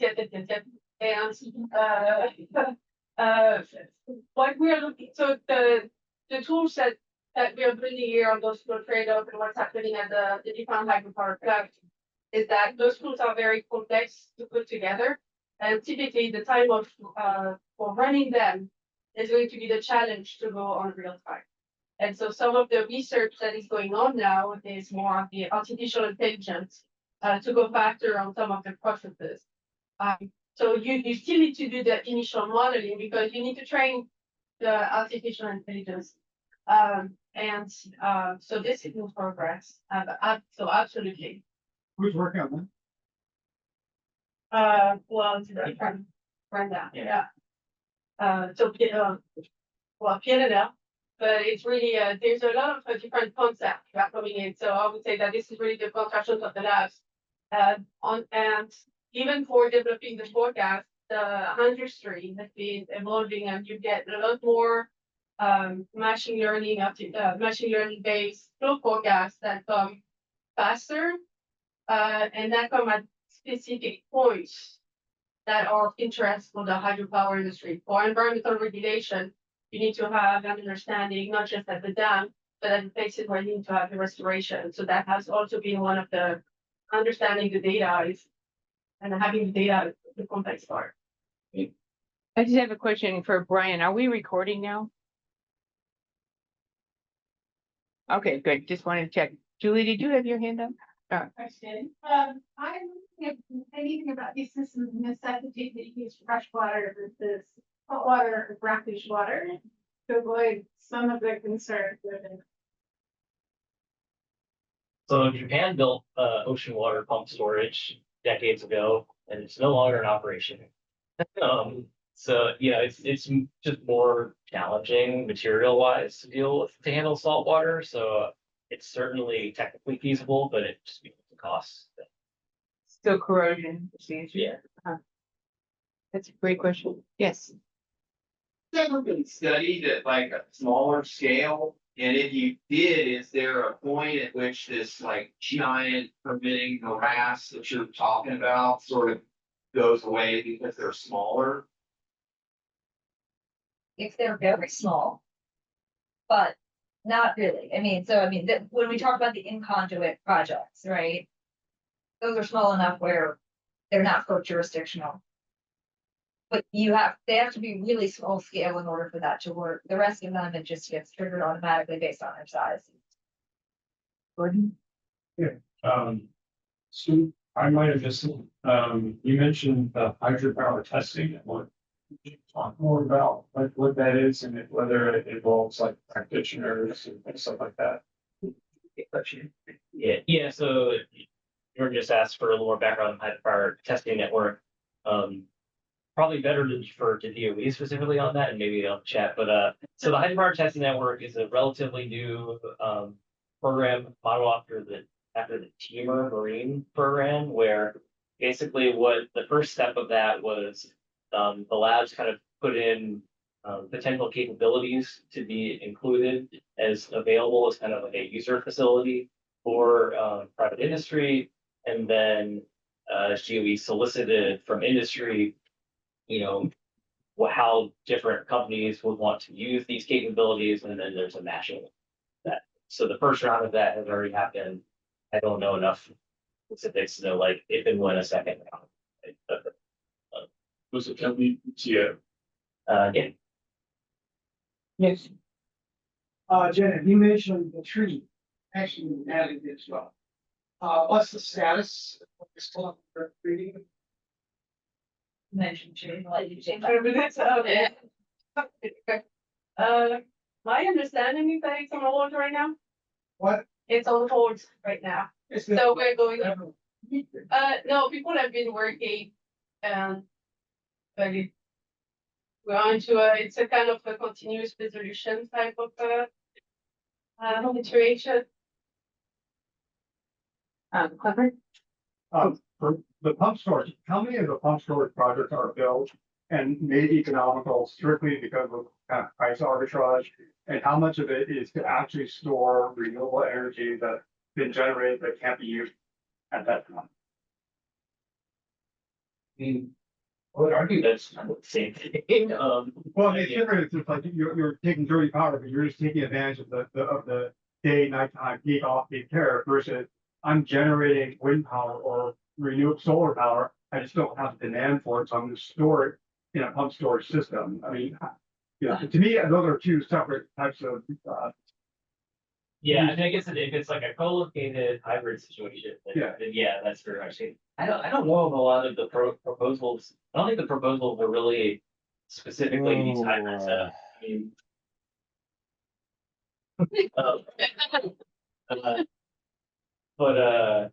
yeah, so I mean, energy arbitrage, I think, is one of the primary value streams for a lot of these, but I think it's not enough. So like resource adequacy concerns, grid stability concerns, and that's one of the challenges on the valuation side. So like we do some work in the space, most of the labs do. Argonne probably the most of any of the labs, but trying to look at the value stack across all these things. Because yeah, I mean, it's seen both as helping shift renewable generation, but also really anything else. I mean, most of the existing pump storage fleet in the US was built to make nuclear plus. So, it doesn't discriminate on the electrons, right? When it's on the grid. Great, Crystal. Yeah, Stuart, I think this question is for you. You mentioned you have a techno-economic model that you're working with. Do you have a sense then from churning through the model, are there, let's say for a new build for close to the pump storage capacities that make sense? Or, do you have thresholds where it starts to pencil out economically? Maybe there could be multiple answers to that, but like the scenario we're scenario. It's like the question. Makes sense. So I mean, there's really strong economies of scale in building a new pump storage just because of the construction costs, largely the power station dam. And one of the, so that's kind of tells you one thing, like bigger is often better to a point until you have to do things like building extra pumps to get extra head height or something like that. But the other thing is like head to a point. So like our resource assessment has a head limit of I think 750 meters, because that's like beyond. I think the tallest current is around 700, so that seems like the most head you can get without having to build like a whole separate second set of pumps to make it. So that's like an example. But to that point, the higher head is really going to drive economics a lot, as long as assuming the reservoirs are close enough together to get a reasonable or low head to length head distance ratio. So we had on our website you can kind of see like the constraints that we're putting on things, like 4 to 12 or so. To speak with one of our staff members. And then the head heights we're typically looking at for large utility scale was 200, 750 meters. But again, we also explore smaller, lower head opportunities for unique applications as well. Great comments. To complement both of your questions that were the sizing of, it's not just pump storage hydro, but I would say storage in general. And so some of the research that we've been bringing forward lately was the concept of energy droughts. So really understanding right now all of the storage, whether this is pump storage hydro or this is battery, is being managed within a day and for a number of security constraints. And what we're looking at now with from the concept of wind and solar, when it stops blowing, it shines every day. Except in Seattle in winter, but it can be 2 days, it can be 5 days. And so we are reevaluating all of those energy drought characterization so that we can support how to manage storage, how to size storage. But also, it's not just having the storage and how you're going to size it that is going to say how you operate it. It's going to be about market incentives. And so that's also another part of having a multi-day capacity and storage market in some of the parts that also DOE is working on, because else it's not going to happen. And what's happening today is that storage is being managed at, like we had battery between 40 and 60%. And that's a lot of building for what you're using. So this is, I hope it addresses both of some aspect of your question. Yeah, The things like RA, for example, in California, the price of RA in the last 5 years have skyrocketed. I don't know if it's the same here. You know, it may help justify a pump storage project today that 5 years ago, it would have made no sense. yeah, and that's one of the big challenges of the anticipation of why people are looking at that transition. And it kind of gets a little bit back to, I think, in some of the previous session where, you know, sort of, and one of the things that's unique about pump hydro is that the quantities of energy are so large. So even if it's like a 10-hour system, if it's 10 hours at a gigawatt, that's very different than building even like a 10-hour battery system, which we're not even doing today, but would be much smaller scale from a total energy. And so, you know, I think it's important to think about these like longer duration issues in terms of like, we have to figure out how to best value that and look at the different situations in which we need it. But I think it's important to think about something like pump hydro where it's so large and the marginal cost of energy is so small relative to like a battery type system that even if it's a 10-hour system, you might get like 300 hours at tens of megawatts. Maybe that's enough, you know, for all your hospitals and things like that, you know, like, so that's just another perspective on. John? Yeah, I've always got the impression that it's really hard to site new hydro facilities nowadays. But there's the groundwater pump storage, and so this group is about types too, and where would be. I heard a little bit about, you know, some of the tools that could be used to analyze them, but it seems like in the groundwater pump storage, there's a lot of new thoughts coming out about using groundwater for. You have any thought? Yeah, it's being used as one, like groundwater will be the source of Swan Lake, which is in Oregon. I think that it's an interesting concept, right? Like when I think about the quantities of water for the pump storage projects in the Pacific Northwest compared to other water users, total quantity of water that we're talking about is actually relatively small, right? So on closed loop. So 7,000 acre feet to do an initial fill is actually not a very large quantity of water compared to, for example, the flow of the Columbia River, okay? So taking 7,000 acre feet out of the Columbia River one time to fill a pump storage project, and then maybe what, 200 or 300 acre feet a year for refill, that's not a huge quantity of water overall, such that it would make a difference on our major river systems in states like Washington. There are these options to do things like groundwater, which I think help, right? Particularly in areas where you don't have those major tributaries or water sources, or where taking 7,000 acre feet out of stream would make a significant dent, right? But I also think, right, when you're thinking about surface versus groundwater for these, you have to think about closed loop projects also in the context of kind of the flexibility of the timing of the fill, right? So you might have developers that drive toward a particular window for fill because that's convenient for their investment purposes. But in reality, right, when you do that initial fill, that initial 7,000 acre feet, you could do it in December or January, where there's an abundance of water or lots of water, rather than at a time like over the summer where it's scarce. So I think there's a lot of flexibility in how you fill these projects. And I think you have to keep in mind that it's actually 7,000 acre feet is not a lot. Well, it's all relative. It's all about, but yes. Sheila? This is really interesting stuff. So if I look at like the map that's here put up and think about, oh, there's all these places around the US, right, where these kinds of projects are potentially feasible, right, given. And so then it strikes me that, I mean, I guess I have a sort of a half a question somewhat related to what Kathy asked earlier about the greenhouse and data centers, question, which is, if that's the case, like, why don't we see more of these projects, right? What's happening?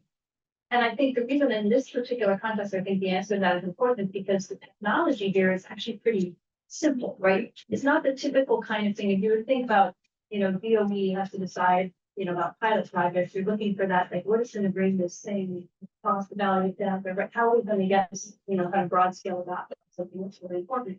So I'm just wondering, like, in that context, what is the set of barriers? Like, if you were to think about, kind of what would a pilot project look at or promote or, right, encourage that would help, so that in 10 years or 20 years, a bunch of those spots, right, that are on the map would light up this place where there's a bunch of fun. Not sure. Did everyone hear that okay? I think from my perspective, some of the barriers are what I've already talked about. One, the permitting process that's applied to them is for the same permitting process that gets applied to traditional on-river hydroelectric projects. And it's incredibly complex and incredibly long, and takes a very long time. And nymphs on the fish side can take a long time. Fish and wildlife service on the, terrestrial and non-anadromous fish species can take a long time. So I think from an investment standpoint, one, you have to be prepared not only for the capital cost of the project, which is in the billions of dollars, but then you have to go through a licensing process, which is very long and very expensive. And you have no certainty at this point about when you might get your license. So for people with private dollars that are going into this, they're thinking about, if I start now, are we going to start construction in 5 years, 10 years, 15 years? And as a lawyer right now, the answer to me could be, I don't know, maybe, right? Whatever the regulators feel. And so I think to me, it's, we have to find a way, and this is not true just for pump storage, it's true for hydroelectric projects, it's true for all other renewables. We have to find a way to make the permitting process more consistent so that people feel like they can invest the money in those projects. Yeah, I mean, I would just add, like, the very high cost makes it a high risk, right? So like this licensing timeline is a big challenge and risk to that. And so if there's technology innovations that could significantly bring down that cost, that's one way angle to approach that. Shorten the lifetime is another one, licensing and permitting.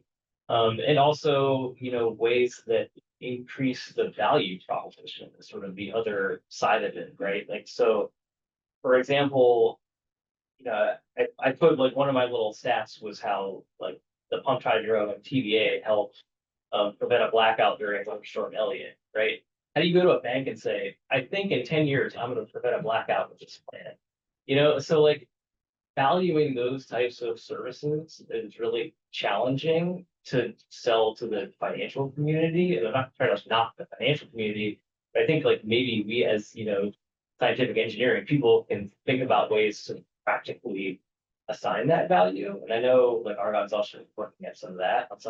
But I think that is one area of. It's a great idea from the perspective of recommendations. Yes. Follow-up question to Jenna. So earlier Kyle had mentioned, the rollout of the programmatic EIS to sort of facilitate renewable energy technology projects going online. There's some more conversations happening with pump storage hydropower, or Not that I'm aware of, and I think that part of that to me is that the siting of them is so unique to the individual area, and also just the issues that come up on every project is very, very unique, right? And it might be Are you using surface water versus groundwater, right? Are you impacting terrestrial species or not? And so I think that, to me, that's part of the reason we haven't seen kind of that programmatic EIS type coverage for pump storage. Do I think it's theoretically possible? Maybe, but you're still gonna be tearing off of the programmatic then, right? And I think the question is, how much mileage are you getting out of that programmatic versus how much individual site evaluation you still have to do? Karen? Stuart, you mentioned that the financing of these, in billions of dollars. What kind of operational assumptions are made in terms of how often are you going to run the pumps with refill and how often are you going to generate? Is it, multiple cycles per day, per week? Is it hundreds per year? I mean, what goes into try to make these pencil out in terms of we're filling 500 times, but we're going to generate 600?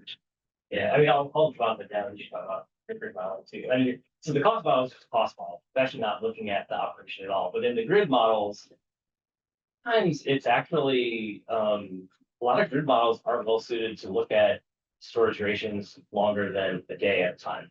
And so you run into computational challenges, particularly if you're looking at like a regional or national scale. So, I think one of the areas for urban dwelling space is doing a better job accounting for multi-day and week to week and month to month long duration storage opportunities. Because a lot of times it's like you might allow it to cycle multiple times in a day, but it's still only looking at the shorter time scales. That is, and prior to that, I think some of the assumptions are on the load forecast. Need to understand what if they're going to be a data center in the regions or not, in the regions where you have to serve load. And then what will be the different technologies, because depending on your generation portfolio, you might want to use different resources. So this is what Amram and Finland and Oregon are working on with high power utilities, or understanding what those load profiles are going to be, what will be the future generation portfolio, and then you can get those assessments.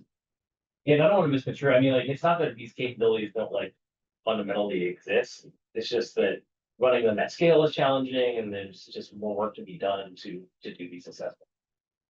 We'd love to do it. May I add that if this is a closed loop or an open loop, then you have to check it on how it impacts the rest of the water management on the river. So you have to check this. And maybe talk to the O&M guys in the plant to see what they think. Great. Any other questions? Okay, yes.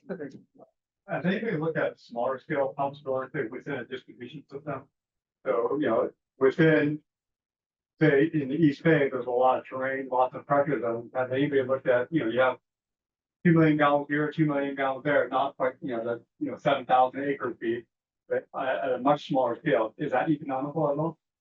And taking advantage of existing storage tanks. So haven't done any work looking at that. We've got some work in Hawaii that's maybe thinking along those types of lines, because obviously it's just not that big of a system. So I think it would be really challenging to make the economics work because of the economy of scale on a system like the Western Interconnect. But when you talk about islanded systems with electricity prices of 3x, maybe things work out differently. Great. Okay, well, I think we should declare victory here. We're ending a little bit early on this session, and I'm gonna suggest, just because I think it's hot in here and people are gonna want to go home, that we'll start early for the next session as well.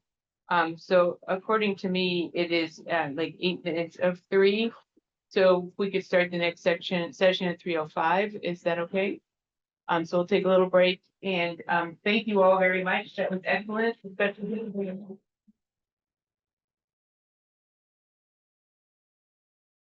So the next one is woody biomass, energy, water quality, and resilience. We have 3 speakers. Elizabeth from California Department of Conservation is first.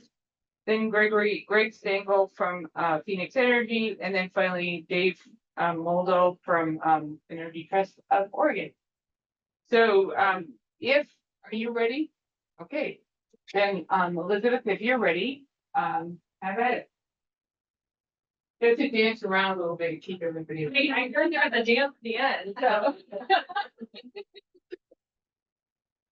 All right, yeah, spinning out here, so thanks for staying. This is a really, what we are presenting in this section is a super different perspective on the water and energy nexus. I come from the water sector, it was my first job out of college. When we talked about the water energy nexus, it was exactly what we've all been talking about. It was hydropower. It was power for water treatment in a blackout, backup power, generators, all of that. This perspective is going to present something that a lot of you may be familiar with and just not think about this way. The Seattle Public Utilities presented it this way this morning. A number of our public utilities in California, especially along the foothills, think of it this way. Denver water utilities, New York utilities are really pioneers in this space. So excited to talk a little bit more about that. Next slide, please. So when we think about where water comes from, of course, it's watersheds. In California, about 2/3 of our water supply comes from the Sierra Cascade region. That has been declining over the last 100 years or so after Europeans moved in, stopped Native American active management as keystone species in their watershed, and that has led to overgrown forests. That's decreased water supply, decreased water quality, and it exacerbates catastrophic wildfire, which I think all of us have felt here on the West Coast. One more click. And then, of course, the opposite of that, paving watersheds. Well, if you took out all the trees and you put that, the line would go off really fast. You'd get it all, but you get it all at once. So how do you prepare for that? And of course, what does the environment look like? Your base flow is destroyed. Someone mentioned the snowpack being a sixth reservoir. I think it was Larry earlier.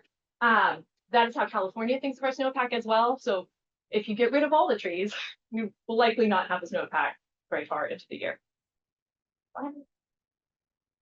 So healthy forests equals healthy watersheds equals water supply and quality. As I mentioned, timing, base flow, quantity, quality, and temperature, and a lot more cultural benefits as well.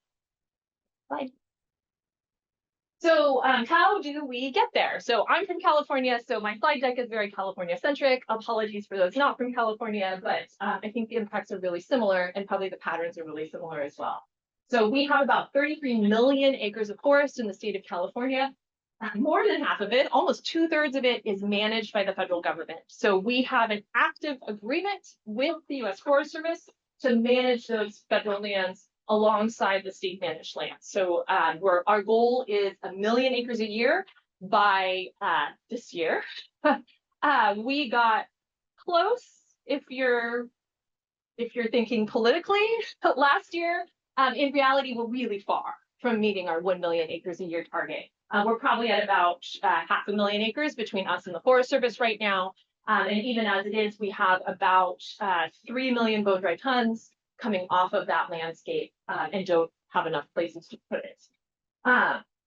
So in our climate strategy, we have an active, updated every 5 years climate strategy for the state of California. And the Air Resources Board manages that through an interagency group.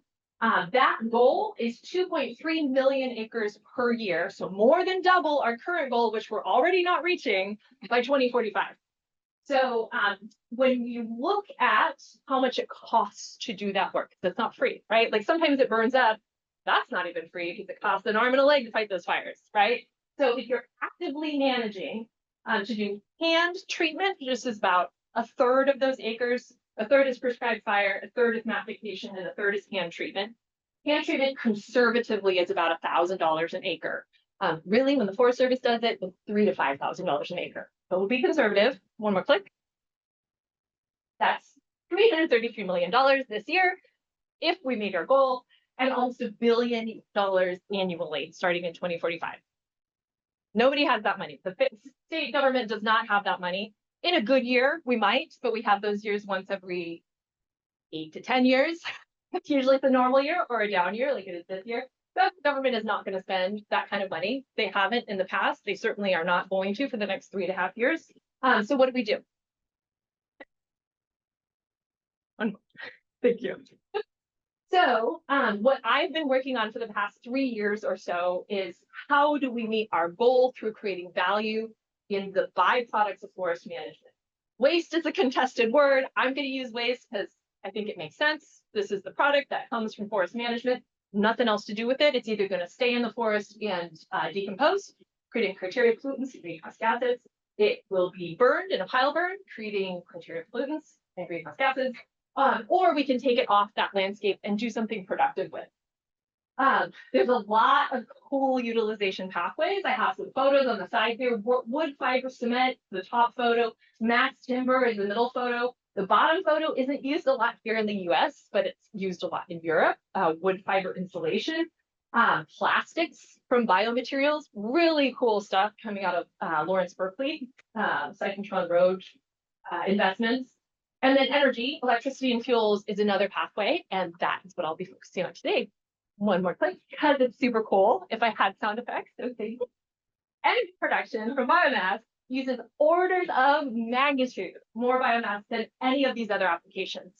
There's a whole lot of research supporting this. I'm happy to provide that if folks would like it. It also has a ton of co-benefits. High road jobs, especially for economies in transition. In California, we're trying to transition actively from a fossil fuel economy. Biofuels pathways provide almost perfect fits for those workers coming out of the fossil fuel economy. It offsets fossil fuel use, contributes to local energy self-sufficiency. I even mentioned microgrids. That is something that I think has huge potential, especially in this capacity, especially in rural communities where the grid simply is inadequate to support electrification goals. So we need alternative strategies to provide people a pathway to get off of fossil fuels. It democratizes sustainable economic development. So rather than every single individual paying for solar panels on their roof, which so many folks just can't do right now, especially without incentives, it allows them to be part of the energy transition as well. And finally, and this is maybe the best part, depending on what perspective you're coming from, it is the sole energy source that can be carbon negative. I'll talk about that a little bit later. So what does this look like in California? So we have some incentives in the form of programs, policies, statutes. We have some procurement mandates on the investor-owned utilities, both electricity and gas utilities. We have a clean fleet mandate. The low carbon fuel standard, which I have heard developers say this is California's silver bullet, secret weapon. We are working towards incorporating wood sourced biofuels into the LCFS. We have some funding for a program through my department, and then we have more funding coming from Proposition 4, a climate bond that passed last November. We have some really cool work happening in the planning sector as well. So I mentioned the scoping plan, that's California's climate resilience plan. The Air Resources Board, along with an interagency group, identifies that bioenergy with carbon capture is absolutely essential for us to meet our climate goals in the state of California. They also project, associated very closely with that, 1,700 times current green hydrogen production growth to 2045 of green hydrogen. So that's again with carbon capture. And then they project that we need 90% of flights leaving, it's always hard to say that, of flights leaving the state of California by 2045, 90% of them will have SAF that's fueling those flights. So these are all potentially bio-resourced. And then we're also working on a plan for the development, deployment, and uses of hydrogen. And we have a hydrogen hub, just as I know the Northwest does as well. I know our hydrogen hubs work really closely together, which is super cool, and maybe provides a foundation for advanced economic development. One more click, because this is super exciting. I am actually, along with some colleagues in state government, leading development of a biogenic hydrogen strategy that will be associated with the Arches Hub. So super excited to work with industry, academia, others to develop a plan and hopefully some policies and new statutes and permitting changes that will really incentivize the growth of the industry.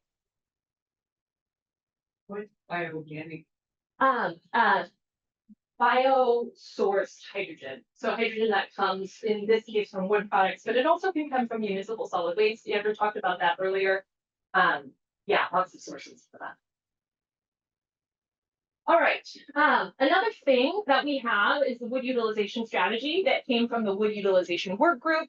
In the state of California, our objective is, again, this is what I've been working on for the last 3 years, supporting the joint goal of 1 million acres a year through increasing value of the byproducts of forest management. So we are looking for the biggest investment opportunities, biggest bang for the buck. We are in a time that is funding scarce. And so we need to be more innovative in the policies that we come up. It's really hard to not have any money. I really want to give Greg $10 million, but I don't have it. So can I be innovative in the ways that I think about policy and create other incentives for moving the economy in the direction that we want to see? So what we found in this very large, very diverse work group, the wood utilization work group, is that energy projects are central to meeting California's forest health goals and other goals, of course. And so this chart actually comes from the wood strategy. It is very unscientific. It's a general projection of what the wood strategy says is important. And so see that we anticipate actually bioelectricity. So biomass to the grid actually decreasing as time goes on, and the increase in clean fuels, again, to offset some of that fossil fuel use, as well as decarbonize those hard to decarbonize sectors. Some of the actions that we have, like I said, we're trying to think innovatively about policy. We have goals for accelerating facility development and reoperation. And that's bioelectricity facilities that have closed due to their power purchase agreements expiring or other reasons. So are there ways that we can think through how to reopen those? Market and regulatory incentives for biofuels, and then maintaining state support, which really is all of the above. And then I wanted to emphasize too that this is transferable technology. We're talking about the water energy nexus, which of course connects forests, watersheds to bioenergy, to biomass utilization. But these technologies are also super relevant for agricultural waste management. And some of them can be relevant for MSW, municipal solid waste use as well, although that's slightly different because of course the moisture content of those wastes. This was really, it's hard for me to put together. And I have more of these, but there are certainly challenges abound, and you'll hear more of those in the next presentation.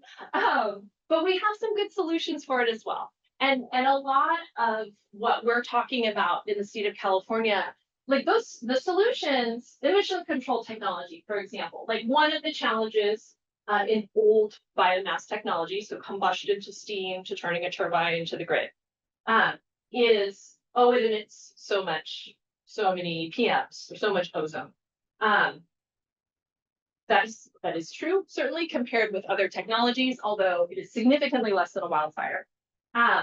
But there is new technology, emissions control technology in terms of porcelain filtration that can significantly decrease that emissions portfolio. So there's some things that we can do that we just need to think a little bit differently about, and we need to broaden the solution scope to make sure that we're including all of the beneficiaries so that we can be more creative in where the resources come from to pay for those filters, for example. Or do we need a tweak in the statute to allow forest biomass to even be thought of as waste so that it can go to energy? And then I want to also emphasize the solution over here. So mixed feedstock technology is much harder than single source technology. Like it's really common for corn to go to ethanol, right? That's super easy. It's a single product. You don't have differences in moisture or chemical makeup or how hard the wood is or any of that. Transportation is usually further for mixed feedstock technology as well. The DOE has put a lot of money into single source biofuels, a lot of money into ethanol, corn ethanol, a lot of money into algae-based fuels, a lot of money into, interestingly, alder-based fuels. That's great. We're in an all of the above situation. But we also are hoping that this kind of conversation will lead to the DOE making more investments in mixed feedstock technology. Those other technologies help in offsetting fossil fuel use. We love that. That's awesome. They don't have the same co-benefits in terms of community safety, wildfire risk mitigation, watershed protection that this mixed feedstock from forest source biomass has. Next. So just to drive home, forests to fuels, back to faucets, we're creating value from this waste, which results in greater investment back into the watershed for a healthier watershed, for more water supply and quality. Next slide, which I think is my last. I wanted to make sure that we talk a little bit about carbon sequestration, because carbon dioxide removal is required.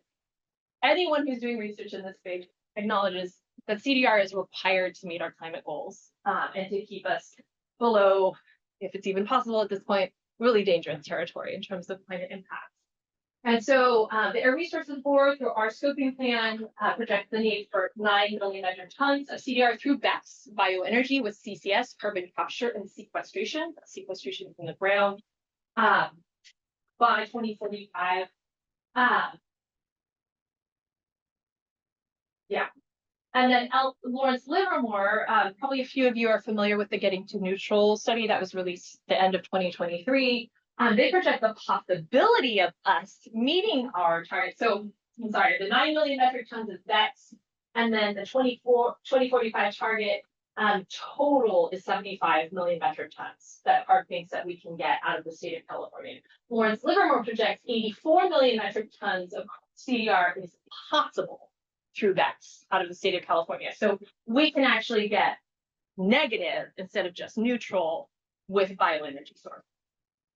And this is just talking about CCS, that geologic sequestration. It isn't even talking about biochar, which could provide even greater carbon sequestration potential, especially for resources.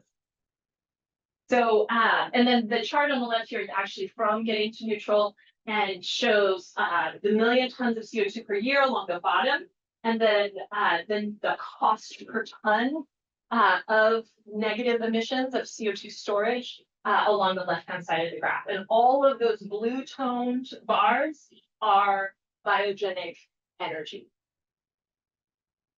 I think that's my last slide. One more click. Oh, just a few California examples where we're already doing this.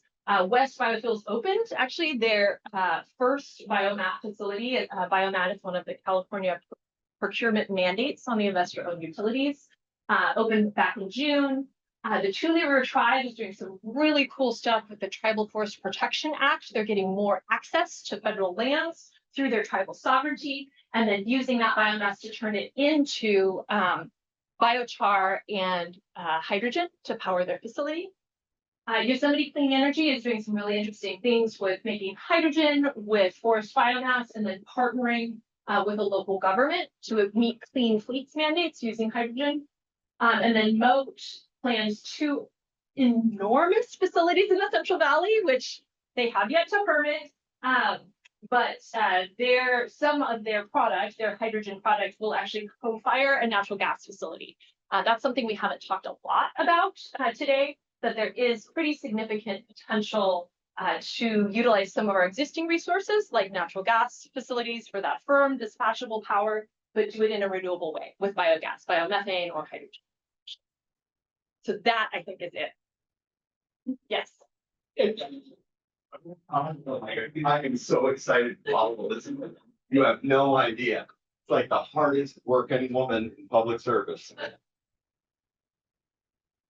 Okay, so we do small biomass gasification. Oh, I also have to say, I am going to be trading on this all Thanksgiving dinner because my sister government scientist is so jealous that I get to talk to the National Academy of Science, and she has not had a break.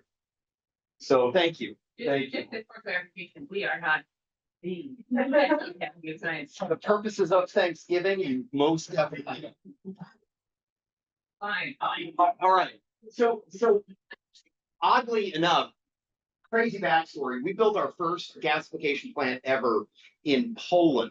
oddly, for the Polish Air Force, who was concerned about the Russians shutting off the natural gas, but it turns out they have a lot of wood. I married a Californian who had about that much desire to live in Poland.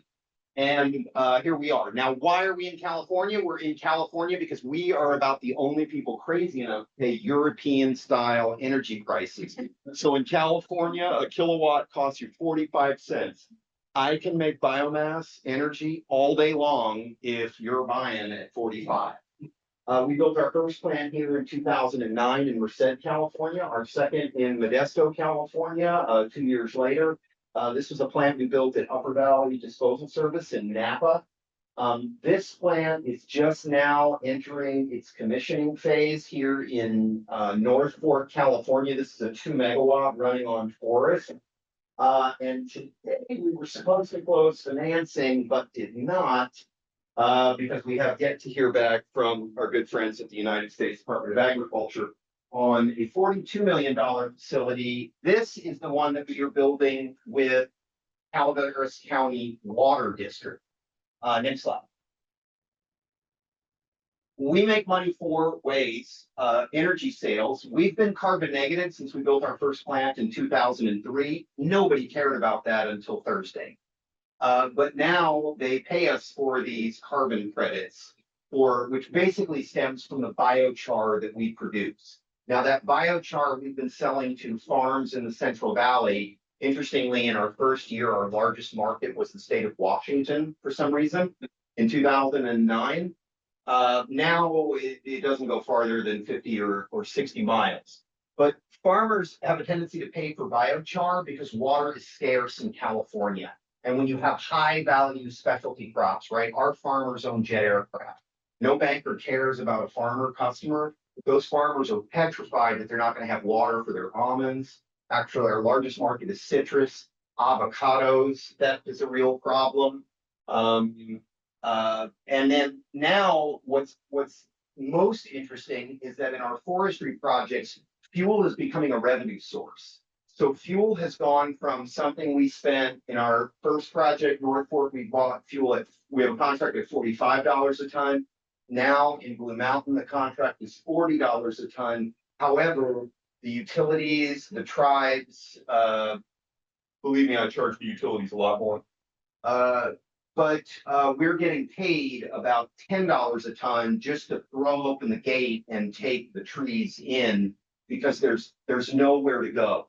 Largely because California, in the midst of its crisis, hates your grandfather's biomass, right? Burn wood, boil water, spin a turbine. We use gasification, right? So it's a closed loop process where we generate a hydrogen-rich syngas by baking the wood, not burning it. I'm sure I'm explaining to a bunch of scientists, so you guys are all far superior to my knowledge in this. But we basically get a gas that's 20% hydrogen, and we can stuff that into an internal combustion engine that doesn't know any better and make electricity. And that's what we do. And the reason I so love the electricity model is because you just saw we built 4 plants because I can get a 20-year contract to utility. I can walk into a bank and get 75% of the money I need. And then you get the federal investment tax credit, which is valued at between 30 and 50% of your CapEx. And that's what allows us to actually deploy these systems. Next slide. Okay. This plant that we're doing in Blue Mountain with Calaveras County Water District is so circular, it's spherical. So we give them the renewable energy, but what has always excited me, and I've never gotten a chance to talk about this, is we don't use any water because we use a tremendous amount of water in this country to make electricity. It's why we put power plants on rivers and oceans, right? But our system is A, water accretive because there's water in the wood, but B, when your next door neighbor is a wastewater treatment plant, we take all of their effluent to run cooling towers and scrubbers, right? Like I don't need clean water to scrub gas. I'm just knocking particulate out of it. So in that sense, we're able to run a completely water neutral system. I will tell you that when we were first water accretive, I thought in the desert of California, they would name a street after me for actually making water. It turns out that is not true. And having water that you need to get rid of is just a terrible problem that you just don't want to have. But again, that's the other joy of co-locating with a water treatment plant. And also, they're buying electricity at high retail rates, whereas we would only be able to sell at lower wholesale rates. So let's see, the other interesting thing, and this is something that you guys are gonna have to work on, biosolids. Now, shoot, there was a picture in here. Wait, we'll go to the next slide in a second. Biosolids, interestingly, I was so excited about this, and the first plant that we built in Poland, the European Union came and rented it and ran Romanian biosolids because they thought it would be cheaper to do this than to build a bunch of, wastewater treatment plants in Romania. That's not true. It does not work, but biosolids can very easily be turned into electricity, about 6,000 BTUs per pound instead of 8,200. But nonetheless, it works. What is interesting now is that the PFAS problem is creating it so that this county that has no freaking money because it can't see Lake Tahoe, right? It's 2 counties from the lake, which means they're dirt poor. They spend $250,000 a year hauling biosolids all the way back to a special landfill in San Francisco. It's in the Sassoon Bay, right just north of the bay there, for disposal because of PFAS. And then both, because of infrastructure protection, we share an alignment that forest stewardship is essential to the business. They're trying to make sure that they can still provide critical services in a wildfire, and we're trying to make sure we have available fuel. We will also use the W word only in groups of friends, right? You have to be very carefully who you say waste with in California, and we can mean a lot of different things with waste. We only use biogenic, organic waste. So we've run on peach pits, we've run on olive pits, we've run on pistachio shells, although that didn't work as well. And then in the Sierra here, it's 90% ponderosa net.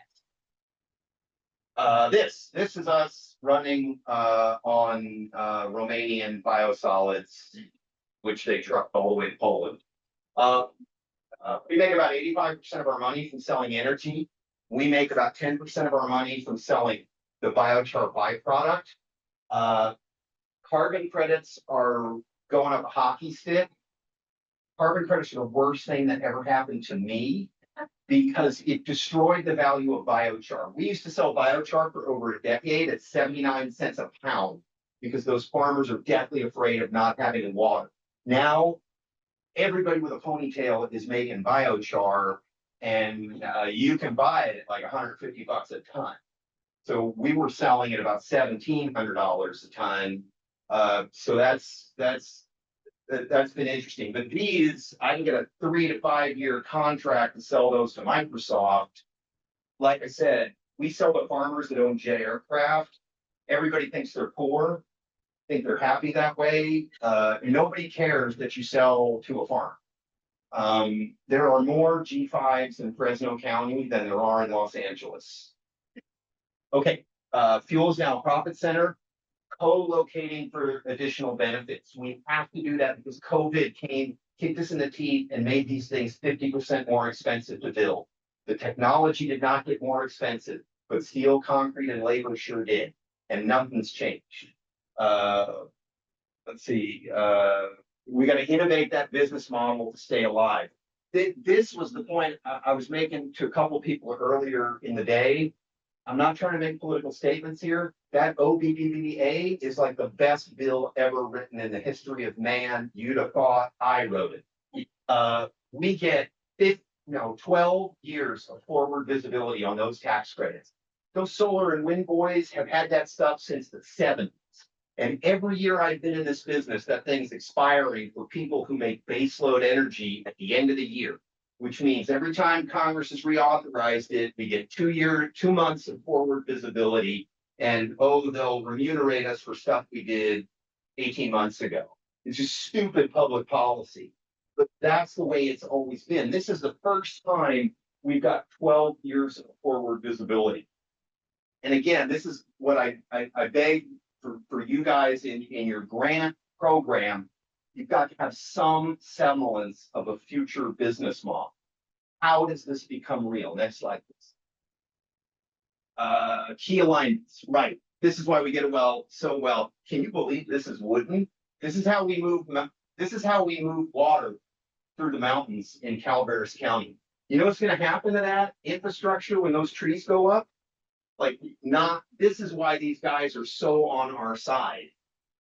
So we have an alignment on wildfire risk reduction, alignment on watershed stewardship, economic symbiosis. We lower their costs, they lower our costs. I mean, it's great. We get free water.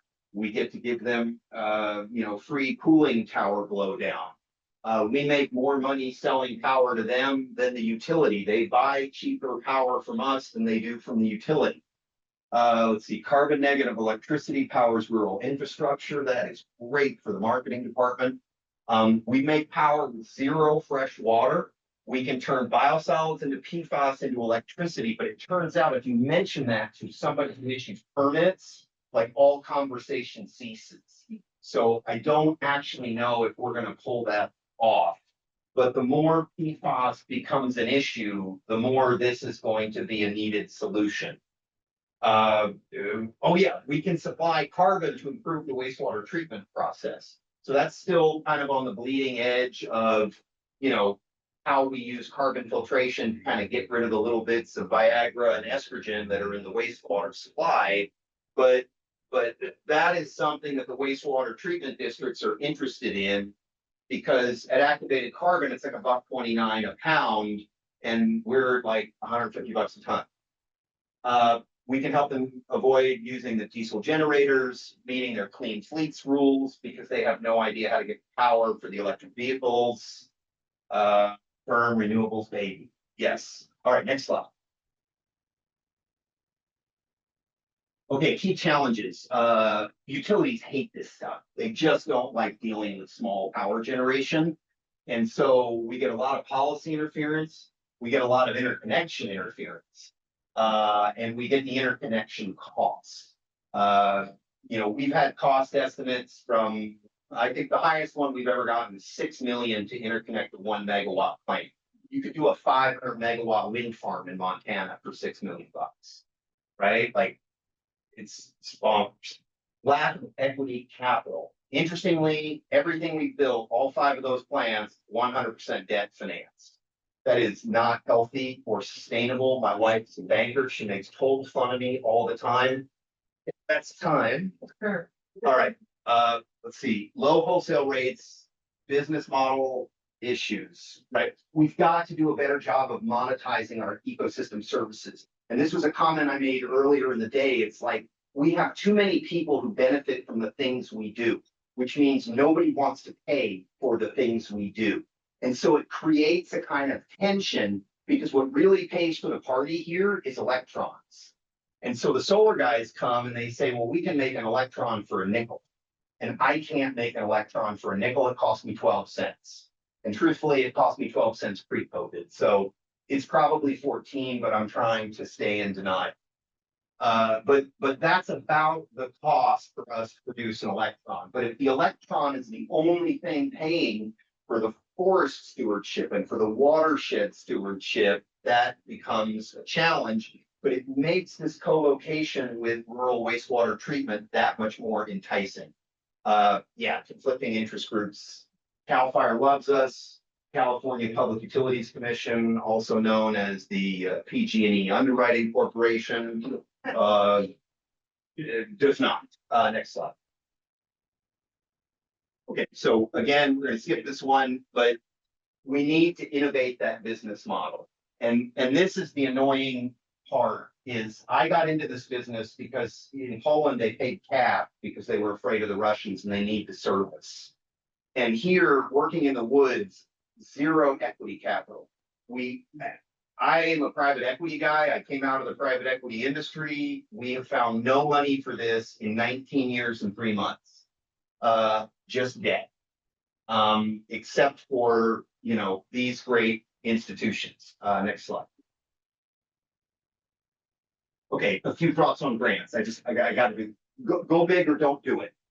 The Department of Energy is the only people who can do it. The Forest Service will throw $1 million at anything we touch. They put $1 million, 1.0, into every project we've ever done. That's all the money they're allowed to. You can't give a community in the woods $1 million and tell them to go build a $42 million asset. It's cruel. It's not even helpful. You've got to insist on a nominal business case. I have to have something that I can finance if we want to make this real, if we want to make it grow. Can't tell you how many communities that we work with that I have to explain, even if you got a $50 million grant to pay for it, it doesn't make money on day 2, you're going to shut it down because nobody's going to pay for you to lose money here for 20 years. So there has to be some sense in what you do of what the end state business model is. We operate within our social license to build. We love Lawrence Livermore. They have really listened to us. Their report getting to neutral, it was great, but if you look at their assumptions, they want you to build these things that are so large, you're never going to build that stuff in California. I got 2 letters of support from Sierra Club, local chapters. They'll come and chain themselves to your equipment if you are going to build some giant thing. That's why all those companies, like, they go to Louisiana to build the real stuff. Like California, yeah, we'll get the pilot plan and they want to have their offices where they can see the water, but they're actually building stuff in Louisiana, not here, because they're not operating within their social license to build. And you got to leverage that ITC. All of this stuff we talked about today all qualifies for that ITC. All that water stuff, the conduit hydro, that all gets an ITC. And if you build it in the Sierra right now, that's 50% of your money comes back to you at completion of construction. Like, that's like, we got to celebrate that. I think that's it. Yes, there you go. Thank you, Chuck. I don't know. Dave is last. Good energy, you two. Good job. Wow, tough acts to follow, no doubt. Good afternoon. My name is Dave Moldahl, with the Energy Trust of Oregon, Senior Program Manager in the renewable sector. Over the next 10 minutes or so, I've got about 18 slides. I'll go fast. I know everyone's a little hot. I think it's the first time I've given a presentation at 80+ degrees. I'll do my best. So want to make sure that we level set here, make sure you understand that we are a funder, understand what Energy Trust of Oregon does, our role in clean energy generation and cost-effective energy efficiency in Oregon.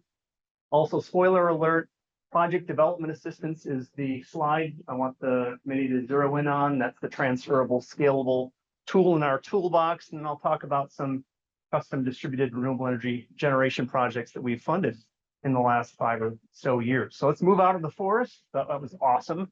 Got a million questions for the last presenter, but save that for another day. Next slide, please. So who are we? We're a 501c3 not-for-profit.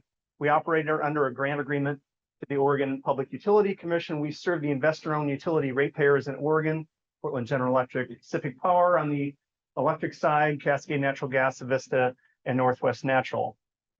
We provide access to clean, affordable energy. The kilowatt hour we don't need to begin with is the cheapest form of energy. That's our marching orders. I'm in the renewable generation space. We provide funds for distributed renewable energy generation projects under 20 megawatts. From a practical standpoint, really under 3 or 4 megawatts. That's a whole nother discussion. In doing so, we build a stronger Oregon and Southwest Washington. Next slide, please. So our vision is straightforward, clean, affordable energy for everyone. That's our marching orders. We have strong, aggressive clean energy goals in Oregon. Clean energy generation 100% by 2040. That's not too far away. We're going to be part of that solution. Next slide. So our purpose is working together with customers and communities and our utility partners. It's critical. Save energy, maximize adoption of energy solutions, reducing costs. Cost is the focal point of public policy discussions. We've seen a massive increase in power prices in recent years. not 45 cents. That's incredible. We're approaching about 18 cents on the retail price for Portland General Electric, Pacific Power customers, and accelerating community benefits. These distributed renewable energy generation projects can provide massive energy and non-energy benefits. Next slide. So, how long have we been operating? Since 2002. We've touched a lot of sites in Oregon. What does that mean? Energy efficiency, renewable energy incentive to drive forward therm saved, kilowatt hours generated. Only about 5.5 million people in Oregon. So that's a lot of success. We just surpassed about 34,000 clean energy generation systems. Almost all of those residential solar and commercial solar, but a lot of complicated biopower, hydropower, wind, and geothermal and in-conduit hydropower. That's resulted in almost $16 billion in savings. Customers in Oregon, and of course, massive carbon reduction. Next slide, please.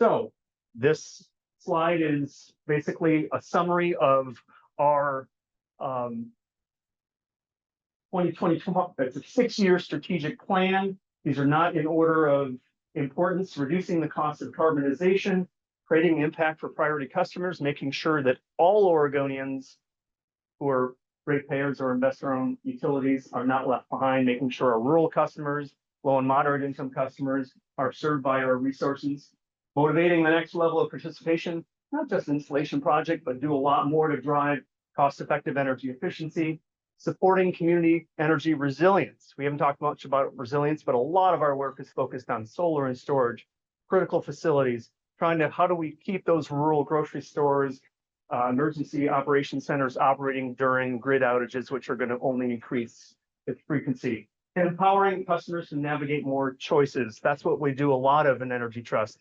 It's a complicated funding picture for these projects, lots of layered funding from what you've heard earlier today, the ITC, state grants, Energy Trust funding, utility funds. We help customers advance through that. Next slide, please. For those of you who aren't familiar with Oregon, that's Oregon. The color green is Portland General Electric, mustard Pacific Power. We don't serve everybody in the state, but we do serve most of the population centers. We can support projects, biopower, hydropower, geothermal, outside of the investor-owned utility service territory, as long as those electrons flow to the IOUs. Next slide, please. So, Energy Trust Services overview. Again, we're a contractor, the Oregon Public Utility Commission, been operating since 2002. Focused on energy efficiency, about 95% of our resources is on cost-effective energy efficiency, equipment upgrades, SEM, whole building incentives.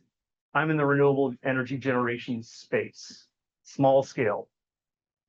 We divided that into market-ready solutions. That's largely solar, and the custom program, which I run. Next slide, please. So, project development assistance incentives. This is the takeaway I'd like to leave, especially for the committee.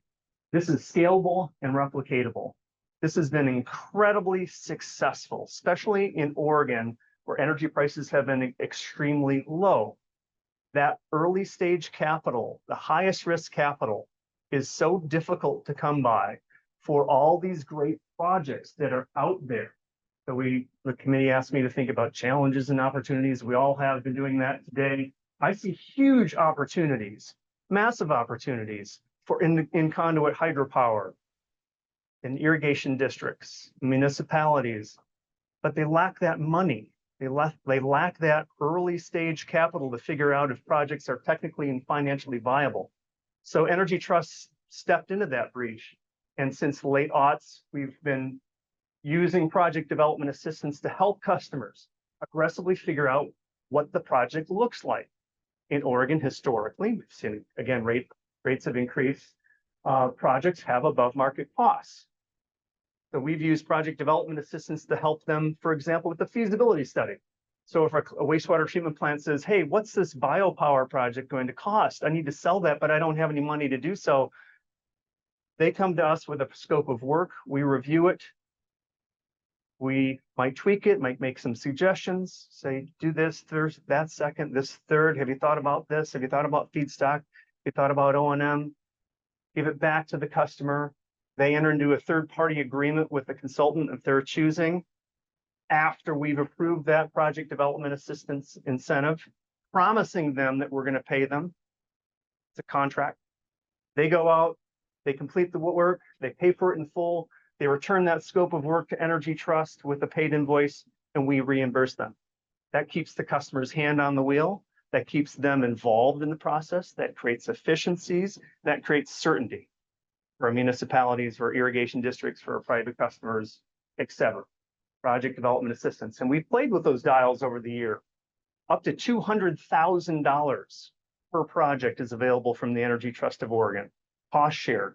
So that's going to leverage a lot more than $200,000. So we pay municipal customers, including special districts or irrigation districts, 75% cost share, our private customers, 50%. And recently, in the last few years, because of energy resilience being a topic of focus, we've created another bucket of energy efficiency, project development assistance for energy resilience for tribal, public, and private projects that provide community benefits. So think solar and storage on a rural gas station or grocery store or emergency operations center. That's the takeaway. The other major tool in our toolbox are project installation incentives. We can pay for up to 100% above market costs. Very important for these projects in Oregon. Next slide. So, Custom Solutions Program, we focus on irrigation modernization program, in-conduit hydropower, biopower, energy resilience, portfolio solar.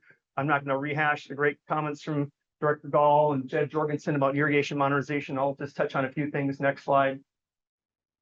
So irrigation modernization program, Energy Trust has been the energy. We've been the fuel. Since 2015, we've invested over $15 million in project development assistance through a program delivery contract with a consulting firm to help the irrigation projects do all the technical studies, the financial studies, the water loss assessments, the hydrologic modeling, everything they need to do to navigate a system improvement plan and a watershed plan. Those are the keys through NEPA to unlock federal funding for piping. That's been through Energy Trust. Of course, we've had tremendous support and partnership with the agencies in the state of Oregon. The legislature has seen this as a very significant importance. And I won't rehash all of this, but the energy, non-energy benefits are massive. And Oregon is well positioned to take advantage of now significant federal funding for piping and has been for the last 10 years. Next slide, please. So hydropower, the focus should be nothing surprising here. Irrigation modernization hydropower, we've identified over 35 megawatts of hydropower potential. Drinking water system, energy recovery, and existing non-powered dams. Next slide. So a couple case studies to conclude. The top picture is the picture of the Three Sisters Irrigation District. It's a fairly small irrigation district. It was on the slide earlier today when Jed put up the picture of the Deschutes Basin right smack dab in the middle of Oregon. It's northwest of Bend, if you know, can picture where Bend is. They've installed 1.2 megawatts of in-conduit hydropower. That's a lot for that local community. This is the third project, and it would not have advanced but for project development assistance. At the 11.5 hour, they ran into some permitting and legal challenges. We stepped in with project development assistance, helped them navigate those processes with a significant amount of funding. At the end of the day, they navigated, got their permit. Energy Trust provided an installation incentive. Now we got a project that produces almost 1,000 megawatt hours of renewable energy generation a year. Next slide, please. I'll challenge a comment that was made earlier today about the ROI and the cost of in-conduit hydropower, PRV hydropower projects for municipalities. This is a project that the city of Beaverton installed last year, reached commercial operation about a year ago. Fairly small project. It's sited at a critical facility, 90 kilowatt turbine, nothing huge, right above that gentleman's head. Produces about a third, maybe 29, 20, 31, depends, % of the pump station load. The pumps are behind this, providing drinking water for residential and commercial customers in Beaverton. We provided $102,000 in project development assistance for design. They didn't have to do this project, but they didn't know the financial picture of it. They didn't see the opportunity. We helped them through design, we helped them through interconnection. And now this project's going to operate for 80 to 100 years if well maintained. What's the ROI on that? What's the benefit to the community? This thing is going to have requires almost no maintenance. And it's going to operate and provide net metered benefits for that critical facility for decades, well, decades to come. Next slide, please. Okay, biopower. We just heard a great biopower presentation.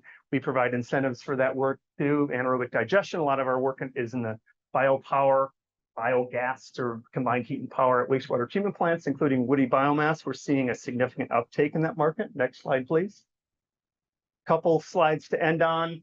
2 projects again that would not have moved forward but for project development assistance. Here's a biopower project at our capital city, Salem. Actually, the wastewater treatment plant's located in Kaiser. But this system's been operating now for about 5 years very successfully. It net meters at about 1,200 kilowatts, offsetting about 50% of the electric load and almost all the thermal load for that wastewater plant. It's been so successful, now they're setting their eyes on net zero. What do they need to do? Produce more biogas. They smartly designed their powerhouse to install another cogen set. And we help them with design, project development assistance, $200,000 to help those decision makers who didn't have the money to do it say, ooh, we should do that. That makes economic sense. We also provided a significant incentive for installation. Next slide, please. Second last slide. Similar application in Oregon City, Water Environment Services, Tri-City Wastewater Treatment Plant, $158,000 for design, and another cogen system that offsets about 50% of the electric load of the facility. Next slide. As I mentioned earlier, this is an emerging body of work for us. We're seeing tremendous demand for municipalities focused on energy resilience. The city of Tualatin, at their service center, which houses, to my understanding, critical data systems, emergency operations center. It's their hub for their municipality. Below their system is a pressure reduction valve. This project's just starting construction. It's going to offset about 90% of the electric load.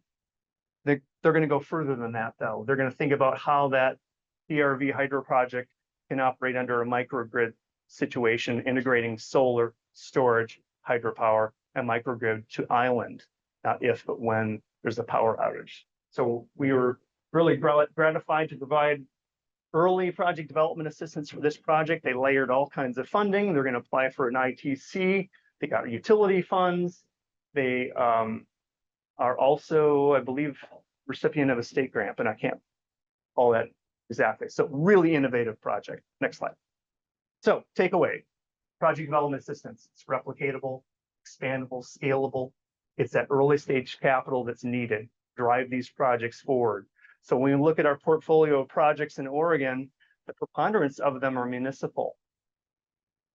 I would, we're not dealing with 45-cent power. We don't have a whole lot of developers running around Oregon today in the biopower or hydropower space. So a lot of the special districts, the irrigation districts and municipalities where a lot of these distributed renewable projects exist, they need project development assistance. They need that early stage capital because they don't have it on their books. Thank you.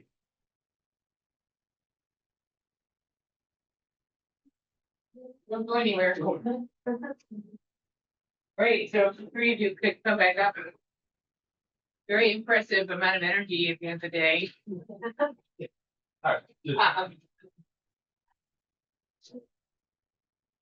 While they're on their way up here, where is your money from? Yes, well, 10 minutes limits me, but in Oregon, we have a public purpose charge. So in 1998, Senate Bill 1149 was passed, and I wish this was more common than just in Oregon. And it imposed a 3% charge on investor-owned utility ratepayers to drive forward cost-effective energy efficiency and renewable energy generation. It's worked and changed over the years. It's now the public purpose charge is now 1.5%. All those funds going to renewable energy generation. but there's a different mechanism to collect cost-effective energy efficiency dollars through rates, so negotiated rates with the utilities, energy trust and utilities. And is there an agency that decides who gets suspended, like who decided who get it? Well, we are an unnamed organization, not for profit, to administer the public purpose charge in the statute. So there is a grant agreement, energy trust and Oregon, between us and the OPUC. That's also unique setup. It is sadly, yeah. Right. We let our utility manage that program in California. How's that working for you? I like recording. Yeah, okay. Sorry, I'm dominating the question asking situation. So who would like to ask a question? Yes. The presentations, I have a question for, I guess, Elizabeth and Greg. I'm trying to think through how, like, given the scale of land management that you're trying to achieve, how like Phoenix Energy would facilitate that. Like, to what degree would, like, because you mentioned paying $1,000 per acre for clearing of the woody biomass, right? And then someone pays you to take that, like. That's a unique circumstance. That's unique. It's federal. Yeah, it's very unique and it's not 100%. So we have a contract with a third party vendor that says, I give you $40 a ton and you put fuel, not trees, but fuel. So chip, screen, dried on my property. Okay. So in that sense, like, we provide an economic gravity that puts money out into, let's say, a 25-mile fuel shed, like a 25-mile radius, except it's never really a circle, of where we kind of get our fuel from. Okay.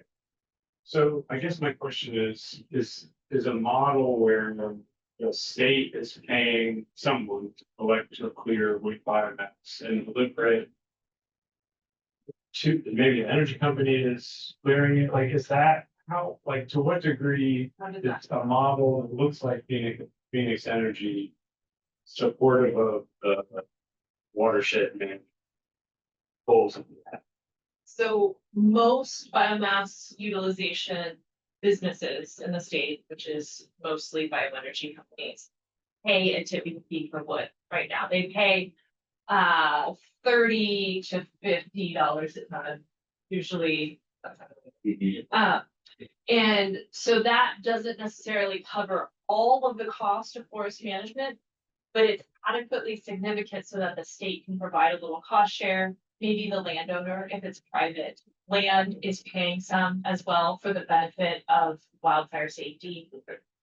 PG&E, the IOUs in the state have to do wildfire safety. So them having a place to bring the wood and presumably not charging for it then is a reasonable expectation, because again, otherwise they're either having to ship and leave it in the forest, which decomposes emissions.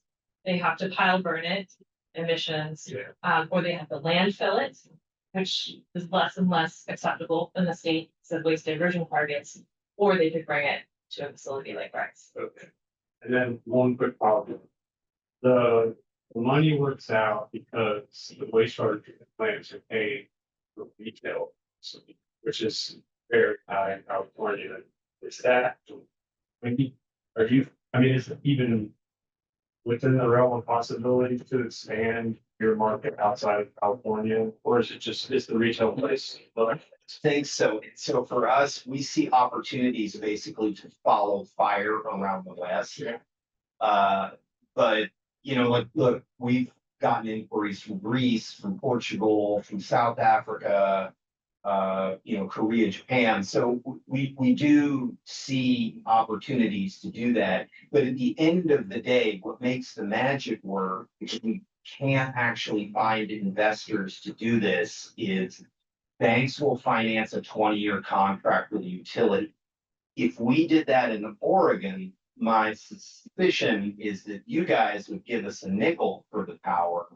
And that just wouldn't enable us to get the bank loan to kind of make it oh yeah, I can do that with my eyes shut.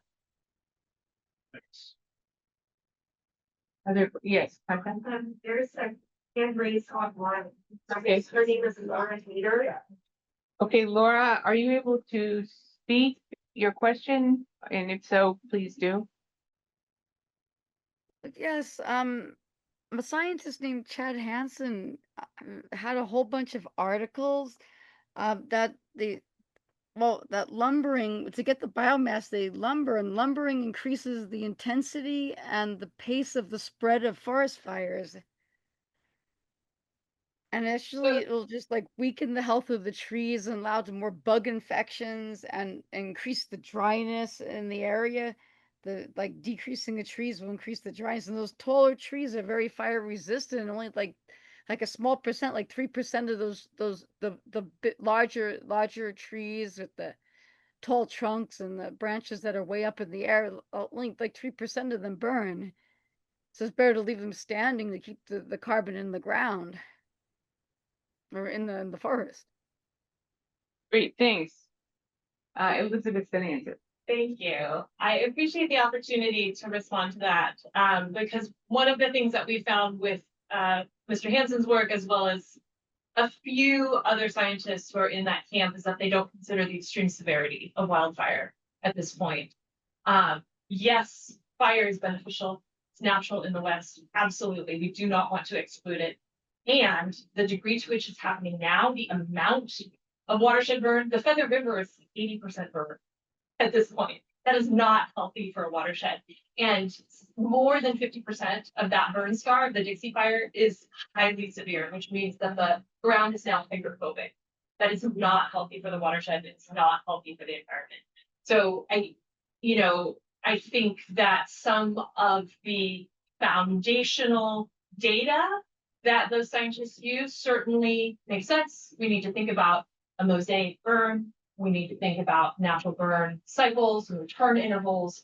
But thinking that we, as a natural keystone species, do not belong in the forest, actively managing it, as tribes have done for thousands and thousands of years, is simply incorrect.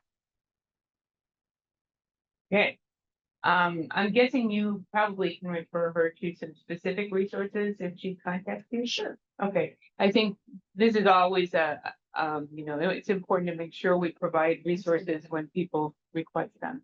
So if you need access to her email or something, you can contact the National Academy staff. Yes, Julie. Question, so this was, your asterisk was, we're gonna talk about gasification. And you skipped over the other kind of three uses of this wood, mass timber, and all these other wood products. And we know you can take out lignin, make all kinds of chemicals out of it, ferment cellulose, make ethanol. How do you decide what the best, highest value use for this wood is? Is it economic? Is it carbon saving? Like, what is the optimization you're using? That me? Anyone, I'm just really curious, because to me, like, we're gonna decarbonize. Look, you really want Elizabeth's answer here, not mine, but for me, I don't care. I'm just trying to solve an environmental problem. And so I need something that I can finance. And what I can finance is to take the waste product. Now we work very well with, hey, in Northport, there's a sawmill right next to me. So they give us the garbage, right? They call it the rounds. And we love garbage, because we really are waste to energy. So it can be but I just need something that I can finance, because otherwise, like with some of these more, like Buck Rogers-y things, like, yeah, okay, I get it. Somebody in a lab did that somewhere. Show me one business anywhere in the Western United States that does that. I mean, look, if you're not Canadian or your last name isn't Roseburg, you're not making a 2x4 in California. Because you're not. And so for me, it's just like singularly economic. Right. There are companies in the Nordic countries that are taking lignin and making vanillin and high value chemicals from that carbon instead of gasifying it. So that I think is doable. It is doable, but that hasn't happened in California. We don't have any paper mills anymore. And it's partly because that process is super chemical intensive and it's simply at this point impossible to permit. It's really hard on the environment. It's really high chemical input from a lignin perspective. Yeah, yeah. And to separate the lignin from the other stuff in wood. And I can put you in touch with somebody who can speak much more coherently to it than I can. But I will also say, we expect not just biomass, which is a generic term that suggests garbage, and to Greg's point, we also expect saw logs coming off. Those will definitely not go to power or to wood chips or to pet bedding. Those would go to a sawmill, or they would go to posts and poles. They would go to mass timber. There is a hierarchy, if you're familiar with how a farm works, right? Like the pigs get the slop. And so in a lot of ways, I think of bioenergy as the pigs of the wood economy. And the trouble we're having is because we would get, if that occurred, which would be better for us, we would be getting cheaper fuel. But there is no place for that, so we are getting the whole log. And when I started seeing whole logs coming in, I was petrified because I thought Sierra Club would come for me. Because we were only supposed to be small diameter, non-merchantable, blah, blah, blah. And then all of a sudden, the beetle kill crisis happens. And we're getting trees that are so large, they don't even make grinders big enough. Which means if you give me a tree that's 4 feet in diameter, there's not a piece of equipment on the planet that will process that into fuel. You just gave me a paperweight.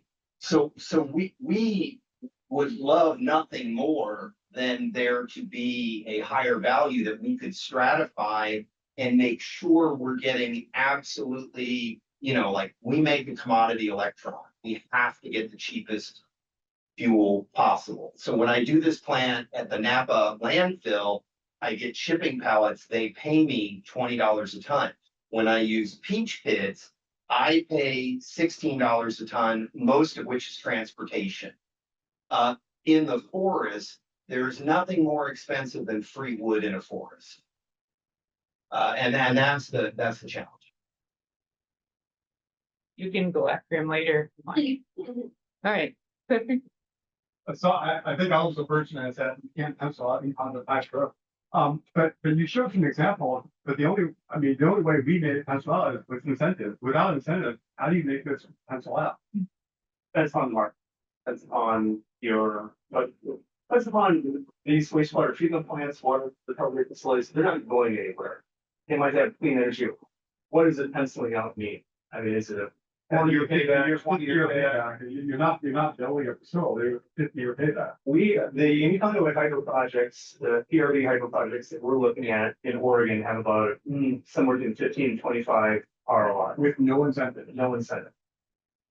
So adding incentives, the municipal customers I'm talking to are largely saying we've got about a 10-year payback for it to go, no go. It's in Oregon. So we have to drive that ROI down to about 10 years for the municipality to say yes. Obviously, a private customer would never say yes at 10 years. So it all depends on the scale, whether it's net metered, whether it's a PLAB, it all depends. Great, Joe? Yeah, so this question is for Elizabeth. So talk a bit about how regulation and costs can be, you listed on one of the challenges of public perception. So I just wanted to ask if you could expand on that a little bit more. What's been your experience with public perception being a barrier, and how is that in the university? Yeah, so that comes largely from the historic operations of biomass, burning biomass to boiler energy. So old biomass, combustion-based biomass, largely in the San Joaquin Valley, which is one of the, if not the most impacted air basins in the country. Because of the agricultural, chemical applications, it's a basin, so stuff doesn't go out easily. And it's largely made up of underserved populations, low socioeconomics, et cetera, not a lot of job opportunities. So that combination led many of those communities, largely represented in environmental justice organizations, to be very against biomass. So that combined with some unfortunate behavior of at least one plant that I know of in that area exacerbated the situation. And so now we have kind of a bifurcated sort of social acceptance of this, whereas where Greg's operating in the Sierra, Cascade, anywhere in the forest, they want these facilities because they see that the connection with wildfire resilience and safety, insurance available, that kind of thing. Whereas communities on the valley floor have not yet seen that benefit, even though we have a burn prohibition in place for agricultural waste, non-food agricultural byproducts in the San Joaquin Valley right now because of the air quality issues. So there is also that connection, but the communities there are asking about alternative pathways, grinding and mixing into the soil. Agricultural or landfilling there. There's some opportunity to be more mobile biomass. So biomass to energy in a mobile, like back of a semi-trailer kind of situation that I think would be more acceptable. But we have a ways to go to rebuild trust in that space. Yes, Bruce? So, I guess this is, the value of electricity versus renewable methane. I think in the California plan, you also have a plan for increasing the availability of renewable methane. We have a procurement mandate that the PUC has not authorized any IOUs to use at this point. So does there come a time where you start asking Greg to make methane from what he's doing instead of electricity, or? how do you- The water's right there, you know, like I can touch it.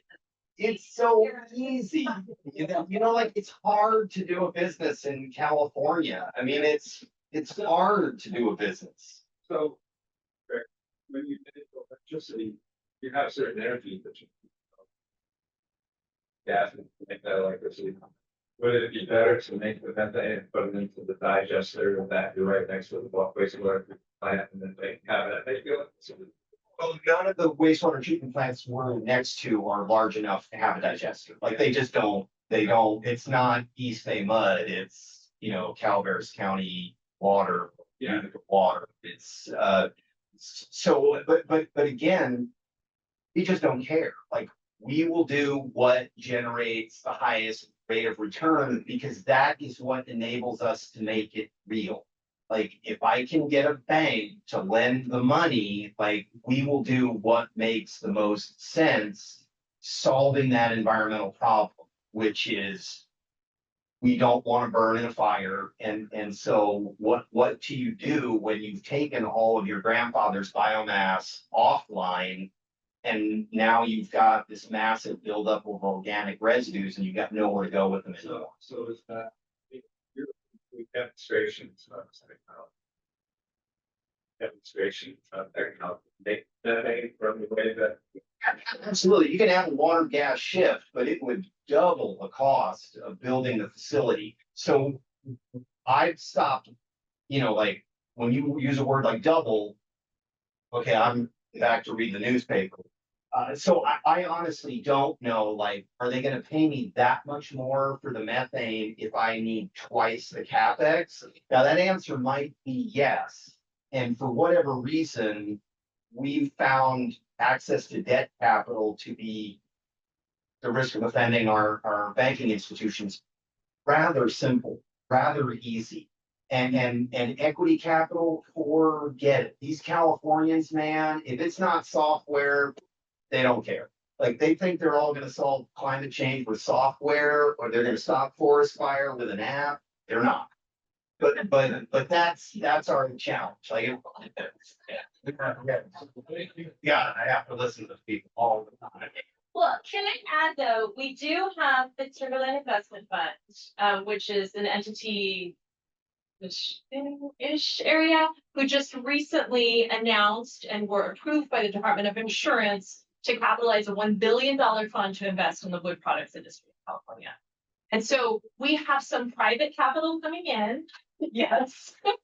And we have tried really, really hard to work really closely with them, as closely as we do with our operators and stakeholders in the state, to align our programs to what we want and thereby align their capital as well. So it's I mean, it's up to us. We've done a terrible job so far, but it is up to us to create an environment that incentivizes what we want to see. And that we've done good enough so that we're starting to attract some private capital in that space. So what you're saying is it's all my fault. Sheila. A lot of this discussion in town has been about challenges of, the monetizing these like kind of spillover benefits to the technology. And, I mean, that is, this California has gained in terms of like carbon market, right? But this problem of like, how do we, take these kind of collective benefits and create, right, money streams, right, that will provide private incentives for additional development projects.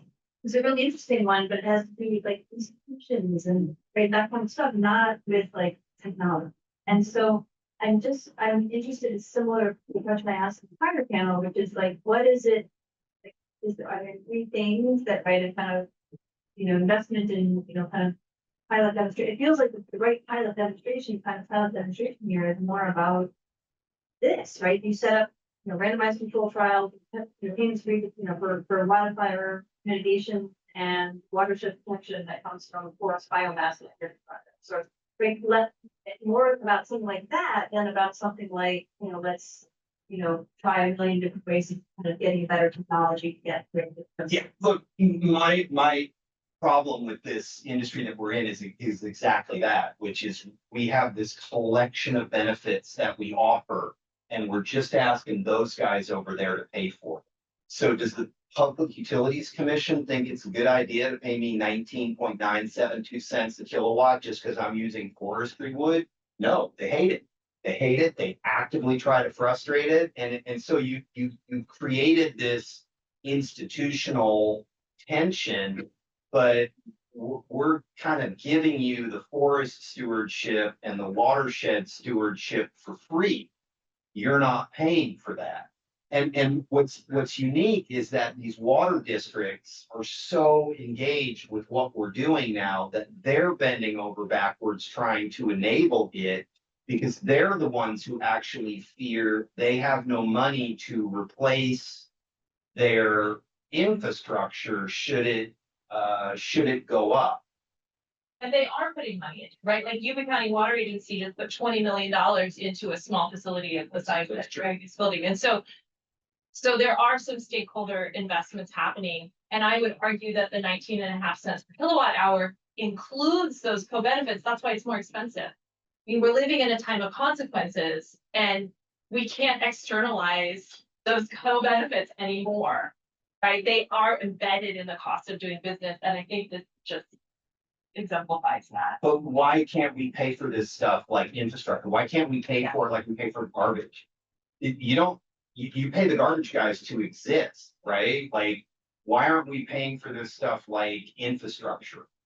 That's how we pay the utilities, right? You don't pay the utility for how many kilowatt hours you use. You pay them a regulated rate of return on their balance sheet just for being there, just for that wire existing. Like, if we paid for this the same way, it would seem that could solve that problem. There's a lot of underlying inequities, and when you think about the investment that we make as taxpayers in fossil fuel related production, that whole underlying economic thing doesn't really work if we don't do so. All right. Any other questions? Can I just add on to what you just mentioned, Sheila? And I made a comment earlier about Kyle's presentation being integrated into the segment on like innovations and new technology. Like, new policy is new technology. That's how I think about the work that I do.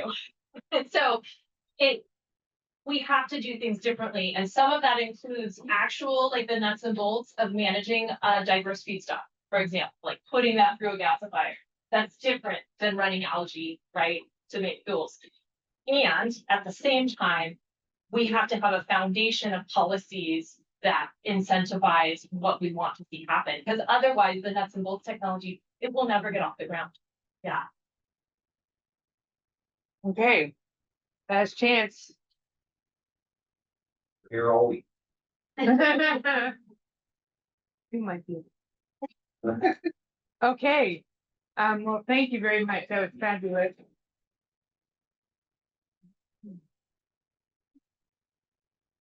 Okay, any final words from any of you that you just want, something that you want to say to us, the committee?